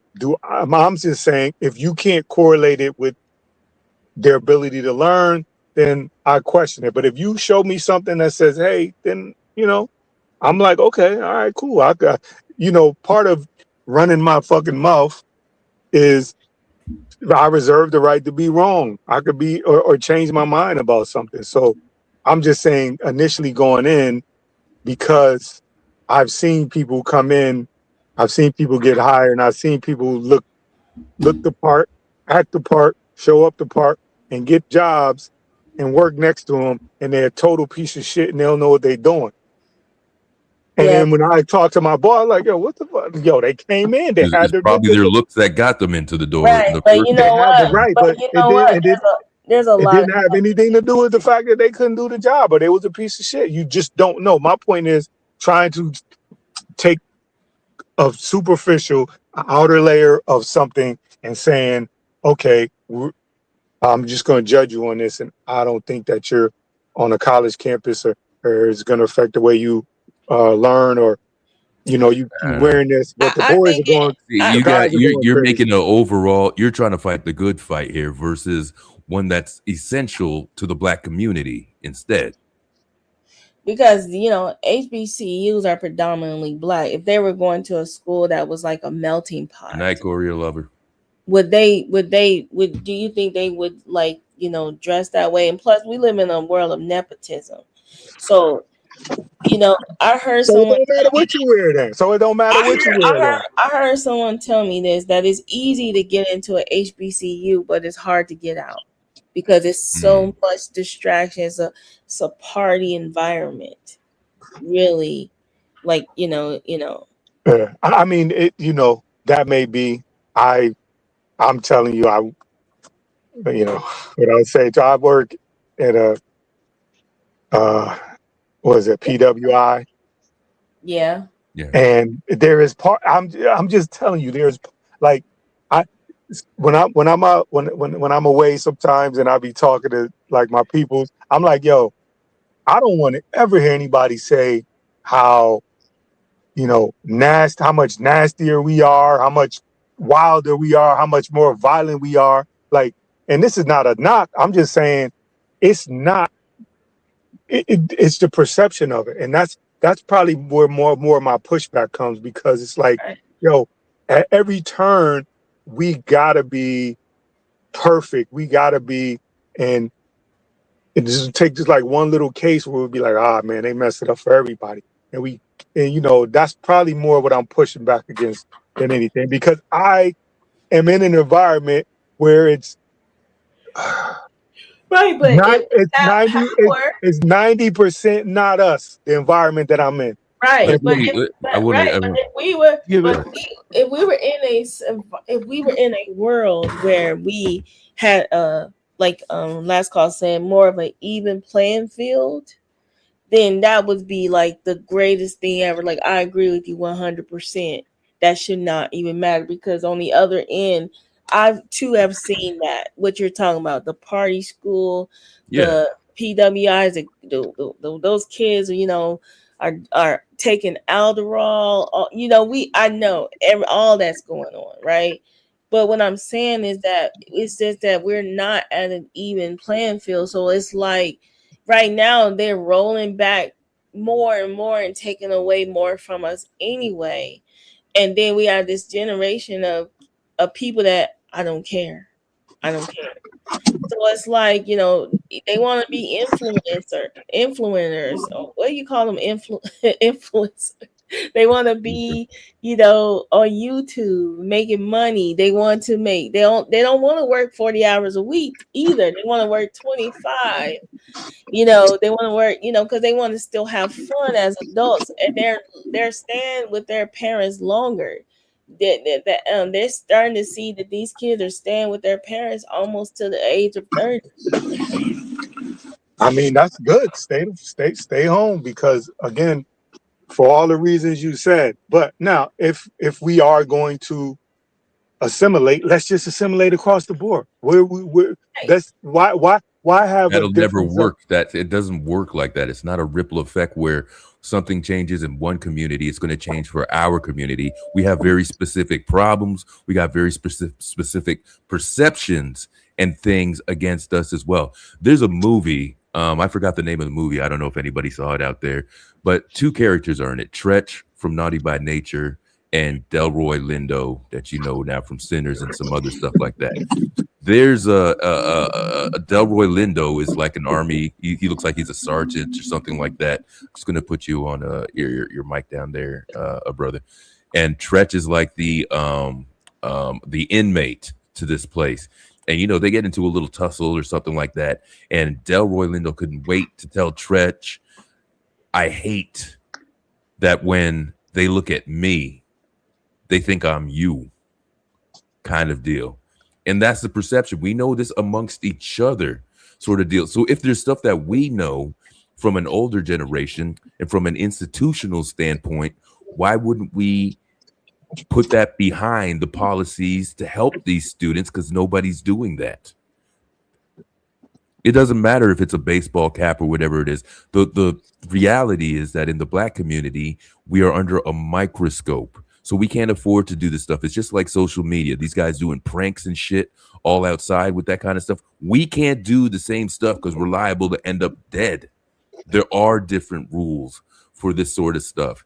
And it's good for the institution not to wave the finger or anything like that, but to say, you know what, let's do a little bit. This is something that we could do in this realm to help prepare our students for the future. Right. So now and keep our funding, but go ahead.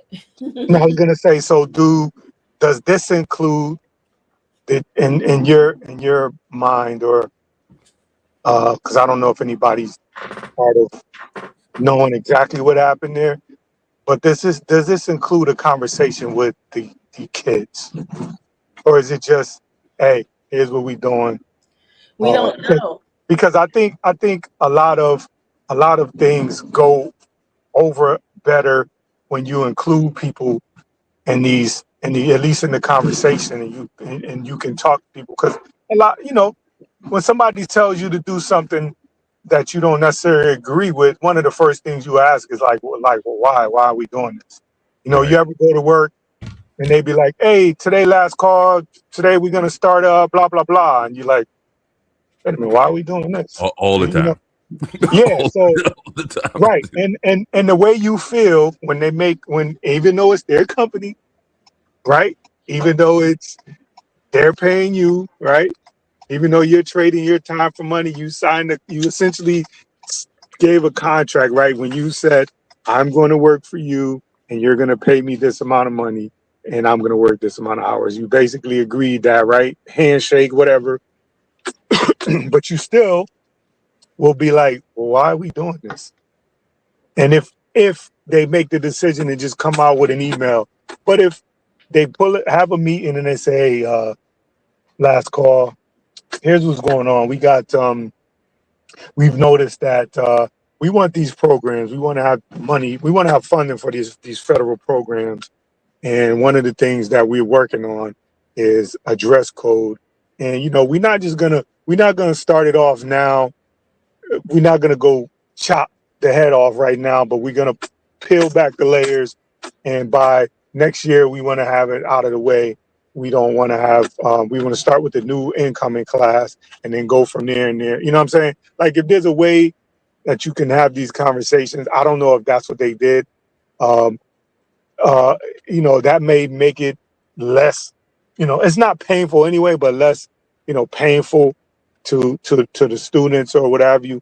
But I don't know if they've included them or if they just, had a think tank or what they're basing it on, because we're kind of just having a surface level conversation about it, right?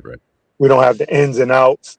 And I'm happy that a lot of the students don't even wear those dress like that. So I don't even know why this is even a big deal. Maybe if they're putting it out, they want somebody to know that it's a big deal. Like, there's no reason to announce it if they don't. They could just do it, right? It doesn't have to be news. They can just do it. But part of this stuff is, PR, right? There's a reason why you make an announcement, right? That hey, maybe they're trying to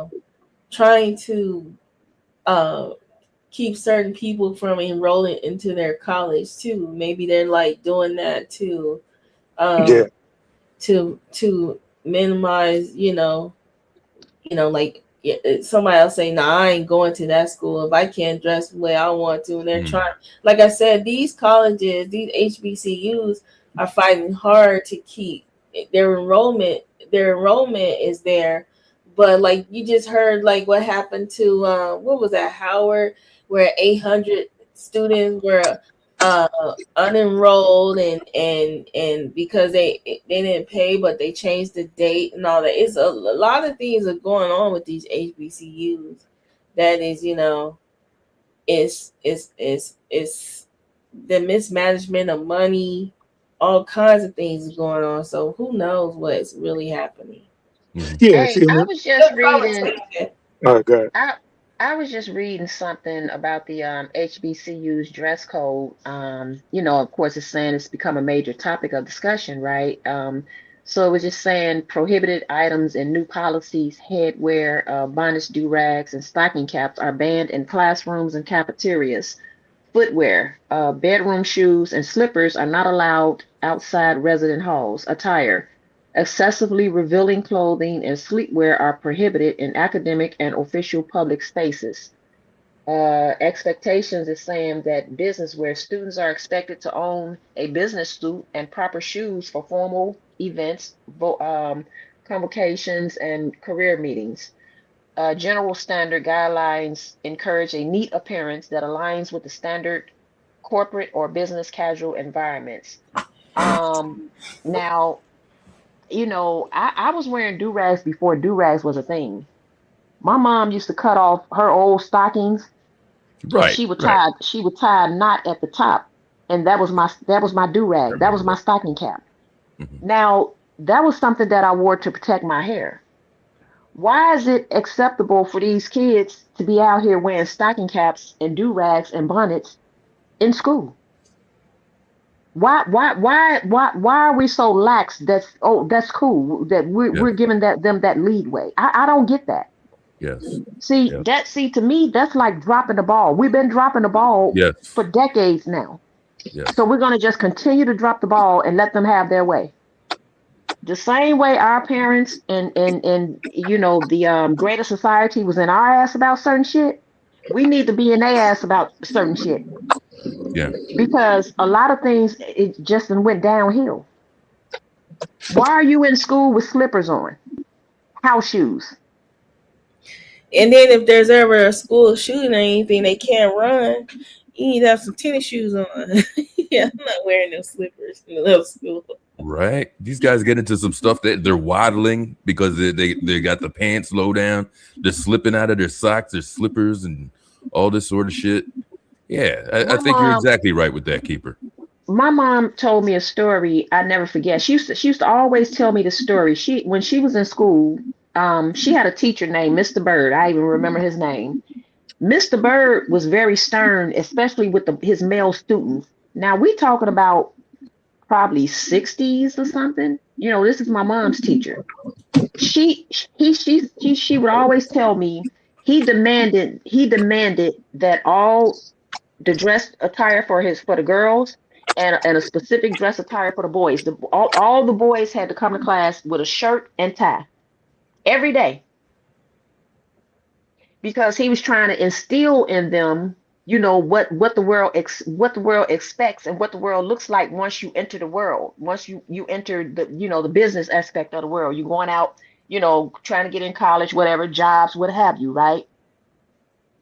And it just seems like to me like everything is just going downhill. Like we don't have no standards. Yes.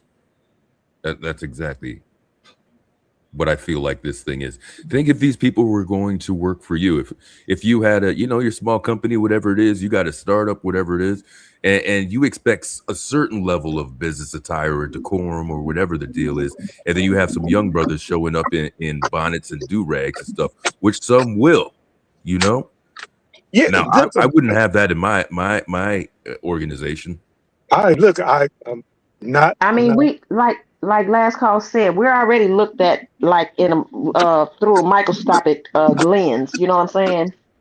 Like, and then you say, well, why do you care what somebody think? Yeah, no, we have to care. The world, all eyes, like Tupac said, all eyes are on us. All eyes have always been on us. We set the standard. You know what I'm saying? But our standard is so low now. It's almost what we do now is expected. Yeah.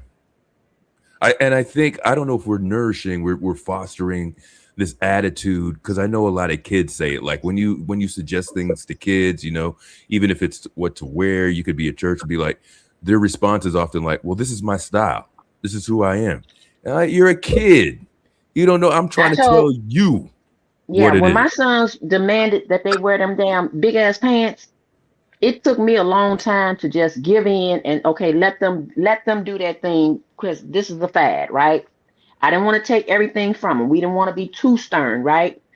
So we gave them that, but we also, you know, let them know, okay, there's like choices, right? You could dress this way for this, you know, this event. You could, you know what I'm saying? Like this is not a lifetime thing. You know, right. I've seen men 60 years plus old still sagging. Yeah. That seems to be the thing. Old ass men. I'm trying to dress like a told teenager. You, Keeper got some dudes like that in their past. I told y'all ain't believe me. This is like a really good conversation and debate, because you know, and I think we did good on this one, because you know. Look at Naps down there. What he say? Y'all saying this in the mega era? What does that mean? what does that even mean? Can somebody explain that? Naps is he's conflating a few things. I think he believes in this, but he's comparing it to the scope of like institutional type stuff and a lot of the things that have been weaponized towards Black America. I get that. But he's saying in those scales that this people wearing bonnets is not a big deal. I think he's saying something around. But we live in a global society now. It's bigger than just this, you know, this small place. It's bigger. You know, we're competing with, you know, if you guys leave the country and come back, you're gonna realize that the United States is operating like a third world country, and you don't see it because there's a bunch of people. You know, we're all smushed together. But when you pay really close attention and you see like the resources are being limited in certain areas, then you're gonna realize that that's how third world countries function, because all the people that got money and got the ability, who knows people can get everything, and then all the small people, even if they have a little bit of money, they can't get it because it doesn't exist. And that's what we're living in, that kind of we're living in that environment. So even though we live in a MAGA era, we live in a global society. We live in a society where people can come here and work, and they have better work ethics than we do. And that and that's the thing. You know what I'm saying? We can't go there and take our work ethics there to outside of this environment. And we should be able to do that. And we can't, because we're not getting the skill and the training and the understanding of how important it is to how we should carry ourselves as not just we care more about Black people, but not saying that we don't like what we care about our people. And so we're gonna do for our people. We're gonna make sure our people is together, good, and doing what we want to do. Like, we can make the argument that they're doing this, they're doing that, but we're raising our people. We are internalizing it because this is what we're seeing in our communities and our brothers and our sisters, our relatives, our children. We're seeing a pattern of behavior, and we not understanding that this is a global society. Your kid, some of these kids don't leave the neighborhood, right? But we're talking about kids that, they want to see the other side of the world. We got kids that want to travel.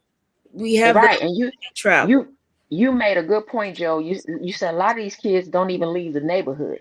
But see, these same bonnet wearing, do-rag wearing, stocking cap wearing kids that want to go outside the neighborhood now, you know what I'm saying, college, what have you, wearing these these things, you know what I'm saying? And it's supposed to be acceptable. That's why they have so much confidence doing that, because it's that small bubble. You know what I'm saying? Right. And nobody's disagreeing that there might be a genius. There might be a genius under there. But in the meantime, while you even get on that playing field, nobody's peeling away the cornrows, the do-rags, the sagging, the chain over the tie and the collar, the suit and all that kind of stuff. You need to do everything, maneuver your way to get on that playing field, to get yourself a position in there. Those other things are holding you back. And this is what this institution is saying, and it's taking accountability and trying to guide, not everybody, it's not all of us, it's not all the Black youth, but it's enough that there's people sitting in offices over there that when they're calling up another student and they look like they should be laying in a salon or some shit like that, they're like, yo, we got to do something about these kids. Like, this is nuts. Like, I don't want to teach an auditorium of kids with bonnets and Jordan slippers and all this other bullshit like that. Yeah. Well, but it's always something, and it's going to go to the next thing and down to the next thing, right? Because for years, Black women had to fight to wear their hair the way they wanted to wear it, natural. Certain places had to pass laws, right? That's different. I think that's different. No, it's not. No, it's why not not? different. Why not? The connection with this. The reason why it's not different to me is because it's a comfortable style for us, right? It's a comfortable style for that's our hair. Right. But what I'm saying is, if we had to fight just for people to not touch your hair, not make comments about your hair, not give you jobs, the names you name your kids. There's studies that show they were overlooking names that sounded ethnic. It's like so many different things. So that's why I get it. Right, but this is why I get it. This is why I get annoyed about this, the dressing, because all right, now that's why I said just assimilate. We're gonna dress like they want us to do. There's gonna be something else. No, it's not. I don't think it's a matter of dressing like they want us to do. It's a matter of respect. We already know bonnets were not made for outside wear. That's just the bottom line. Bonnets were made as a protective cloth Right.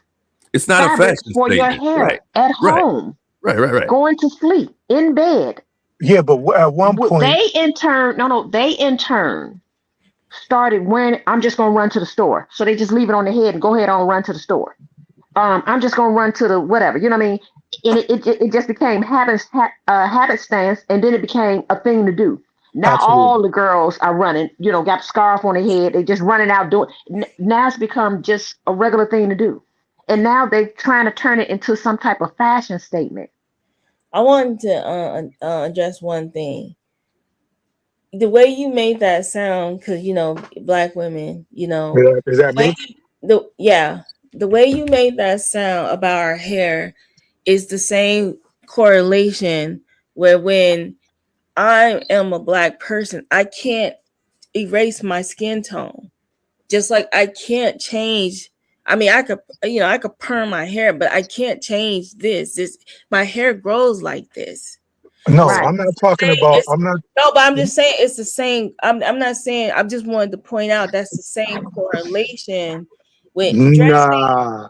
No, I said hair, and my point is the way you wear your hair is different styles that you can wear. You can wear locks. You can wear naturally out. You can wear, but all those. But that's the thing. They were outlawed. They were outlawing. Let me say this right quick, brother. I'm sorry, but quick. What they were trying to change and control. They didn't want us to wear They didn't want us to wear our natural hair. They didn't want us to wear our afros. They didn't want us to wear cornrows or dreads. Those styles are. Go ahead, Joe. Did you know in Africa that I thought that they were cutting the girls' hair off because to regrow it. They were actually cutting their hair off because of to get them into schools. Because they were being discriminated against because of their hair, because they couldn't manage their hair, so they would make them cut. So the little African girls with no hair, that's what that was. Yeah, the short hair. Yeah. That had nothing to do with culture. That had to do with colonization and being the fact that they're girls and trying for them to get an education.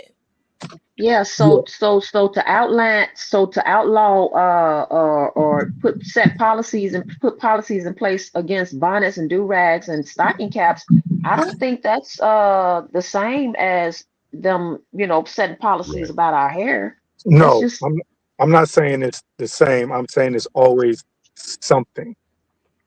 When it comes to us, it's always something. That's right. And you can move and continue to move the goalpost and go, all right, well, yeah, but you can't do this. All right, well, then what needs to be done is setting a precedent. So maybe it starts with hair. Maybe we start looking at more serious matters on top of this too. I who cares about where you start with stuff? It's enough for somebody to be fed up and say, this is unacceptable. If I were a Black man working at that university over there, and as just a dude who made it in the 30s, by 40s, you look back and you're like, what is this? Sure, they might be good people, but there's a lack. One of the things that I think is ultimately very dangerous, because from what I'm hearing, what's his name? Mark Lamont Hill sort of did this. He related this to Black tradition. This is not a tradition of Black folks. This is a style. Like you guys said before, it was made behind the closed doors so you could present yourself outside.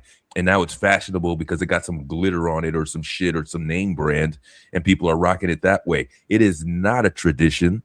It's not in the culture for us going out in something that we could be proud of. This is some side shit that we need to put to the side, and so we could be on the same playing field and be looked at as equals. What's up, D7? I don't know if that equal thing is going to happen, but yeah, that's not but, all right. You got me there. I was wrapping it up. Yeah. Hey, real quick though, I wanted to touch base on when that feeling you get when like somebody black do something, and then you feel that guilt of being associated with it. It's no different than like seeing how black people are treated as criminals because 1 out of 1,000 did something criminal. Right? Like that I wouldn't say that's a cultural thing. That's just like society. Every time you walk in the store and they're watching, you're like, hey, I never stole anything in my life, but I'm being watched. Yeah, because somebody else did that shit and you look like them.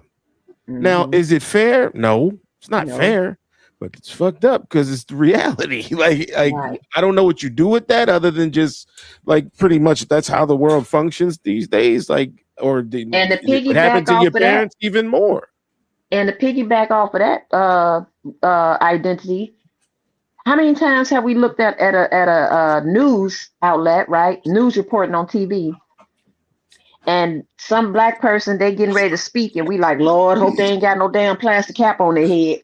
Well, it's like have y'all ever seen that skit on SNL where they're like doing news and they're like saying the crime and it's like black news reporters and white news reporters. Hilarious. And they're like, oh, today somebody robbed KFC, and then the black people are like, oh, they know it's the, you know what I'm saying? It's like that where it's black news, white news. You could play a game. You hear stuff and you cringe and all of that is conditioning, and all of that is, which, you know, this is a whole nother thing. We don't consider the stress and the weight that puts on us, whether it's as small, you may think it's like a small thing, but that's actually like, you're not supposed to feel like that in situations that don't necessarily involve you. But we have added, that's why I push back against some of this stuff, because we have enough added pressure, and it's like it's going from one thing to the next, and I get frustrated. Of course I want our people to succeed. Of course I want our young people to graduate. If they're going to school and that's what they want to do, they want to do a trade, I want them to do a trade. And I want them to dress the part for the interview. Skunk was saying, because when I said after you start working, the fun's over, I don't mean you're not going to be able to have fun. I mean, like, the grind starts once you get that job. And some people are not going to get that, be able to enjoy life the way they were able to enjoy life before everything got so serious. So I guess for me, like, all right, let them do a little something. Let them live that goofy, awkward life that we all lived, you know, and then, okay, now we start moving them. Now we start funneling them into the serious part of life, and now we getting them prepared. We still talking to them. The most important thing is, like we doing now, is dialogue, hash out the details, and have these conversations. I just like seeing the frustrations and of our young kids and the pressure. And I'm sensitive, especially like I talked about the males. I'm not gonna say go back into it, but the males and what they're doing to themselves at these young ages. You know what I'm saying? I'm just like, yo, could we take a step back and see if there's another way, if we could do this, or if there's a way to not just continue to just give people more reasons to, and at least have conversation, not give youth and older people more reasons to be in a disagreement. We already did. We don't like their music, right? We don't like the way they dress. We don't like their attitude. We don't like this. And you know what I'm saying? It's like more and more, we're getting more and more separated. And, that's really part of my frustration. I'm just trying to like figure out a way, like, how can we connect with these kids as opposed to being further apart from them, even if it's a small minority of them. I think with the music, I think, say like the music, been a little more lenient because, we were once in their place, you know what I'm saying? But I don't think it was anything that I wore outside of the house that would concern my mother, my parents, as far as like, why are you wearing that outside like that? You know what I mean? Like, pull them pants up. My parents didn't go through nothing like that. Yeah, and You know what I'm saying? they're not they're protecting you against the world. They're not that they think you're going to do anything. They're just like, here's what the world is. We need to get you prepared. I'm 100% with that. I just Yeah, but don't know that's how my you do point. it as a corporation or university as opposed to individually with parents and or But family see, in the village. I feel like the universities, I feel that they're doing what the parents should have been doing. That's yeah, Right. exactly. Yeah, yeah. Right. I agree with you. So the What up, parents didn't take John? care of it at home, so they have no other choice because it's almost like you give them a inch, they're gonna take a mile. Yeah, well, we will test boundaries from the time we little, and we don't know Mm-hmm. to the even once we get older, and we do know. Absolutely. We are gonna test boundaries. We're gonna see what we can get away with. I'm all for correction because I think we all need it at some point. Mm-hmm. I just, Yeah.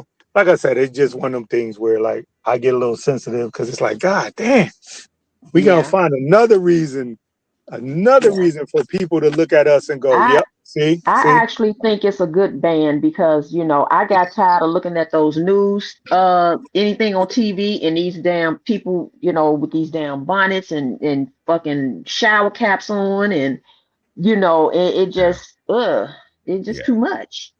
Yeah. Feel the same way. Same way. It's like they put the shower cap down and took up the bonnet. Absolutely.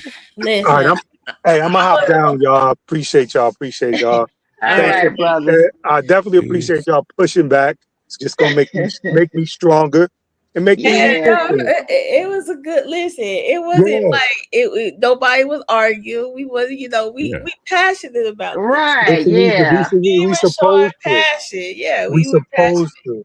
We supposed to have It's these all love, conversations. and if people really look at the essence of this conversation, it's all love and it's all caring. We Yeah, it's care rooted. about Yes, right. We care about these young people coming up. We care. Yeah, it's rooted in us wanting better for our people. So, That's I'll right. be in the chat. I'll be in the chat. Appreciate y'all. Okay. All right. Have a good night, brother. Thank you for coming up. And I do want to say, if they could wear bonnets, why I can't walk around with no bra on? You know what I'm saying? Like, Right, Joe. Right. That is wild. You know what I'm saying? Go on an interview with no bra on. You know what I'm saying? It just remind me. You know damn well that's uncomfortable. Oh, y'all remember? Okay, I got a good one. Remember the movie Coolie High, right? Yes. Remember the two gangbangers, and they was gangbangers in real life. They was from Cabrini Green. Yeah, but remember, one got killed, I think. One got killed. Yeah, the light skin one. He robbed the gas station. No, the dark skin one robbed the gas station. The light skin one, I think he went to the military. But anyway, remember the dark skin one? Remember that scarf that he was wearing? Yeah. That's what I think about when I see these kids outside with these bonnets on. That's how I see them. When I be seeing the women like in the store with the bonnets on, they be like, I'm not, it's like a stereotype because they're like the most rude in the store. Yeah. They're like, they don't say excuse me. They're like, they're arguing with the store clerk. Attitude over nothing. Like I think somebody was saying that when they go through, that was you. So at Walmart, one of their policies is if it's not in the bag, they have to check your receipt. So they don't check your receipt if it's in a bag, but if it's not in the bag, they check your receipt. Costco checks your receipt to make sure that everything that you ordered, was because I remember one time Sam's Club too.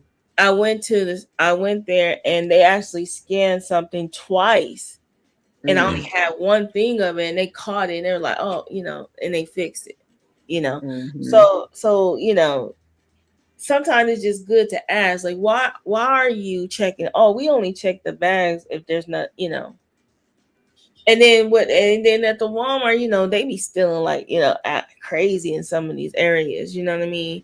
So it's a stereotype. You know, so they know, you know, like the hair store, they got pictures of women that stole with bonnets on all. No.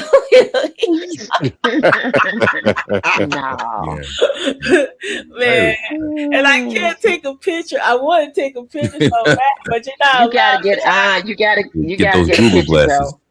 Yeah, you gotta get a picture. They won't let you have your phone out in the hair store because what they be doing is they'll take pictures and people go in there and steal. So it's like, but I want to take, like, I'm gonna ask them to, hey, can I just take a picture of just this wall of all these people that stole from here that got hair bonnets on? Because this is crazy. There's a stat for your naps. Maybe you won't be so prone to crime without your goddamn bonnet. Go in a hood beauty supply store. You'll see them. Yeah. That's the wig stealing uniform. Man, a bonnet, man. It's lit, man. This other hair store, and this is crazy. Maybe they just got too much time on their hands, but they put masking tape on everything, on the lids, on the shampoo, on all, you know, products. A lot of places got a lot of that stuff under lock and key. Yeah, but you know, the Asian store, they just put.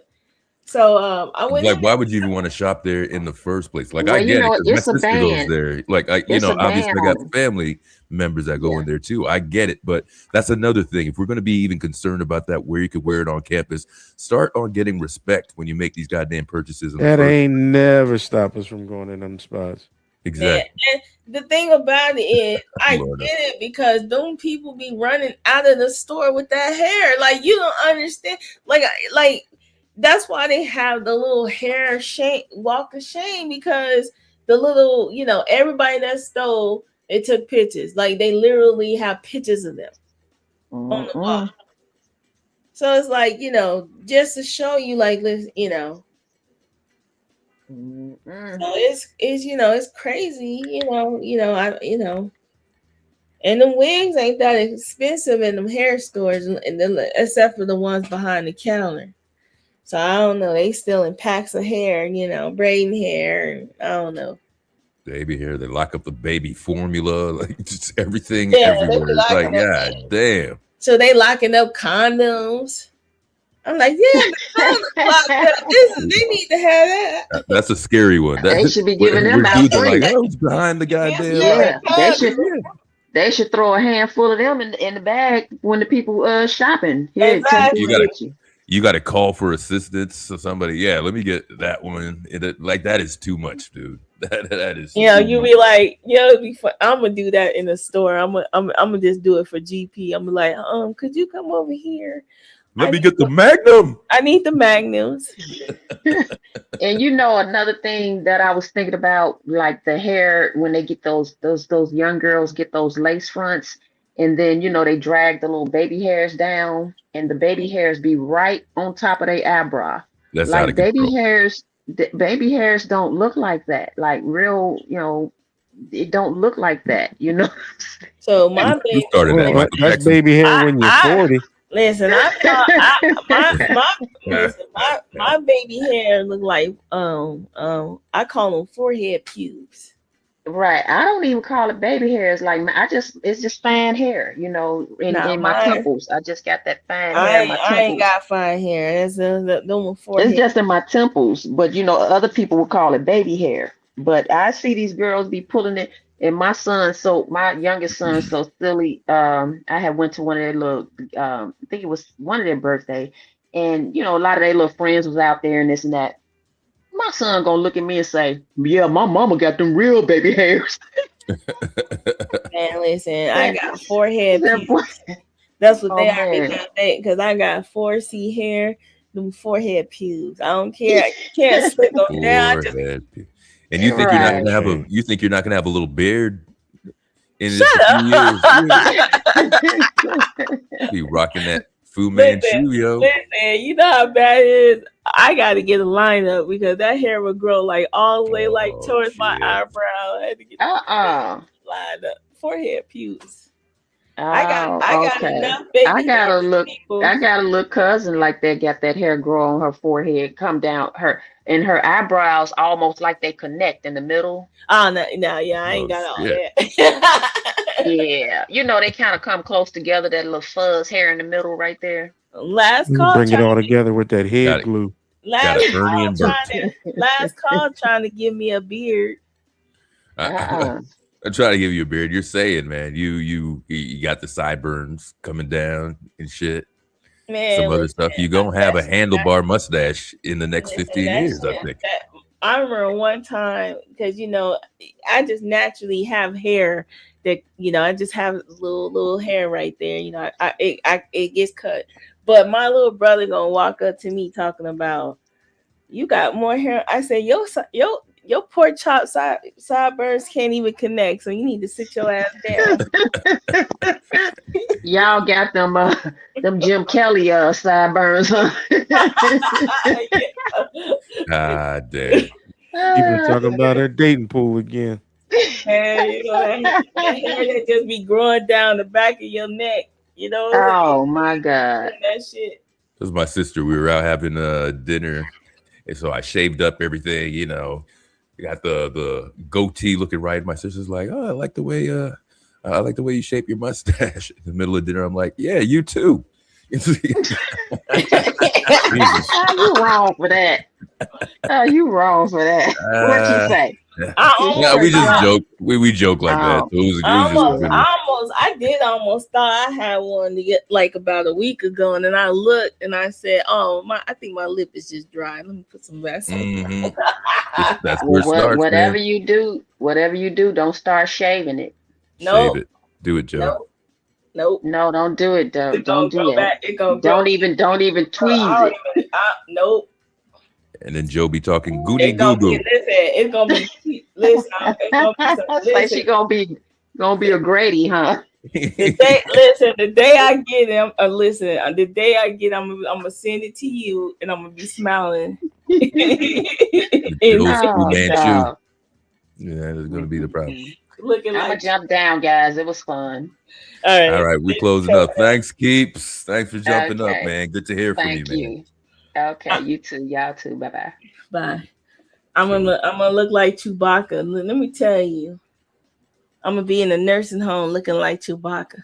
But yeah, you can by that point over there, But yeah, chicks, you got to handle that. I don't want your nose kind of stubble. Don't want your chin feeling like your leg on the third day. I used to have hair on my arms, like a little bit, and I don't grow hair on my arms anymore. Like it's just like it just falls out. Like I don't have nothing. That's dope. That's smooth. Dope. I ain't got no hair on my legs, nothing. I ain't had to shave my legs in years. Yeah. I'm talking about like it was just the beginning of my little teenage year, and that was it. And I never had hair after that. I was so happy. It's over there. No nature trail. You can't make sure you got no nature trail happening. No nature trail, none of that. What the hell are we talking about? He talking about when women be having hair like near their belly button, like right. I'm surprised that's not a more well-known term. I've never seen it. Like I've never seen a woman with one. So I've seen men with it, but I've never seen like a woman. You might. I know it's possible. I don't trip. That don't bother me at all. You will follow that nature trail. I don't give a damn. He's like shit. He's like, as long as she a female, that's all that matters. Man, look, nowadays that gotta be that's the requirement these days. I need to see some baby pictures first. Hold on, let me make sure. Let me make sure everything match. As long as that nature trail leads to a cave, you're all right. Because they even changing the sex on their birth certificate now. Man, yeah. Let me make sure them baby pictures match what I'm looking at right now. Yeah, this that's is crazy. Listen. I'll be like, I need a DNA test to see how much estrogen and testosterone is in your body. I need a ratio. That is wild. But these women look like men too. Like, y'all be seeing these, they be having muscles. Well, the thing is, you don't want so much makeup on your face that you look like a drag queen. True. Big problem. You know what? That's the funny part to me is that women put on makeup like a drag, like drag, like when like that's crazy. That's like, that's because their makeup artist is a drag queen, so that's probably what it is. Yeah, that's too much shit, man. That's too much shit. You already have the advantage. You're a woman. Work on your womanliness. That's all I'm saying. That's all I'm saying. Misogynistic there, sir. Yeah, you just gotta wash your face. Listen, let me tell women what they need to do. All right, Lorna. Night. Thank you. Wash and moisturize your face every day, and then make sure you put like you don't think Black women, just put you definitely could put some type of moisturizer that have a sunblock on there because we can get sunburned and stuff in our face. So. Yeah, I thought you was going to give him some grooming tips down there. Yeah, just start off by washing your face every day. Hey, last call. I know you know Revenge of the Nerds, right? I know you know that movie. Yeah, I know the movie. Do you remember the dude? His name was Booger. Yeah. And what he would say every time he saw like a woman, like he would say like, "We got Bush." Like that was his line.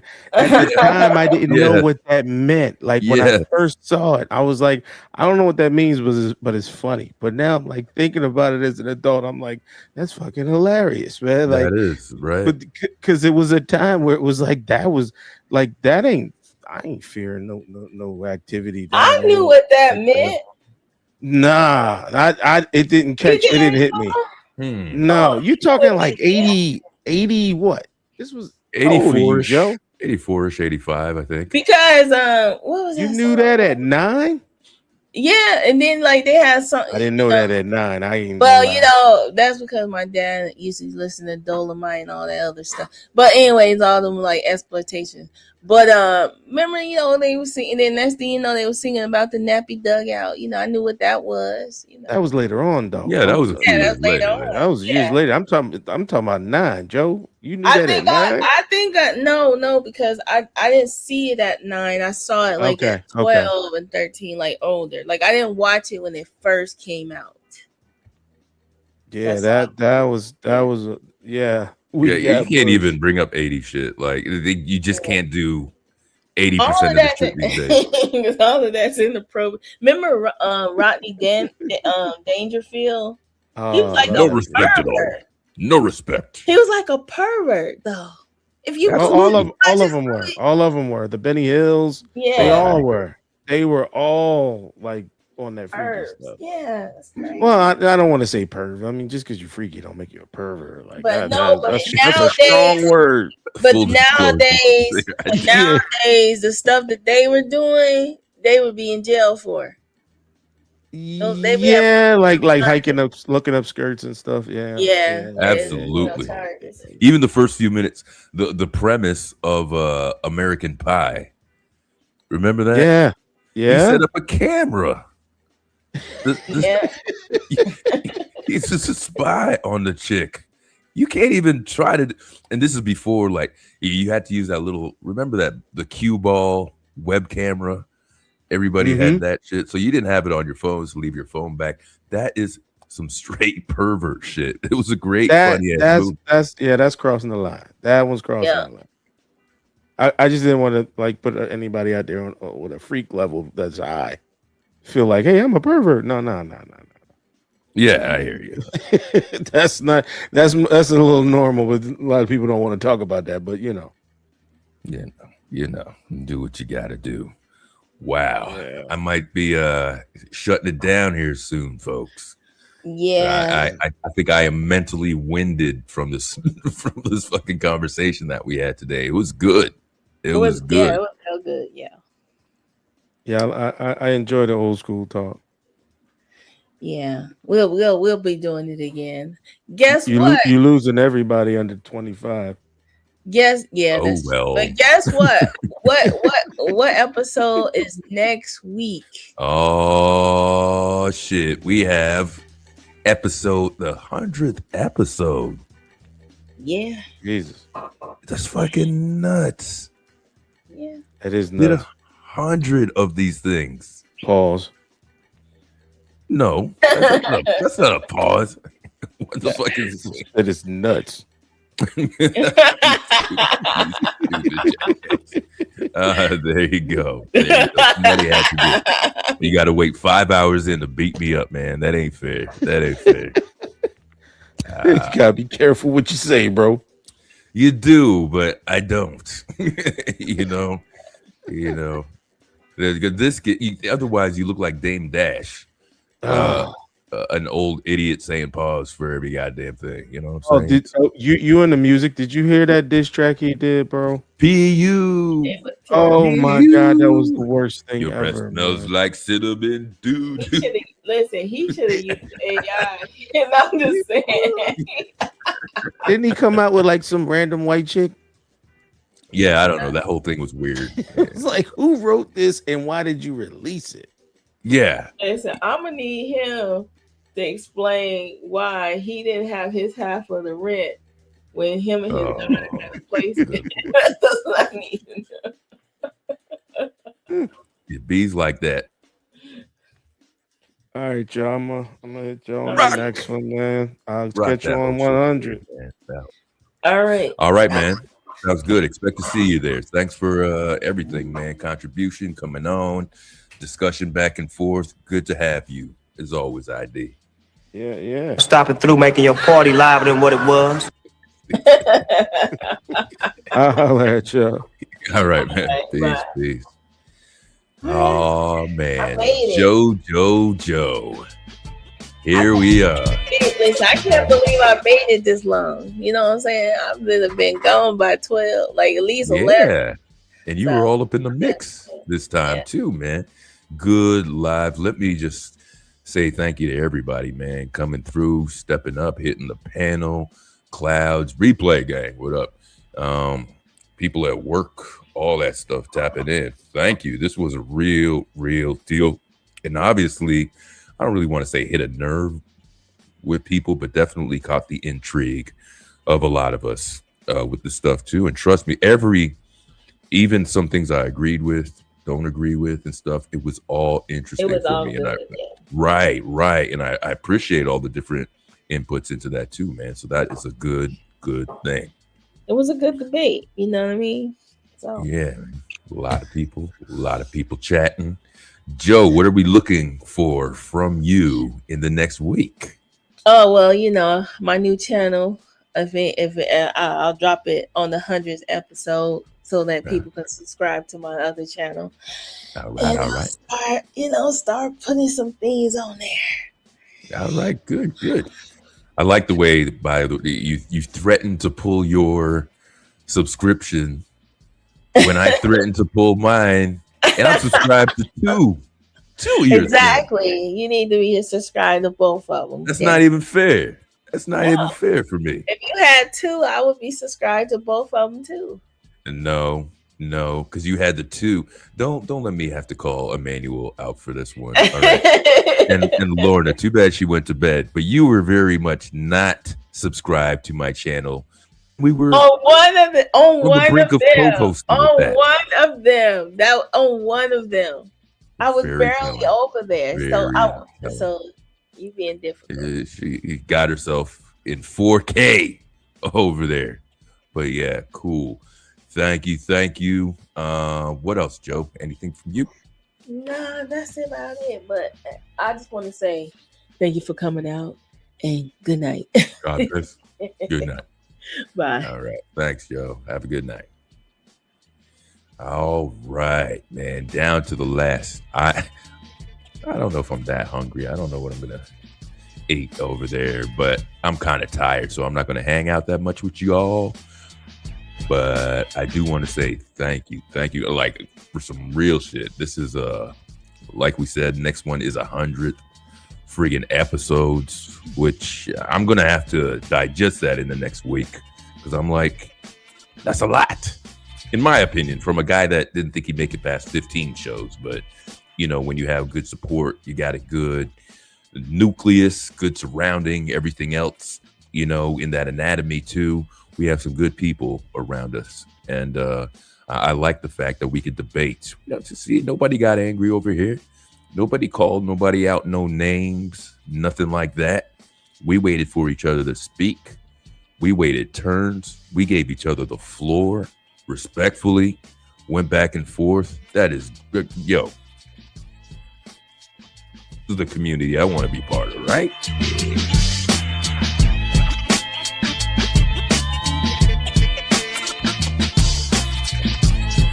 So again, man, just many thanks to everybody hanging out. And, you know, next week's the 100th show. We'll probably just be taking it easy for anybody that wants to tap in. Talk about theories of the show and moments and things like that too. You know, maybe things that I learned from the last doing the 100th episodes and some of the guests and situations that we had on here too. But overall, just keeping it positive, man. You know, and celebrate, I guess, that it's 100, because I don't know what the next milestone is.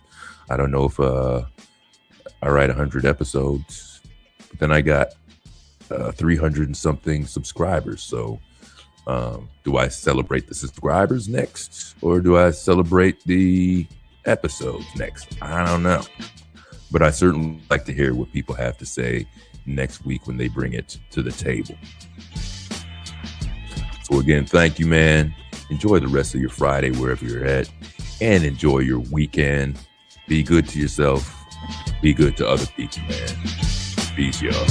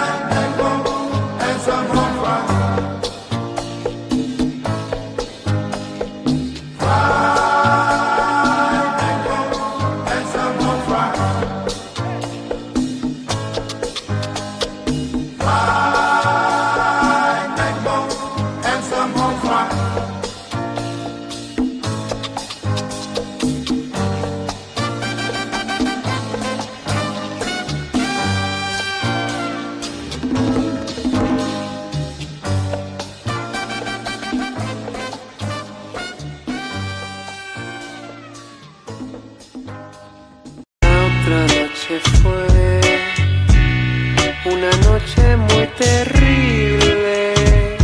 Balacearon un amigo mío en la calle cerca de aquí. Lo dejaron abandonado, un objeto sin vida junto a la esquina.